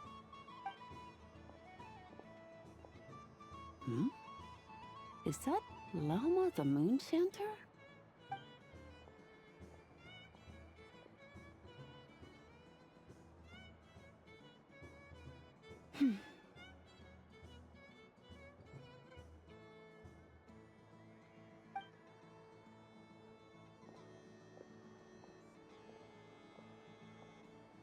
I wish that the long plume ibises would stop biting me. Oh dear, poor Lauma. All right, I'll write that one down for you. Mm-hmm. I got it. While everyone else is celebrating Moon Prayer Night, you're as busy as ever. I don't mind. It's rewarding work. A good kind of busy. My antlers are at their heaviest tonight, and the Kuvaki waves are especially strong. But as I help these dear friends hang their wishes up, I feel a great peace within myself that is hard to describe. You see, they are all such beautiful wishes, and they are ones that we can fulfill by our own strength. Do you blame me, Llama? I want to hear your honest answer. It is by the help of so many people that I can return to the moon. But I feel as though I've hardly done anything in return. You've done plenty, Columbina. I say this in earnest, both as someone who knows your history, and also as a friend who has seen what you've been through. What about as a moon chanter? I feel proud to honor our moon goddess's wish, and I'm sure any moon chanter in history would have felt the same way. Thank you for your kind words, Llama. But... Since you asked for my honesty, I won't lie to you. My feelings are mixed right now. Besides pride, I also feel... I suppose it's a reluctance to let go. Once you return to the moon, we will be far apart and separated by a false sky. I'm sure those of us left behind will gaze up at that sky, yearning for the moon once in a while, just as you used to do. I will miss you, Llama. I will miss you all. I hope to stay in touch. I will try and find some way to send messages down from the moon. Perhaps you could use Kuvaki. I've heard Yehoda say that signals can be sent using long and short waves, or strong and weak lights. That sounds a little complicated. What if we forget what the signals mean? We could prepare a codebook beforehand, but... You're right. It wouldn't really suit you. Still, whatever happens, I believe that you will find your own unique way of communicating with us. And now that I think about that, my heart feels lighter. Because you trust in me? Yes. I have faith in you, and in the power of truth. In my experience, the truth tends to be difficult, but that's what makes it stand out from what is false. So I'm confident that your thoughts and your love will shine through the curtain of lies. We will know it when we see it. Thank you. Now, could you help me hang up my wish? Is this? I wish that all who dwell in this moonlit world can find a place to belong. And I wish that I shall one day see my friends again. It's 2 wishes. I hope that's not too greedy of me. Not at all. And I think you speak for us all with the second one.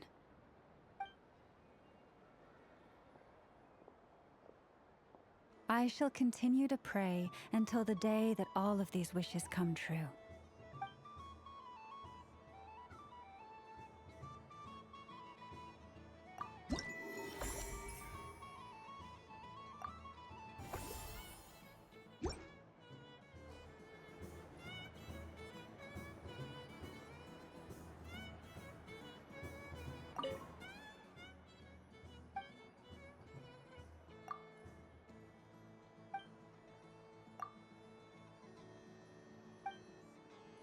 Wait, what?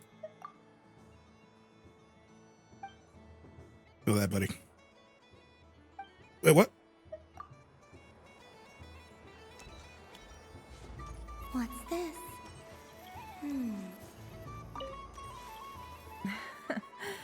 That was...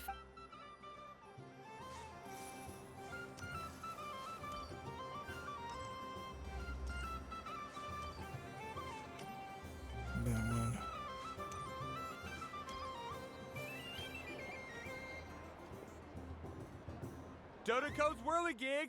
Come check out Dodoko's Whirligig! Ah, welcome home, Moon Goddess. Might I ask what this is?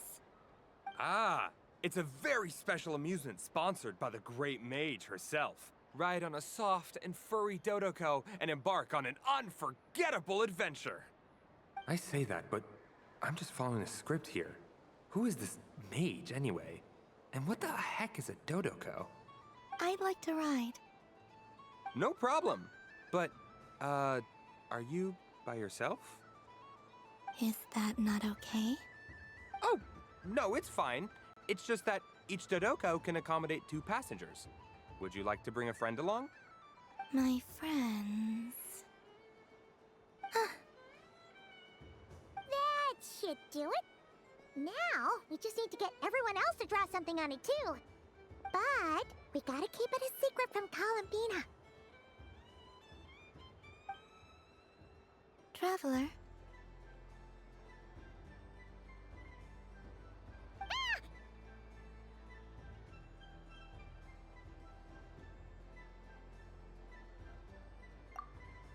I want to go on that ride. Will you join me?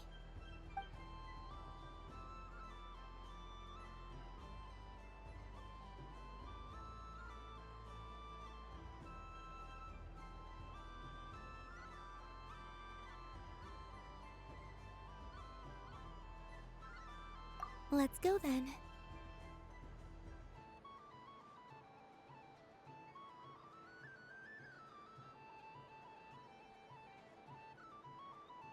Don't worry. Paimon will do the rounds. You go have fun.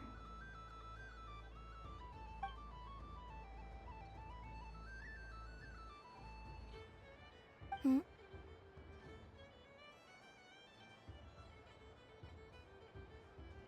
All right. I think we have to wait in line over there. Please take your seats. For safety reasons, you mustn't try to leave the ride before it comes to a complete stop. All right, you're all set. I wish you both a wonderful journey.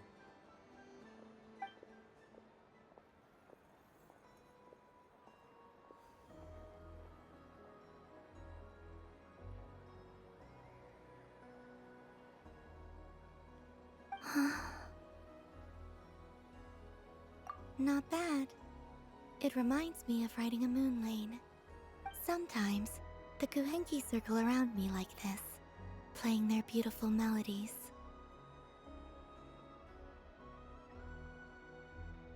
Yeah. I'm going to miss them. Is she really leaving? It does. I've felt scared in the past, too. But this is a little different. You know something? I got to see a lot of fascinating things during my disappearance. I saw how the Frost Moon Scions act around their families. So different than how they used to act in my presence. And I also saw how they interact with their friends. It made me curious at first. Why do people act so sincere when they're worshipping gods, but save their truest, warmest feelings for each other?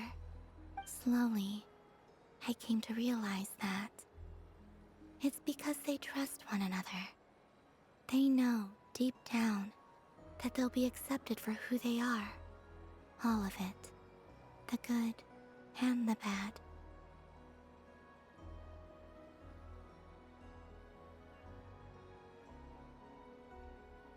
I know. I knew it the moment you started calling out my name. What I fear now is the end. I fear losing all this the very night I have gained it.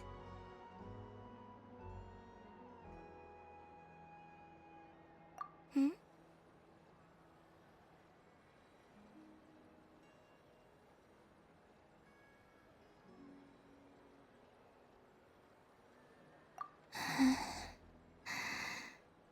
Thank you for this conversation. Thank you for listening to me. Don't worry. This fear I have, and the unknown that awaits me, they cannot hurt me. Not when I possess a treasure far greater. I just want you to remember this version of me. The real me. On this final night together. Dear passengers, Dodoko's awesome adventure has come to a close. Please leave in an orderly fashion, and we look forward to seeing you again in the future.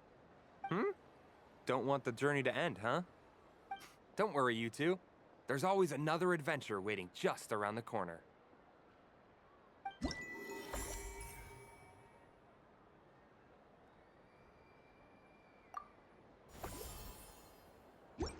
All right, 4 down. I didn't think they would actually make us. Must be the mage's stall. It feels like I've entered a fairy tale. Ah, how lovely.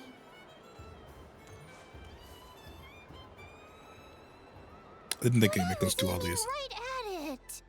Aw, what a pity. I saw it with my own eyes. You were so close. So very close. That's not true. It dodged out of the way right as I was about to snag it. I'm sorry? You heard me. This paper frog can move. I swear. Dear, oh dear, what are you saying? How could a paper frog move? Unless you believe there really is magic in this world. But even if I, the mere humble merchant that I am, knew such magic, surely I would not use it on a paper frog. I'd sooner give Mora legs, so it could walk right into my purse. My dear, dear customer, why not have one more try? This time I'll give you 12% off, a very generous discount for one of my most regular customers. Just think about how much experience you have under your belt now. You're sure to win the next one. Darn, I used up all my coins. I'll be right back. Just gonna fetch some more from my house. Take your time, but don't take too long. This event is Moon Prayer Night only. Miss it, and you'll have to wait a whole year before I'm back. Next customer, please. Welcome.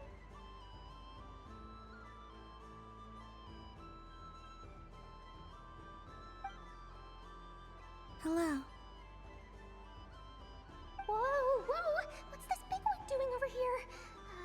How do I tell my employees not to go running around this time? Shooting them a glance won't work. I haven't known them long enough. Dory? Why, hello there, Miss Columbina. Would you like to play my ring toss game? The rules are very simple, and it's easy to get the hang of. How much for a round? Oh, first time's free. Not a single Mora. After that, well, we can cross that bridge if and when we come to it. But with your sharp sharp skills, I'm sure you'll win all the prizes in one fell swoop. That was an obvious enough hint for them, right? Right?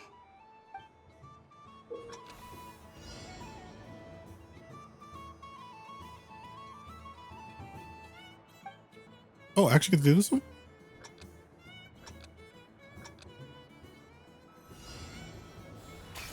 Here comes the ring! Oh, peanuts.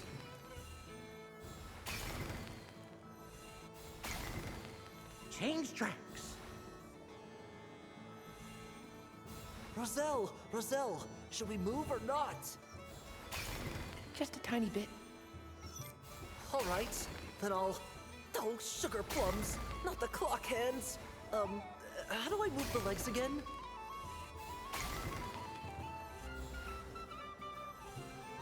Stop it! Stop! Let's see now.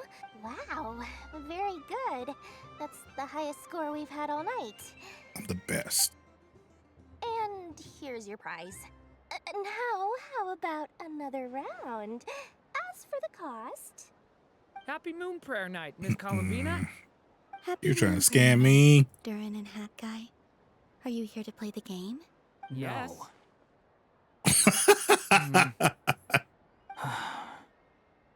You said we were just coming here to say hello. I did, but then I recognized a few more people as I got closer.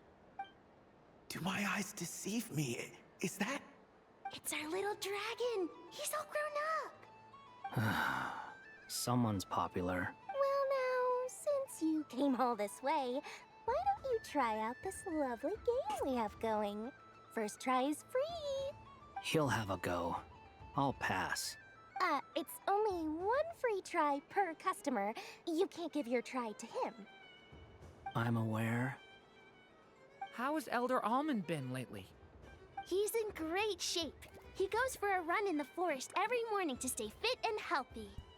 He tried to go boat racing with Firecracker a while back, but he couldn't even make it onto the Lotus Leaf.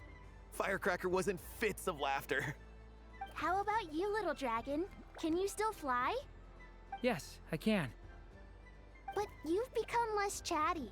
Has growing up been tough on you? We call that maturity. You know, the thing people sing about. The knight wields a sword of stone to defend those hearts that are made of gold. Stone is very heavy. That's what keeps him from talking too much. That's awesome! I want to be a knight when I grow up too. Ring, here I come! Ha! Oh, the hat-wearing man. I never thought I'd see you again. You seem more determined than when I saw you last on the train. If you say so. Oh, I do say so. The people you once helped see it clearly. It's because you are once again on the right track. May the engine in our hearts propel us to the station of our dreams. I can move! I can move now, Roselle! What are you doing, running into the rings like that? You got them all so quickly! I have never seen anything like this in all my travels. Is this guy actually an old friend of theirs? But how? They're origami animals and clockwork people from a fairy tale. Getting to know them would be quite an arduous task, unless they share a hometown? I have to get to the bottom of this. Next time I see the Great Mage Alice, I shall demand answers. Thank you, Dory. I had a lot of fun. Now for your prize. Where did I put it? Give me a moment to dig it out. Oh, sweet grand prize. How I wish I didn't have to let you go. Good thing I've already turned a profit from the customers earlier in the night. Otherwise, I'd have wasted all my hard work. Okay, I'm back. What? I leave for 2 seconds and someone's already claimed the grand prize? Oh, well, these things happen, you know? Perhaps you'd be interested in one of the other prizes instead. We've got all kinds of wonderful goodies here. Is this the thing you wanted? Here, you can have it. Huh? But... Don't worry about it. It will be happier with you. Oh, thanks so much, miss. I mean, Moon Goddess. Oh, goodness gracious, Columbina. Give me strength. How am I supposed to make any more money from this child at this rate? Daddy, look! That's the game I was telling you about! Forget it. She is the Moon Goddess after all. I'll think of some other way to swing this. Maybe I can try to hook this new kid. Huh? Oh, someone already won the grand prize. You can take mine if you want. What? Why? Why are all these bleeding hearts coming here to ruin my business? Happy Moon Prayer Night, everyone. Happy Moon Prayer Night.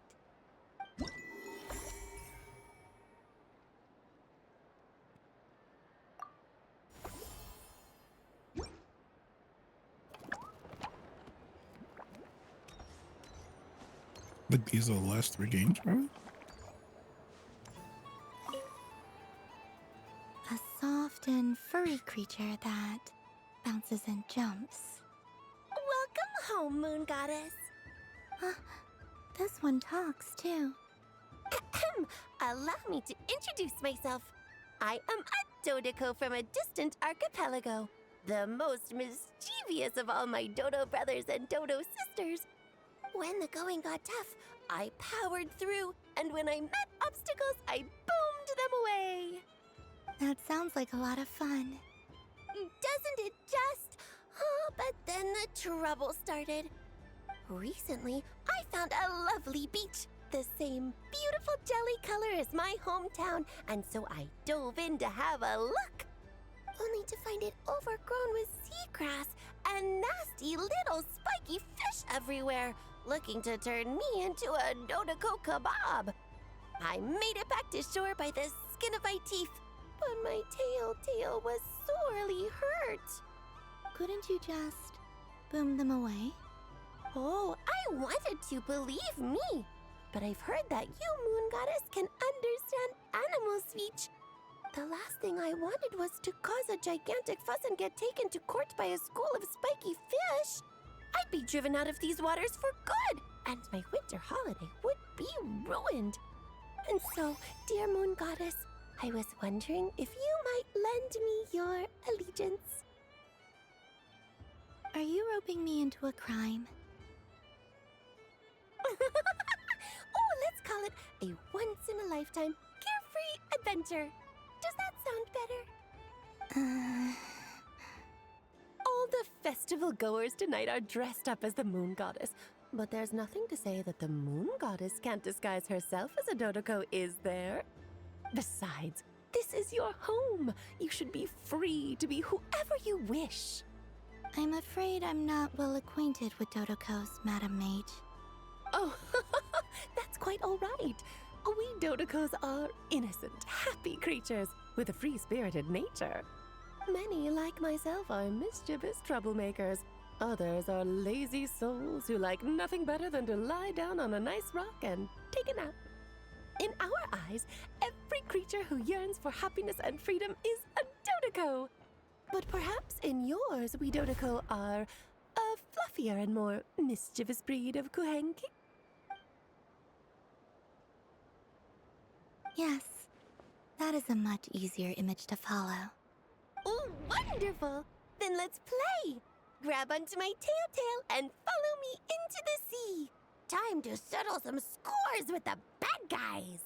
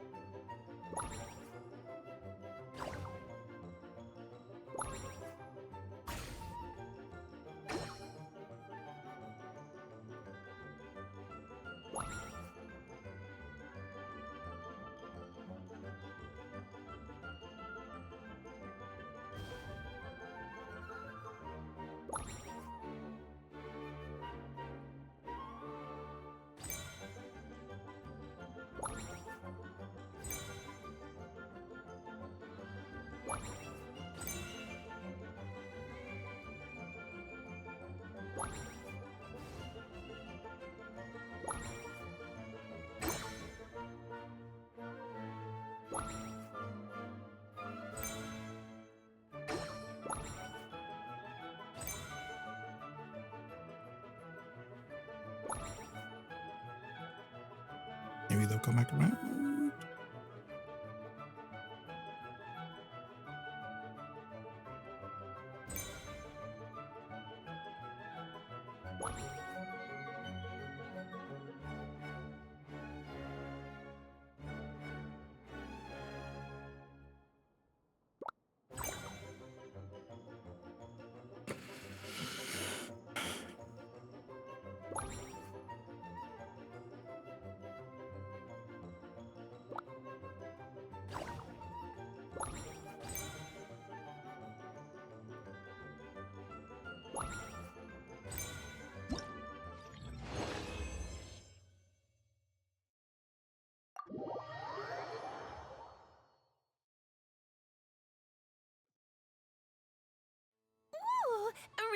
remarkable talent. So, what do you make of it? The use of Jumpy Dumpties doesn't come as naturally to me as Kuvaki. But their unpredictability makes it fun. I think they call this... novelty? Indeed! And how did it feel blowing those pesky nuisances away? Not bad. Any guilt? What do you mean? Oh, wonderful. Lovely answers to all 3 questions. What? Wait a minute. Wait a minute. To you as Wait a fucking minute. We met Moonies living on the moon. Alice! Use this to Wait a minute. Wait. I will.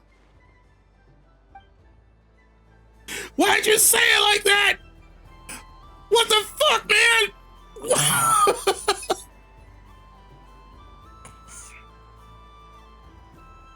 I wouldn't say it's unfair, exactly. I mean, your voice goes right into people's heads. How would you explain that to the kids? You can't just explain it away as magic. You can't? Is something the matter? Ah, Miss Columbina! No, nothing you need to worry yourself about. Ah, impeccable timing. Stick around for a second, Miss Columbina. I need your input on something. This self-proclaimed Knight of Justice has yet to give me a satisfactory answer. I, for one, would like to hear your verdict on the matter. Hey, now, I left the flagship just to help you out, Miss Nicole. What's going on? So Alice and I are both using long-range remote control spells that work on similar principles, allowing us to attend this festive fair in Dodoco form. Sorry, let me backtrack a little. While similar, there are some key differences. Alice, being a great mage, wanted her Dodoco to reflect something of her own charm and mystique. So she adjusted the way its tail moves when it spins around. An entirely gratuitous move, in my opinion. I hardly see how anyone is going to notice that. If anything, I'd say that anyone who stares intently enough at a Dodoco's tail to notice such a small detail is someone we ought to be highly concerned about. I only say this to emphasize that my question has nothing to do with tails. Now that we're clear on that, why is Alice's Dodoco permitted to interact directly with the children celebrating Moon Prayer Night, while mine is not? Your voice speaks directly into people's minds. See? Exactly what I said.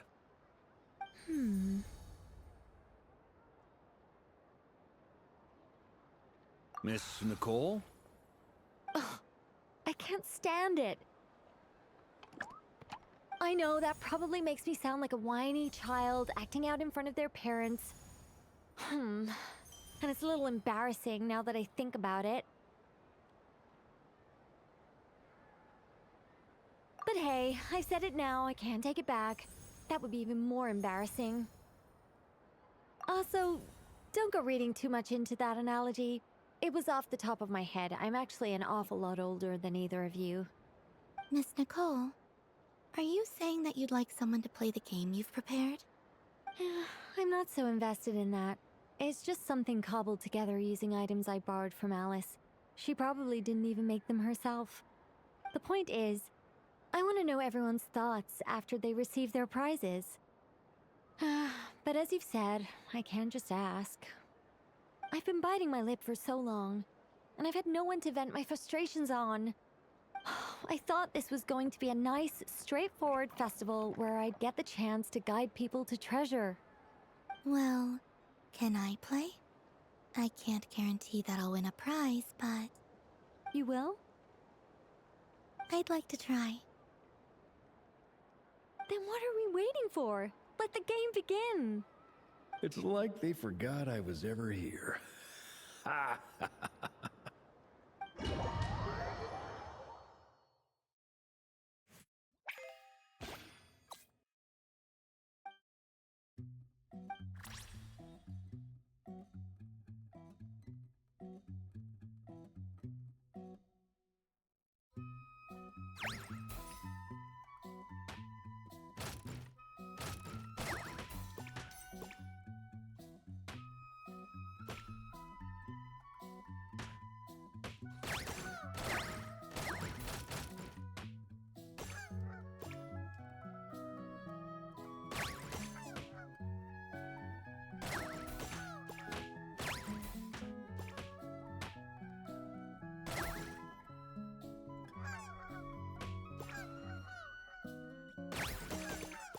Ooh. Hit me.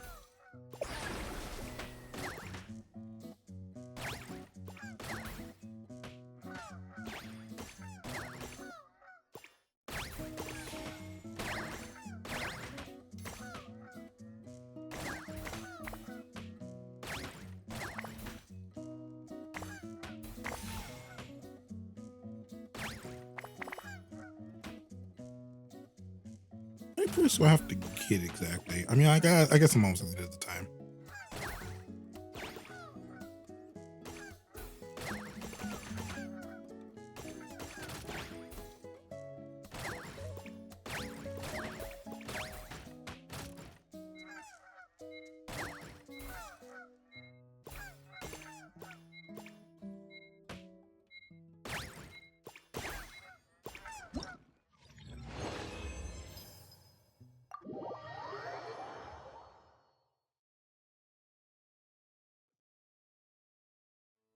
Congratulations, Miss Columbina! With your great wisdom, you have overcome every obstacle in your path and conquered the great challenge posed to you by fate. Fate? Well, something to that effect. If you'd prefer something more poetic, it could be the icy winds or the dawn. Anything you like, really. You could even go with the challenge posed to you by Dodoko, if that's what you're into. Anyway, you can take or leave my suggestions. Moving on. All my hopes are now resting on this. Can I open it now? Stop teasing me. Please, I'm begging you. No more talk. Just open it. Wow. What a lovely sculpture. Classic and cute at the same time. Thank you, Miss Nicole. I'll always treasure it. Ah, there we go. Music to my ears. You have my sincerest gratitude, Miss Columbina. Thank you for sharing your precious time with me and fulfilling my wish. Don't mention it. You've all done much to help me. And still, I'm the one receiving all these gifts.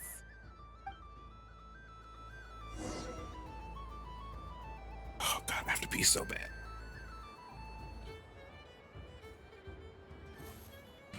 Okay, so I'm gonna start this. I'm gonna go pee real quick. Oh, it's Barberloff, dude! Welcome home, Moon Goddess. Oh, you're the genuine article. This is Moto's master. Alice was right. This moon prayer night was worth watching after all. Another one that talks. Greetings. Pleased to make your acquaintance. I am the Hexenzirkel member they call This mess is make it. This is Trismegistus. Get out!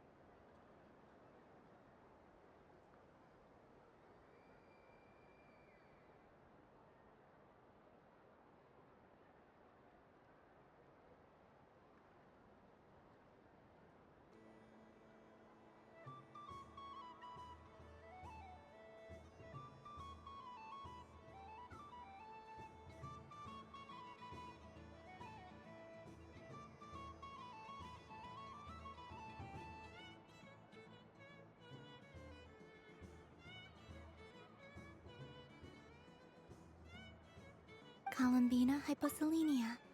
Pleased to meet you too. Hyposelenia. A fine name indeed.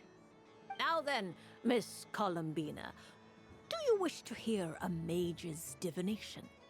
Divination? The Frost Moon Scions used to ask me what would happen in the future. Is this like that? From the perspective of the one seeking answers, perhaps. As you look to your journey ahead, if you seek to understand the unknown, resolve your doubts, and soothe the confusion in your heart, divination could be for you. The unknowns on my journey. Of You know, course, if I gotta one wishes say, to peer into fate, then this hydromancy is the more precise option. maybe the But that first is a update complex that affair. feels And to useless. relegate that majestic art to the status of a festive amusement would seem somewhat uncouth. What I mean is like Besides, it is sometimes better to not know fate. we haven't done anything. Hence, What- I shall use I mean, the suitably festive Lunar we did see Arcana Hyper to tell your fortune instead. It is more popular with the Hyperbola, youth in where that any fucking place case. was. That kind of like Economia and Unlike hydromancy, Tamria. this will only display Like possibilities. that is it. That was interesting. People like to think of themselves as creatures of agency.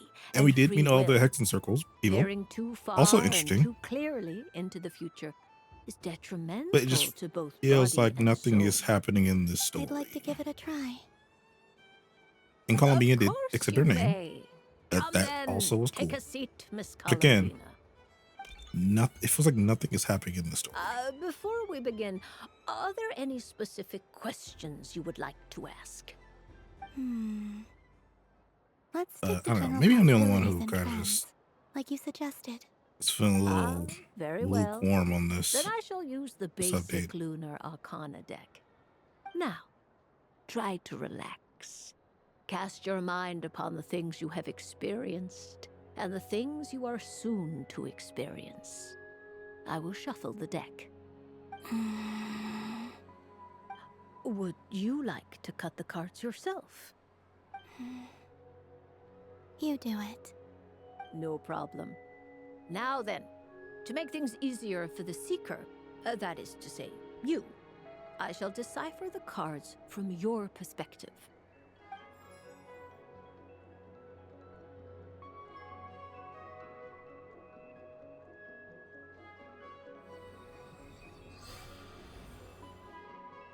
Please, draw the first Lunar Arcana. This represents destiny and is the foundation for the divination as a whole.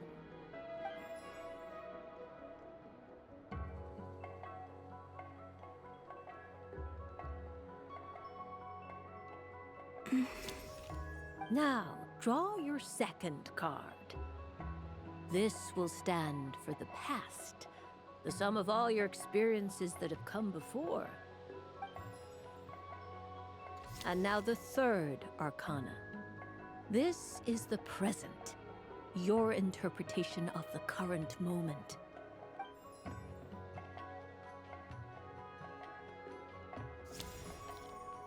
Finally, the last card. This shall speak of the future, which... Oh. Kuvaki Pulse? Fascinating. I've never encountered this before in my role as a diviner. Something has exerted an influence upon this card, causing it to leave its designated position. What do you make of this, Miss Columbina? Perhaps this is the guiding hand of fate in action.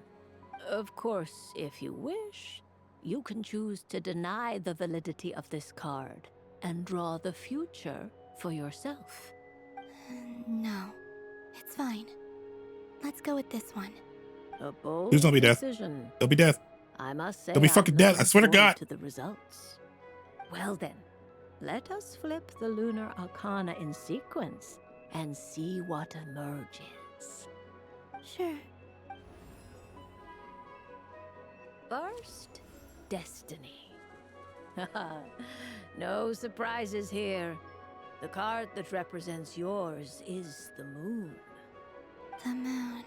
Indeed.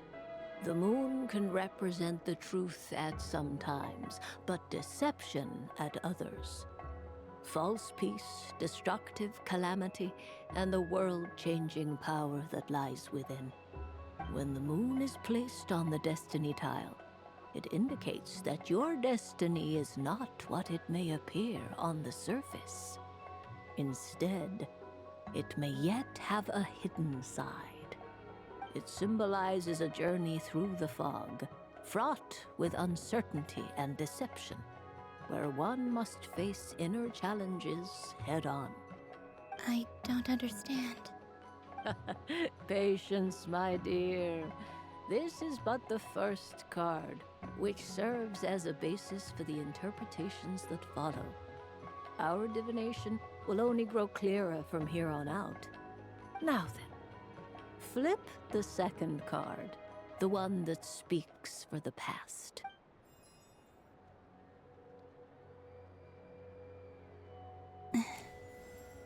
Ah, the Hermit, but inverted. Inverted? Yes. The Hermit symbolizes solitude, introspection, and the pursuit of truth. When inverted, it represents isolation, truth out of reach, and a path that leads one astray. Combined with the moon as one's destiny, the Hermit inverted represents a choice you made to stand alone in the past. It was a choice made not out of fear or arrogance, but for reasons that others could not perceive. You fumbled through the darkness without a guide, but you did not find your way. Rather, you went astray. More than once, it would seem. Is this about how I became Kutar despite not wishing to become a god? And how I joined the Fatui because I yearned for a place to belong? I suspect only you know the answer to this question. All is not lost. The past is in the past, and so it shall remain. Shall we look into the present now?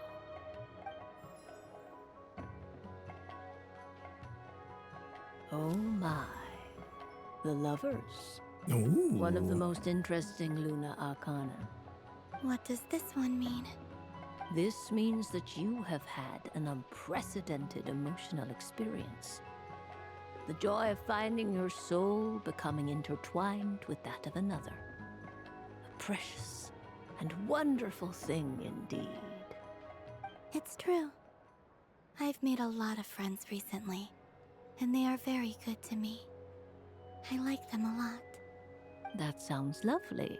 I am most delighted for you. The Lovers can also represent important decisions, perhaps related to a parting of ways. Now, if I were to guess... Yes. My return to the moon. I understand. Parting with friends is never easy, Columbina. But rest assured, this is not the end of your journey. There is always another story waiting to be told. The future always lies ahead. The future. Well now, it's finally time to flip this most mysterious of cards. Why did it appear? And what does it wish to tell you? I'm ready. Very well. Flip this card and see what lies on the other side. Oh. Miss Barbaloth? What is it? This card Death. is death. Bro, I was joking. I was joking. Doesn't sound very good. It depends on how we interpret it. It is true that it can represent an agonizing death, a complete and utter end, but at the same time, it can also represent rebirth. Do not forget that your destiny card is the moon. That lends your future many different potential meanings. If death spells the end, is it unavoidable? As I have said, divination can only display general trends. It is a rough guide, but it does not show predetermined outcomes. Allow me to summarize it for you. In the past, you may have lost your way, but now you have gained new connections and new strength. You now face an important decision, one that may bring about a great change in what is yet to be. This change might, in turn, be the end of all things, or their beginning. But remember, everything is subject to change because of the moon present in your destiny. You must see the truth clearly and face your innermost thoughts. The truth. My innermost thoughts. Thank you, Miss Barbeloth. Don't mention it. Some people dislike divinations, for fear of glimpsing an ending to their story that they wish was not so. But I can see that you're different. The result of this divination will not sway your decision. This is a rare quality, and one that diviners always hope to see in the seeker. We are here merely to guide, not to exert undue influence. I understand. Go then and illuminate your future, Miss Columbina. The moonlight that shines from you now is most captivating.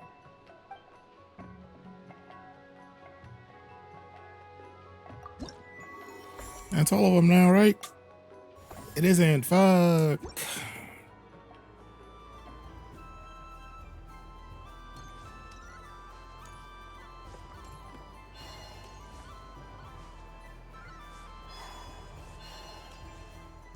There are so many attractions here. Since I rarely get out.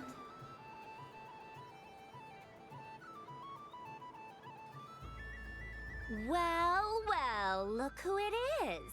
I heard someone went and disappeared on us the moment we let her out of our sight.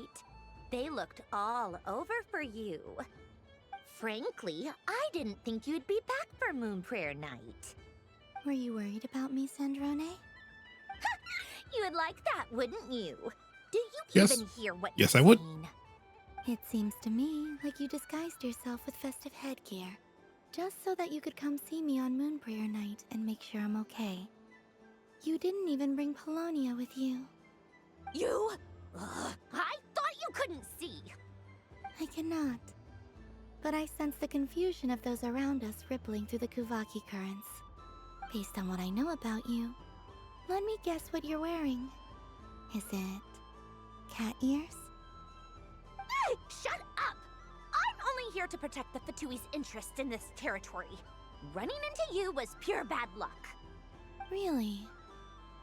But you were the one who asked Arlecchino to help everyone find my name. Columbina! Ugh! Just one more word, and I'll unscrew your vocal cords. It's Columbina hyposelenia now. Tell someone who cares. I've missed you, Sandrone. The whole time I was gone, I was thinking. I hope I get a chance to say some ugly words to you. Is that supposed to be a joke? Anyway, let's go play that game. What? You mean that frostfin whale? Yes. It's some kind of game where you get bitten if you step on the wrong tooth. Seems like fun. Who in their right mind would wanna... Because you're not a scaredy cat. Fine! You wanna play? Let's play. Don't complain when I kick your sorry butt. Lovely. You old geezer! I'm gonna beat the pants off you! Just you watch! I almost forgot. Sandrone? What is it now? You'd better not lose, or I'm going to beat your head in. What? Allow me to demonstrate since I'm feeling so nice. You just step on the teeth, like this.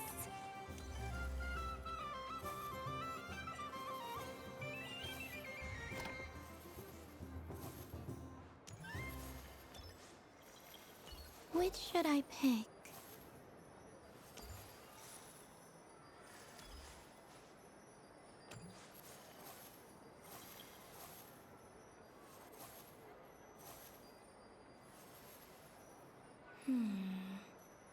I'm getting a bad feeling from this one.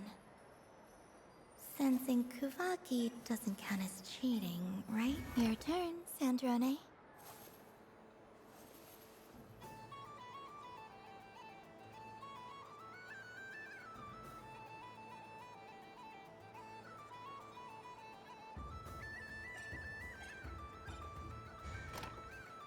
Don't come crying to me if you get bitten.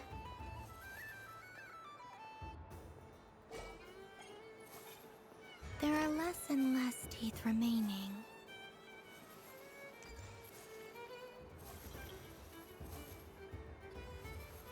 We got her. Huh? What's that noise?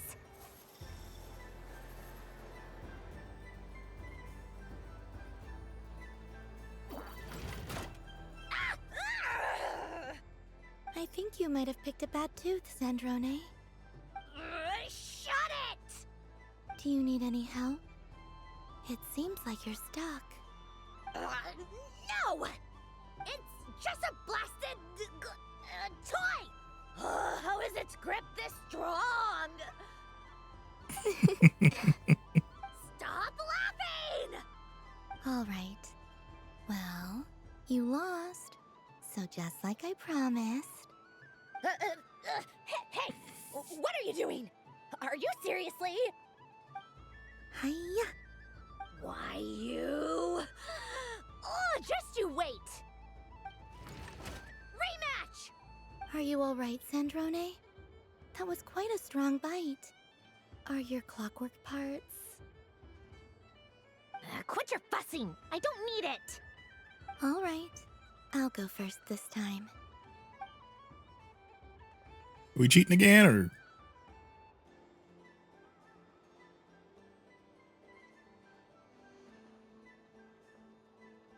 I see it now. She can sense which teeth are rigged. So I just need to avoid the same ones that she does.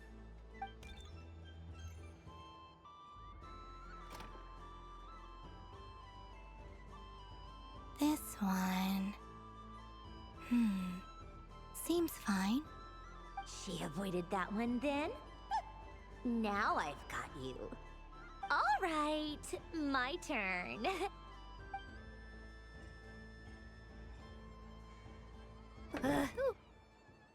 Oh.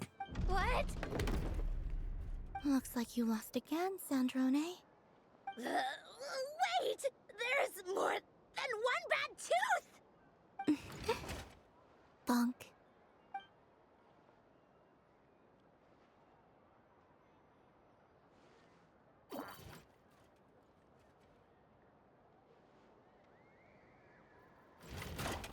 So I cheated the whole night. Stupid game! I cheated the whole night. Idiot came up with this! Are you all right, Sandrone? You said some nasty things just now. Oh, I'm peachy. Should I let you bonk me on the head as well? Ah, forget it! Come on, bonk away. It can be your consolation prize for losing so badly. I told you, forget it! Gah, you've always been so annoying. Singing right outside my door, inviting yourself to my tea parties, going AWOL. And now you're off to the moon or something. Of all my days with the Fatui, the times I spent with you, Arlecchino, and Rosaline, they were my favorite. I will not forget them. Just as I shall not forget this moment. We'll always be friends, no matter where we are, right? Who would want to be your...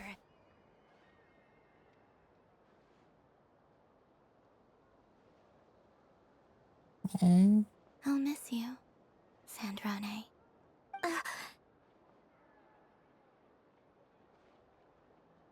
Is it weird? You feel like it's shaking, or is that just me? Like they were shaking, right? Goodbye, Sandrone.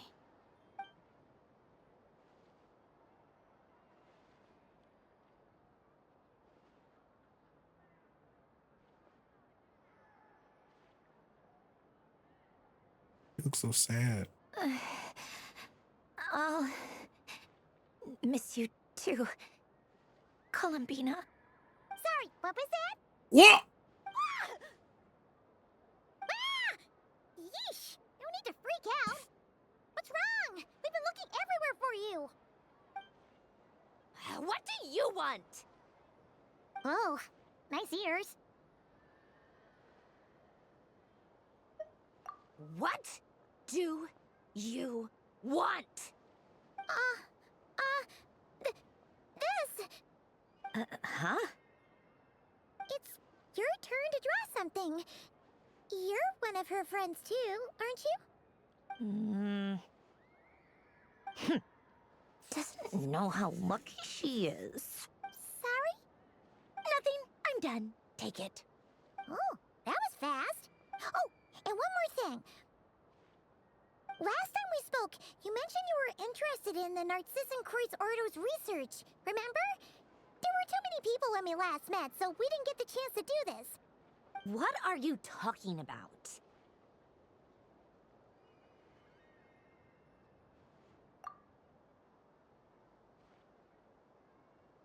This is... Oh. Alan, Renee, and Marianne. Huh. The Holy Blade. A savior's plaything. It's not about whether I approve or not. These people, they would sacrifice themselves for the sake of the world. Especially Alain Guillotin and Renee. That is something I would never choose to do. Still, I didn't know they had any pictures left from that time. If I'd have thought to bring a camera, I'd have... What? Yeah, of you being bitten by the frostfin whale and Columbina bonking you on the head. Oh my god. Oh my.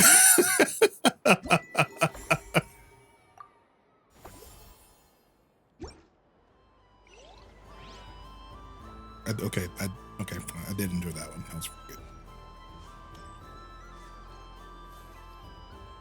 Moon Prayer Candy! Beautiful, tasty. It just feels like Moon these Prayer cutscenes are Candy. just Buy a extending whole box, share it with the your thing. friends and I mean, I did like family. the Sandra one. That was Candy? dope. To share? I wonder what flavors everyone would like. Welcome home, Moon Goddess. Fancy a box of Moon Prayer Candy? Sure. I knew you would. Now, what flavor would you like? I'm not sure. What flavors do you have? Is this for yourself or as a gift? A gift for my friends. Ah, I see. In that case, I'd recommend apple, lockaberry, or midsummerberry. Those are the most popular. Do you have nocturnal blossom flavor? Huh. I've seen couples give those as gifts before, but I did not know they were edible. No? Okay then. Moonfall silver? You did say this was for friends, right?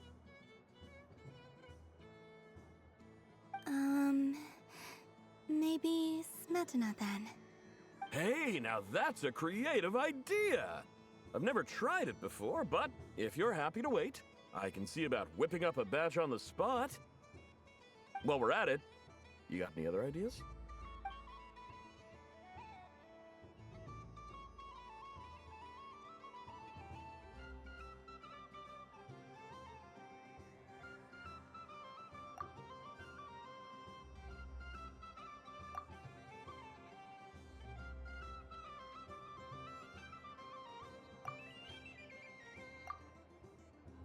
Here you go. Every flavor you asked for is in there.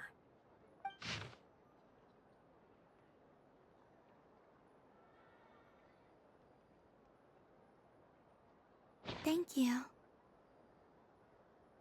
I should be the one thanking you! You brought me a whole bunch of new business. It's like a genuine blessing from the moon goddess. I hope you and your friends have a lovely night.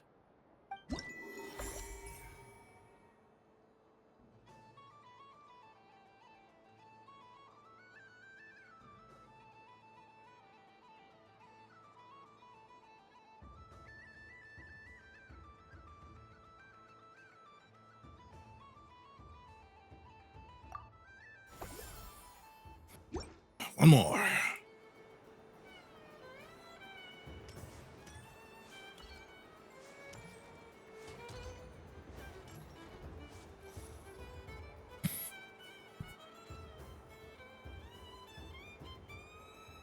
This doesn't make any sense. How am I losing every single time?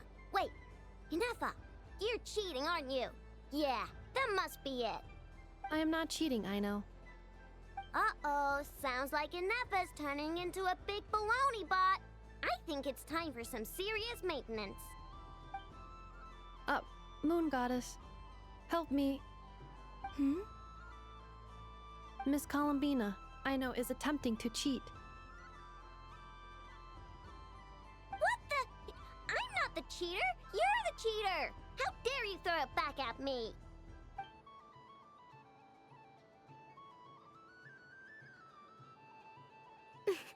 Alright, fine. Let's all laugh at I know.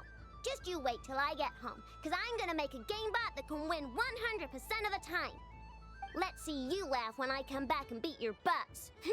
You'll all have your heads covered in stickers when I'm through with you. We came to check everything was okay after all that yelling, but,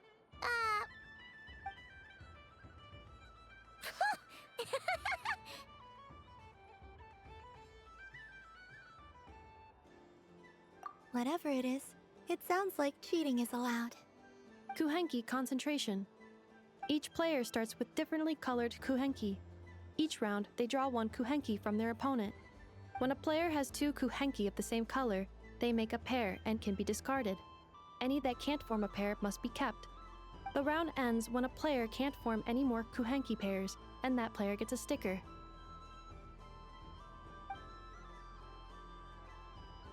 ooh, can 4 people play as well? That is fine, so long as the turn order is fixed beforehand. Alrighty then. In that case, the 2 of us will join as one team.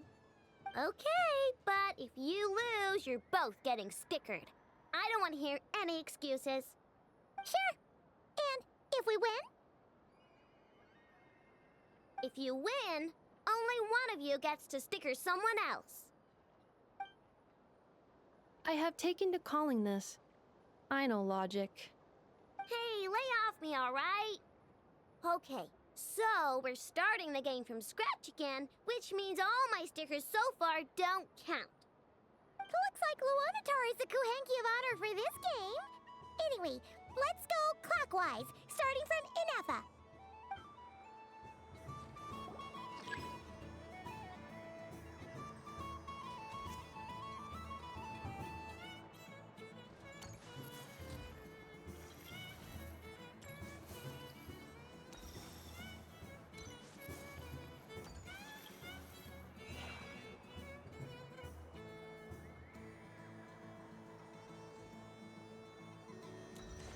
Nice! That's a pair!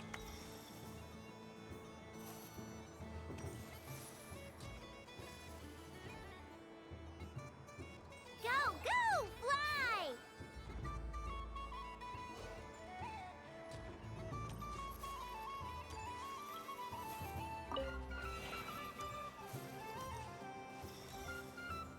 Go on.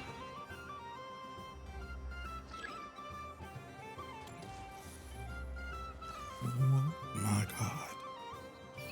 What the fuck are we I have a doing? pair. Why am I waiting turns? What is this? This is worse than the cutscene. Uh-oh! We gotta pick up the pace!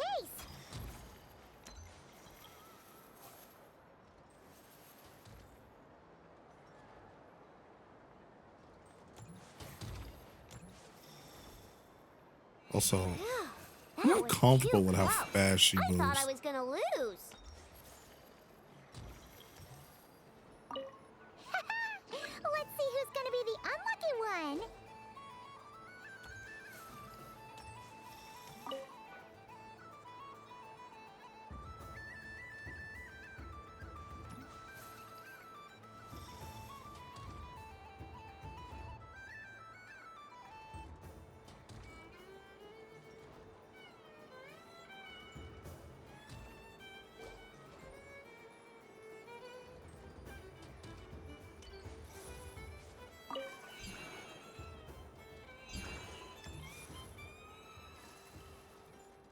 Is it over now?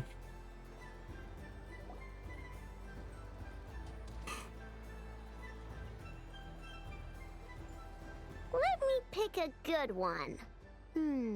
What's it gonna be? You're looking very pleased with yourself there. What happened to being a huge Grumposaurus? I won. Duh.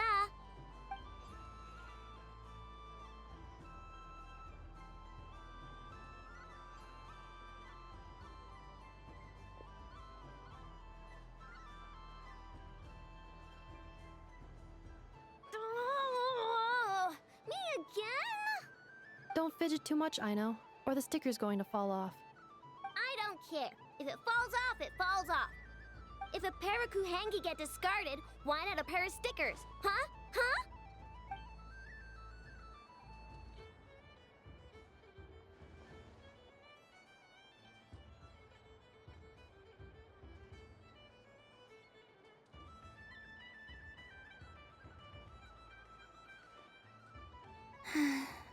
I've lost. Sticker, sticker, sticker!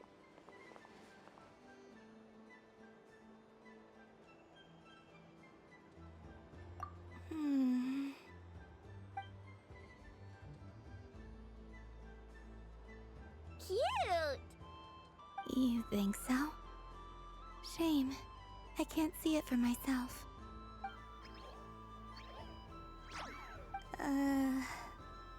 What did Lunar-Charged say? She said it looks so cute that she wants me to lose a few more rounds.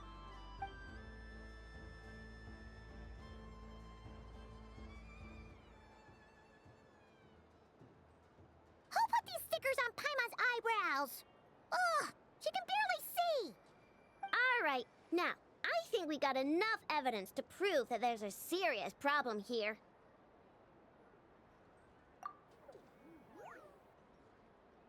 Yes, I agree as well. The culprit is... Ineffa! Culprit? What did I do? Quit acting dumb, Ineffa! You're not wriggling your way out of this one. I've been watching you. Not only did you remember whose side Lunar-Charged started at, but every time someone drew a Kuhenki, you were logging it and calculating every last possibility. Which Kuhenki pairs were gone, who had what color Kuhenki in their hand, even our facial expressions. You were keeping track of it the entire time. Exactly! What Aino said! Putting aside the fact that running calculations is not against the game rules, do you have any evidence to support your allegations? But that's not against the rules either. So she admits it. She certainly does. Alright, everyone grab a sticker. It's time to get Ineffa back. But... Take that!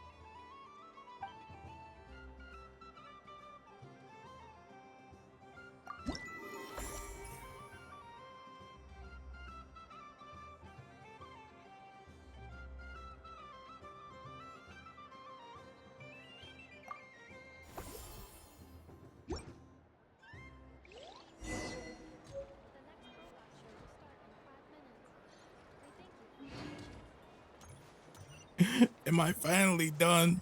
Is it over?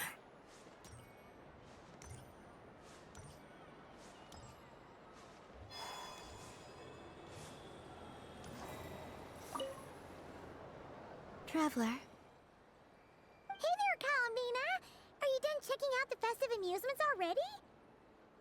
Are you sure you don't want to look around some more?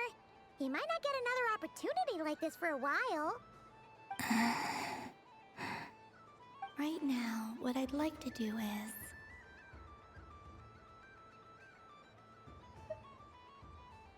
Thank you. But I think I've had enough fun for one night. I've made plenty of precious memories. Really? You're sure you don't want to have a little more fun out there? Final answer! Yes, I am sure.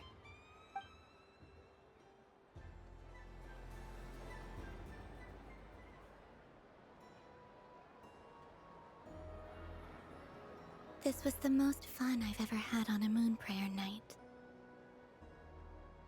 Everywhere I went, people were saying, "Welcome home," and there were friends at every turn.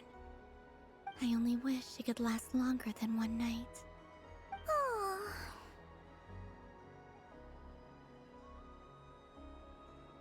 Yes, you're right. The moon prayer blossoms. Ooh, look! Look! Moon prayer night has come.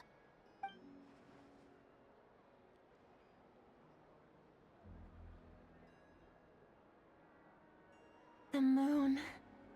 It's so beautiful. Is this when she leaves? Happy moon prayer night, dear. Happy moon prayer night.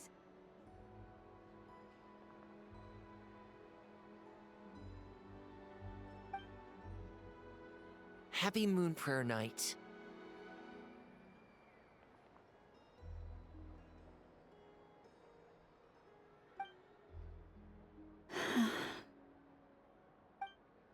Aww. Huh.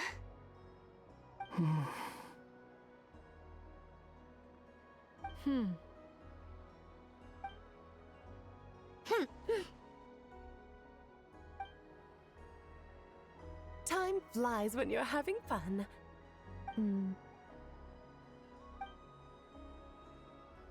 Oh. Looks like the time has come. Columbina. You're heading off then? Yes, to the ruins you mentioned, and from there, back home to the moon. Wait! I know? At least... Take one of our craft shop's Crumb-Cookies up to the moon with you. You know, for a snack. Sure, why not? The Curatorium of Secrets believes in proper farewells. No story should be left without a satisfactory endnote. Never. Farewells are an important affair for the Ratniki, too. We never know when we might meet again. Haha! And here I thought grand farewells wouldn't suit tonight's mood. But I suppose friendly passion is not to be stopped, eh? We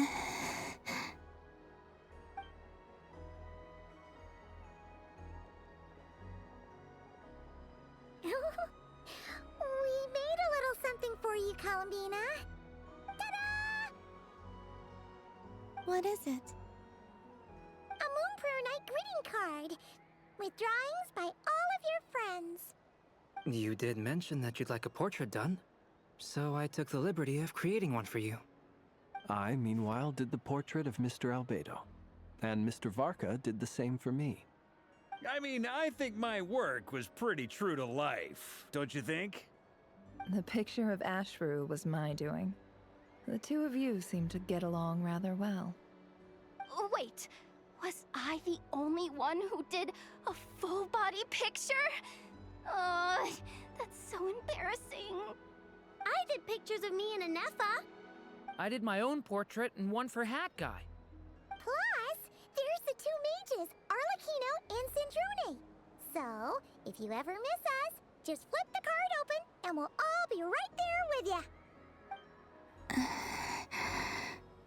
I don't know what to say. Thank you so much, everyone. This whole moon prayer night was more than I could have ever asked for. It is the greatest gift I have ever received. Lama, I figured it out. Figured what out? Remember how the Frost Moon Scions used to use milk as invisible ink to write hidden messages? That was a very long time ago. Oh, are you saying? Yes.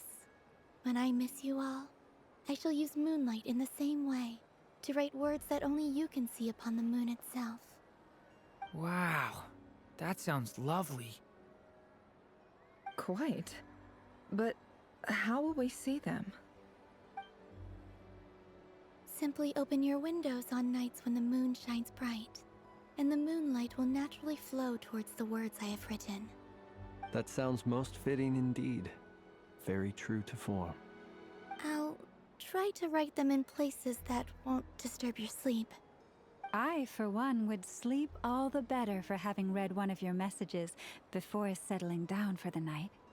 Exactly! So don't worry about disturbing anyone's sleep. Just promise you'll write to let us know you're okay, alright? Alright. I promise.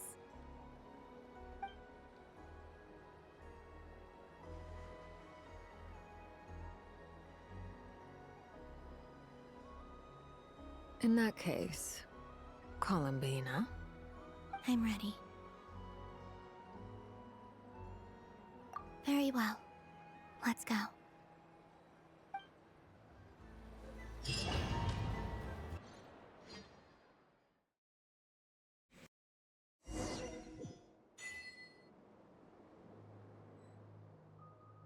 What? In just a few moments, I will be gone. I still don't know what to expect on the moon. Will I really be able to send messages to my friends? The Kuhenki, the animals of Nod-Krai. I'll never get to see them again. I wonder where I'll be when the next moon prayer night comes.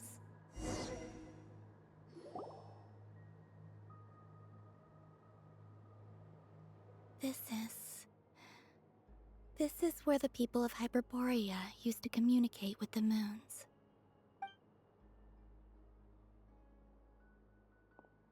Eternal moon, frost moon, iridescent moon. When the power of all three converge, the gate to the moons shall open. Moon marrow preparations are complete. Only the final step remains. I'm sure Nasha Town is livelier than ever at this moment. Yeah. It's a shame you couldn't be there for it, but it's now or never, right? It's fine. I'm more than happy with this. My last piece of luggage. My only piece of luggage.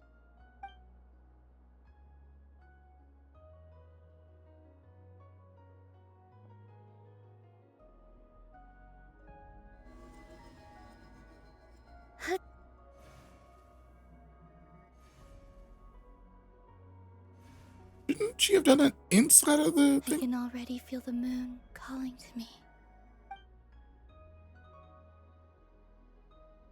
Oh, I guess she probably has to go to the bath there.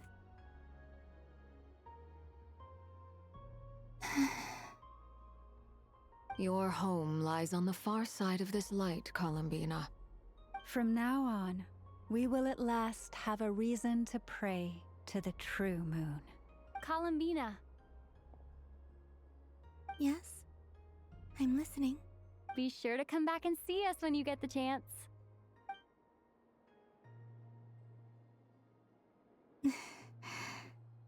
Of course. But if that chance doesn't come, then remember that you have friends on this planet. People who will miss Columbina. Yes, I will. Thank you for everything you've done for me. And remember, come night or day, the moonlight shall always connect us. Well then, farewell, my friends.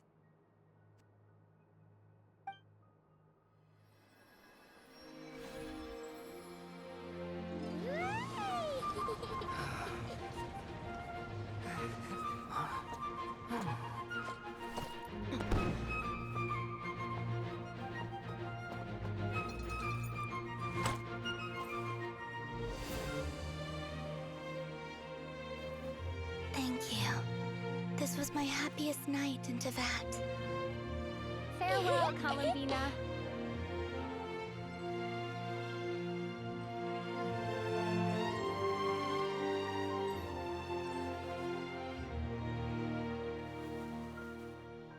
There's no way she's just gonna leave, right? Oh.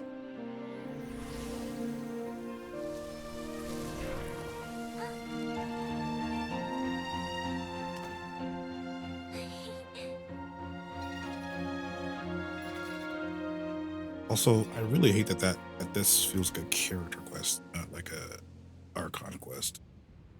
The moon really is closer than ever tonight. Dottore.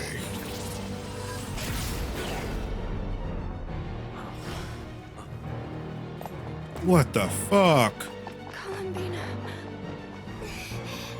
All 3 moons in one place. Time for one final experiment. Reason, life, death, time, and space. They all believed I would fail. This fucker just showed up? What? But Tevat's primordial power never did belong to the throne of heaven. And now, they are mine.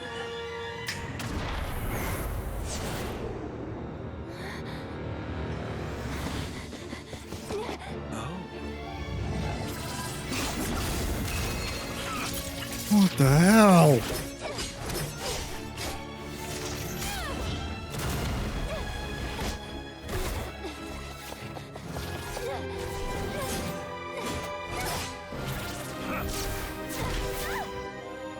No, as long as I'm here. The Doctor is free to wield the 3 moons' power.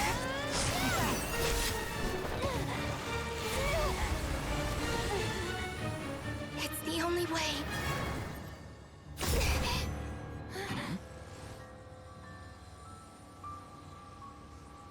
I guess I won't be going home today. Columbina! No!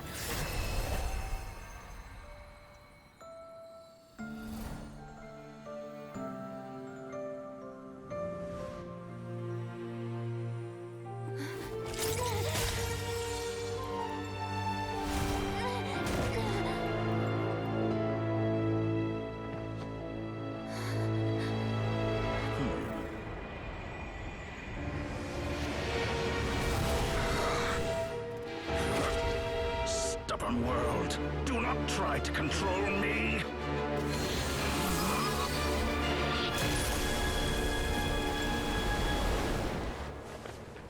Columbina.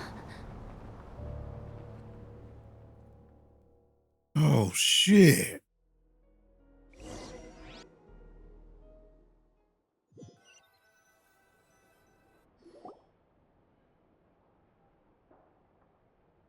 Well, she didn't go home. I mean, that's the thing that happened.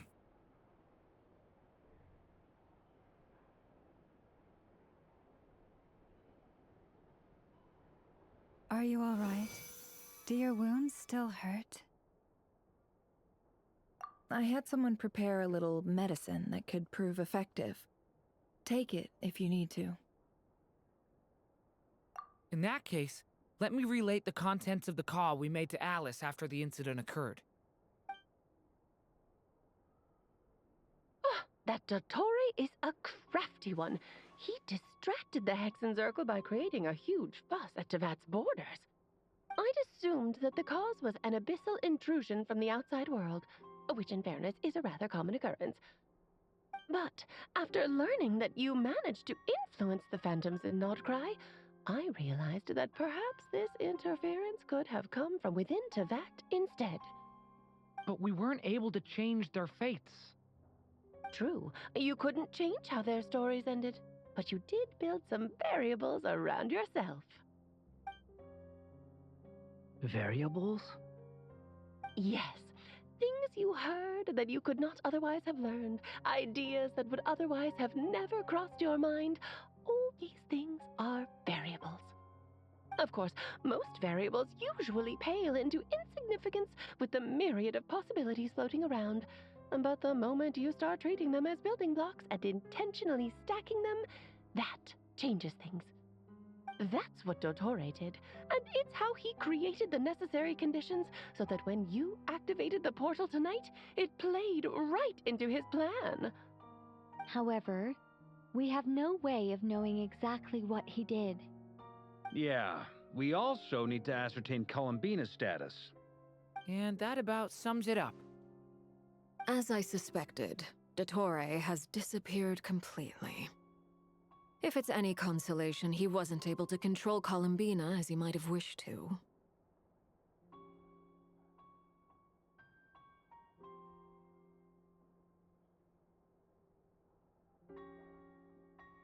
Oh no!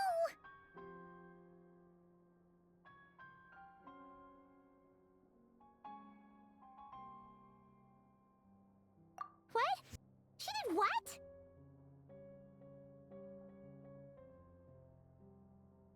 All we saw was Dottore appeared and used some kind of power. The next thing we knew, he and Columbina were gone and you were falling into the sea.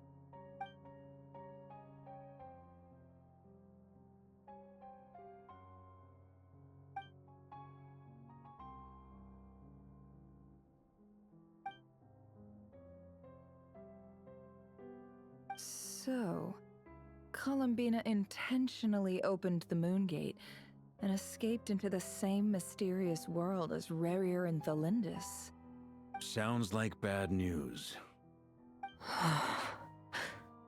Now, that means that we open it to get her out. Rear might come back. That would be good. Seen in that way, the Trilunar Syzygy and Revere's emergence, Dottore might have been pulling the strings in both cases. According to Miss Alice, he is attempting to transcend his destiny and finish an experiment that only a god might complete. An utter lunatic. Wait a sec. Where's Hat Guy? Seems like he'd want to be here for this.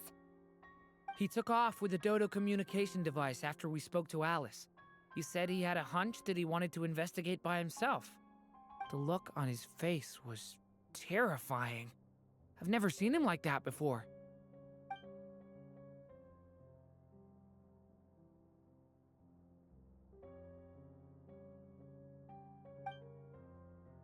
I'm back. Hat Guy! I went to look for the Hyperborean phantoms again. I think I've gotten to the bottom of it. I got them to talk to Nicole on the other end of the communications line. Turns out, the history they describe is different from how Nicole remembers it. Really? But how? Surely Nicole can't have been wrong. Because the phantoms are the ones who were deceived. They speak of a savior who appeared in their history. One who never should have existed. This savior promised to create a new moon within the false sky, and even bring back their moon goddesses. Oh no. Foolishly, they believed in him, and told him everything he wanted to know about the moons. It's obvious that this was Dottore's doing. Now you mention it, the first time we entered the Hyperborean ruins, we heard the phantoms discussing their history, and I remember Nicole commenting that something sounded a little strange. But Dottore shouldn't have been able to get in there in the first place. He didn't. Nicole said that this was an anomalous state triggered by disruptions in the causal connections between phantoms from the same era. The variables that Dottore put in place were substantial enough that they even affected phantoms that he never met. So it's not that their memories were unclear. They'd been tampered with. That's exactly the possibility Dottore was trying to manufacture. He turned these variables into knowledge and engineered the situation so all that knowledge would fall into his hands. Then, he harnessed that knowledge on Moon Prayer Night to truly create a false moon. How is that even possible? To be precise, he exploited a weakness in the way the spell works. The spell senses Kuvaki to detect the moon's location. So, as long as the false moon more strongly resembled the moon than the frost moon beyond the skies, the gate would teleport Columbina to the false moon's location. In other words, to Dottore's side. Once he had her under control, the teleportation spell remained active, and he manipulated her power to seize both moon marrows. At that moment, the moon marrows disappeared right before our eyes. It was already too late, even as we were leaving the ruins.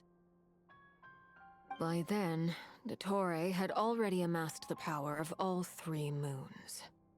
So, where does that leave us? What do we do now? I'd certainly like to know what Her Majesty thinks, now that the concerns I expressed to her have come to pass. But we cannot simply sit and wait for her to decide the matter. And in any case, it is not the Fatui Harbinger Damselette who sees us as her friends, but rather Columbina Hyposelenia. If, even in such extreme circumstances, Her Majesty will not lift the prohibition on Harbingers drawing steel against one another, then I will do as my heart demands. I will fight as Peruware instead. Oh, Arlecchino! Time is short, so I'll make the first move.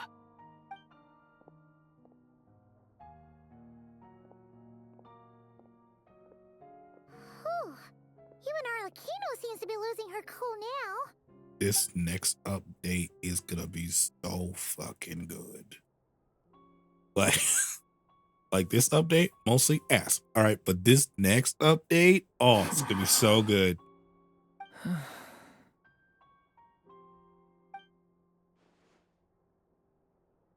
All right. Lose those dejected looks for a moment and let me get a word in. It looks bad, I won't lie. Very bad, in fact. So Dottore's pulled some real dirty tricks to gain the upper hand. For now. And yeah, it's to the point where even the mages say that his variables have affected destiny. I'm not so sure, though. Many have told me that Tevat's destiny is fixed, and that does appear to be the case. Well, what makes Dottore so sure he'll be the exception? And since he was able to stack these variables up, who's to say we can't do the same? You of all people should not be discouraged, traveler from afar. This isn't over yet.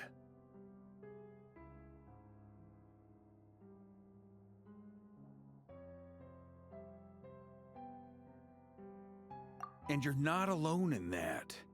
Everyone here does, whether they've spoken thus far or not. But none of us are the type to sit back and wait for the sun to shine again. It's exactly how a knight should roll. If they knock you down, you get back up and get back in it. Don't forget, Honorary Knight, you're a legitimate member of Mondstadt too. Mark is right. This is far from over. Dottore's already way overdue a butt-kicking given his past shenanigans. And after this, he's earned himself a double dose. That's what I'm talking about. How's everyone else feeling? I'll use Kuvaki to investigate Columbina's whereabouts. I am not ready to give up either.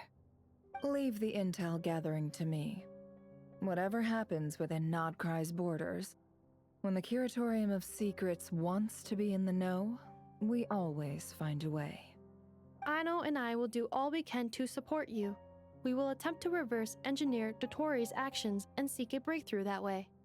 Alice and Nicole are busy dealing with an emergency at Tevat's borders, so they can't return just yet. But they're both very angry about this. They've asked Albedo and me to act on the Hexen Circle's behalf and do everything in our power to fight back against Dottore. Are you ready then? We're going to have to conduct a lot of research, even in the early stages. I'll do my best. As for me, I'm pretty familiar with Dottore's way of doing things, so I can try to predict his next move.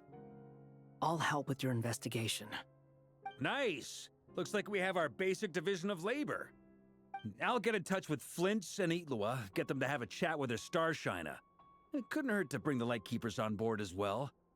At the same time, I'll pass on instructions to the Knights present in Nod-Krai to assist the Lightkeepers and other organizations in ensuring the safety of those living here.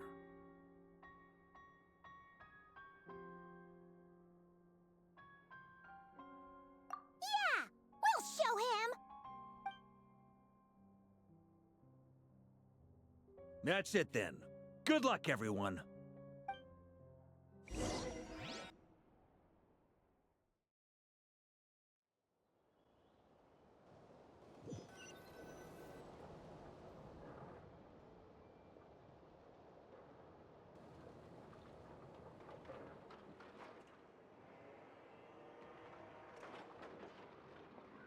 I never thought that Columbina would become my real name.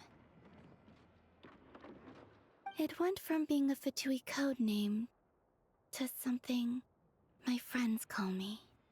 And remember, come night or day, the moonlight shall always connect us.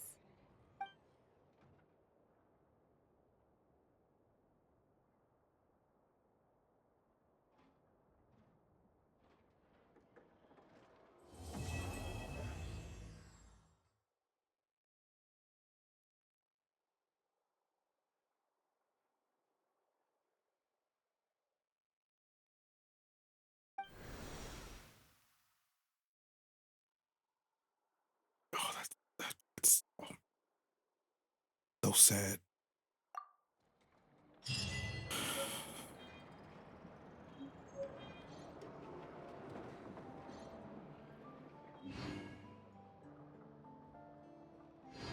Osmanthus wine tastes the same as...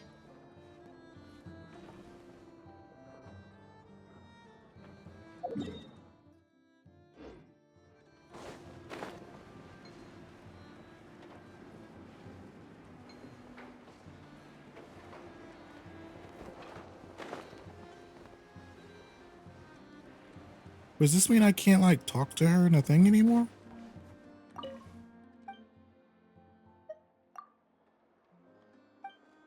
Like, can I not? You just like fucking gone?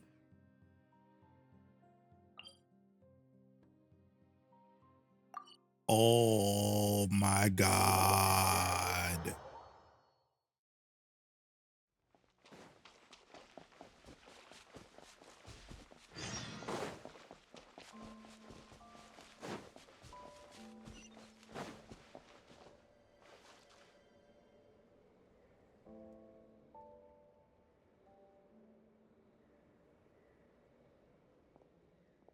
Could Columbina really?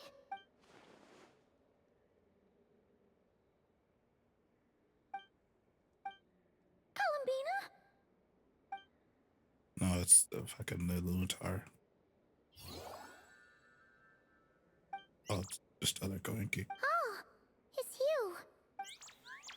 Are you also waiting for Columbina to come back? There he is, Lunar-Charged. So, you too. Hey, come on, don't be so sad. Keep your chin up. If everyone was sad, that'd be like... Oh, Paimon doesn't want to think about it.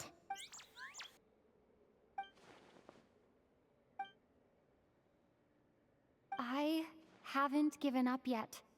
Columbina, all of her friends, none of them would ever just give up like this. Give us a little more time. I can't promise anything, but I'll do everything I can.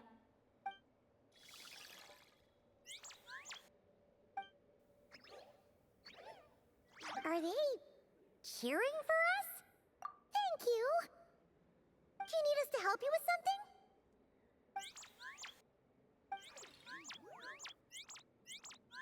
This Koenki. Paimon thinks she looks a little flustered. Why don't you play something? If they hear a familiar melody, maybe they'll calm down a little bit.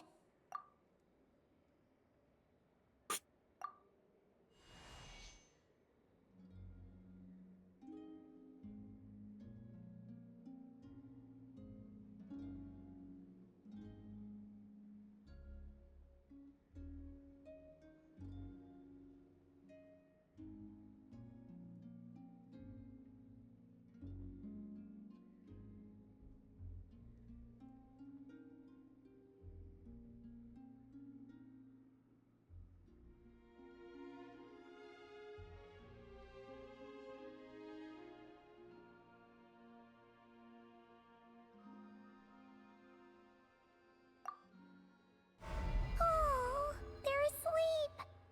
Looks like they haven't had a good rest in a long time. Shh, let's leave.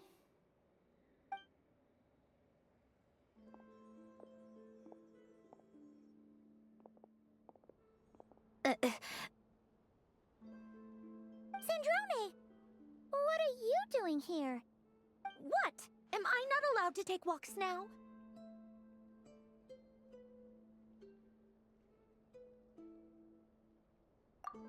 Thought as much. No such thing as a free miracle, you know. Hey, which way are you headed? Paimon means we don't see much of each other. Maybe we could join you for a bit. Let's not. I'm not in a good mood today, and don't have anything nice to say. Besides, comfort is the last thing this place needs.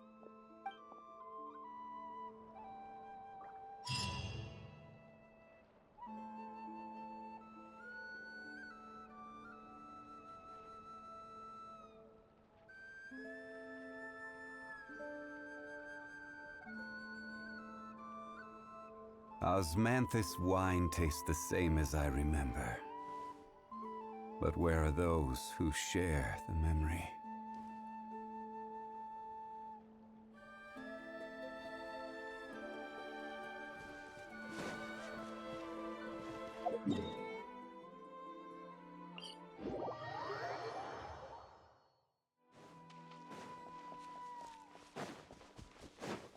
So,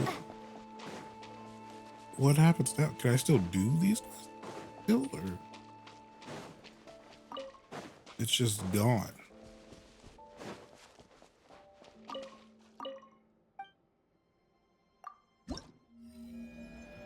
It's just fucking gone.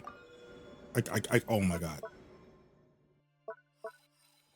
Because I was 4 weeks behind, I can't do anything until she comes back. Can't get her wings until she comes back.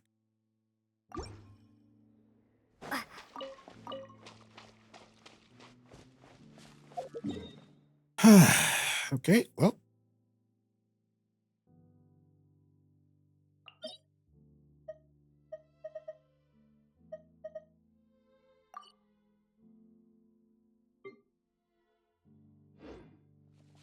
Isn't there like a... I mean, I did want to run this. Yeah, I did want to run that real quick. I'll probably do that.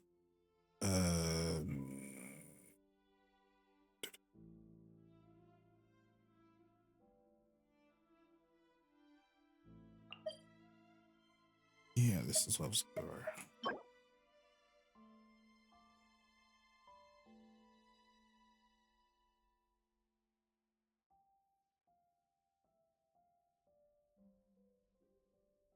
This would be kind of nice to have. Yeah.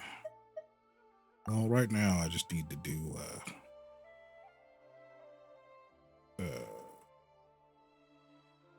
called whatever this stuff is.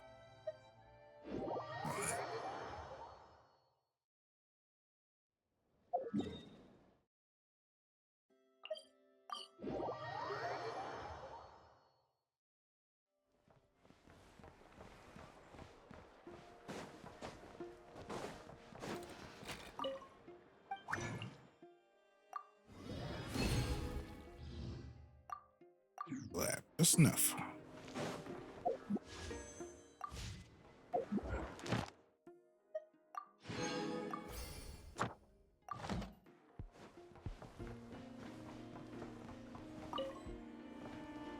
Add Astro. Thank you for complete.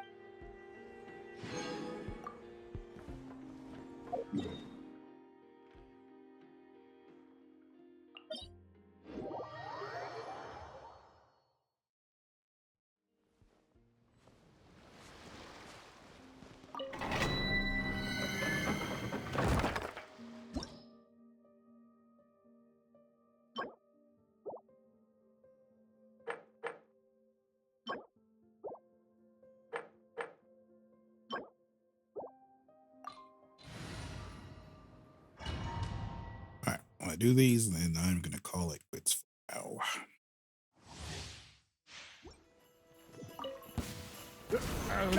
Full throttle! Let's play! Time for takeoff. I will have order. Stabilize.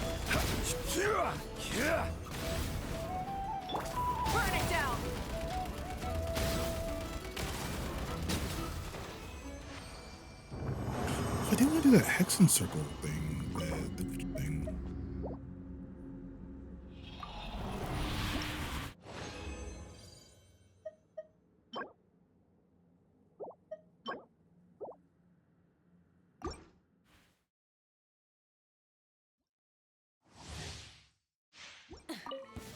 Light up the blazing sun!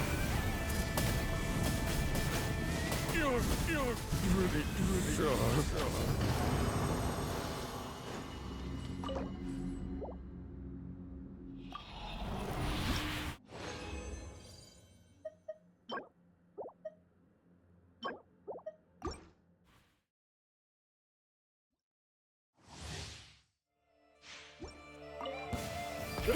Rev the engine! Who's that? Quake! Here we go!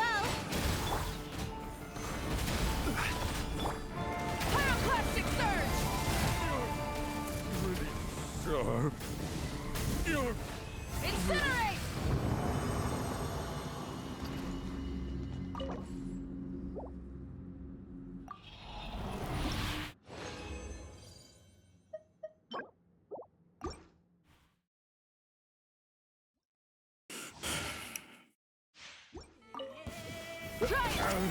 Brace yourself. Think you can get away? How rude. Order guide you.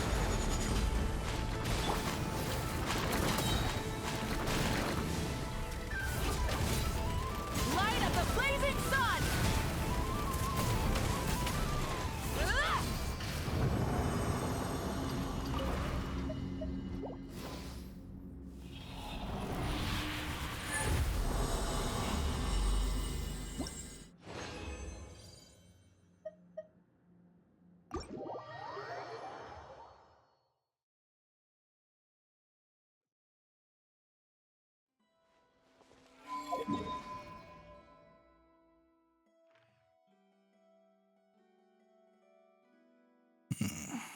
Oh, I guess I could try this. Is this like a thing or? Oh, let me see.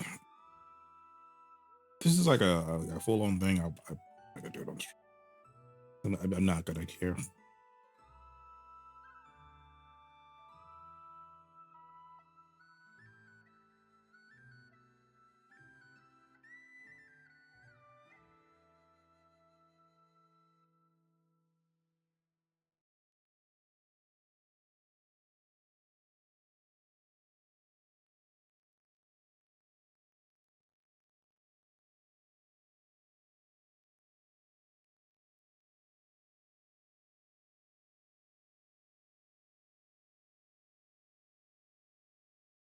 Yeah, it's like a 10-minute quest. Yeah.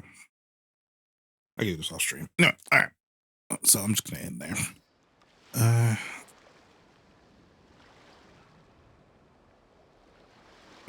soon as I find my mouse. All right.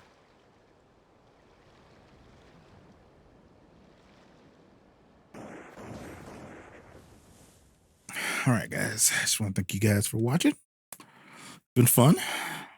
Got another Genshin update done. And see you guys later.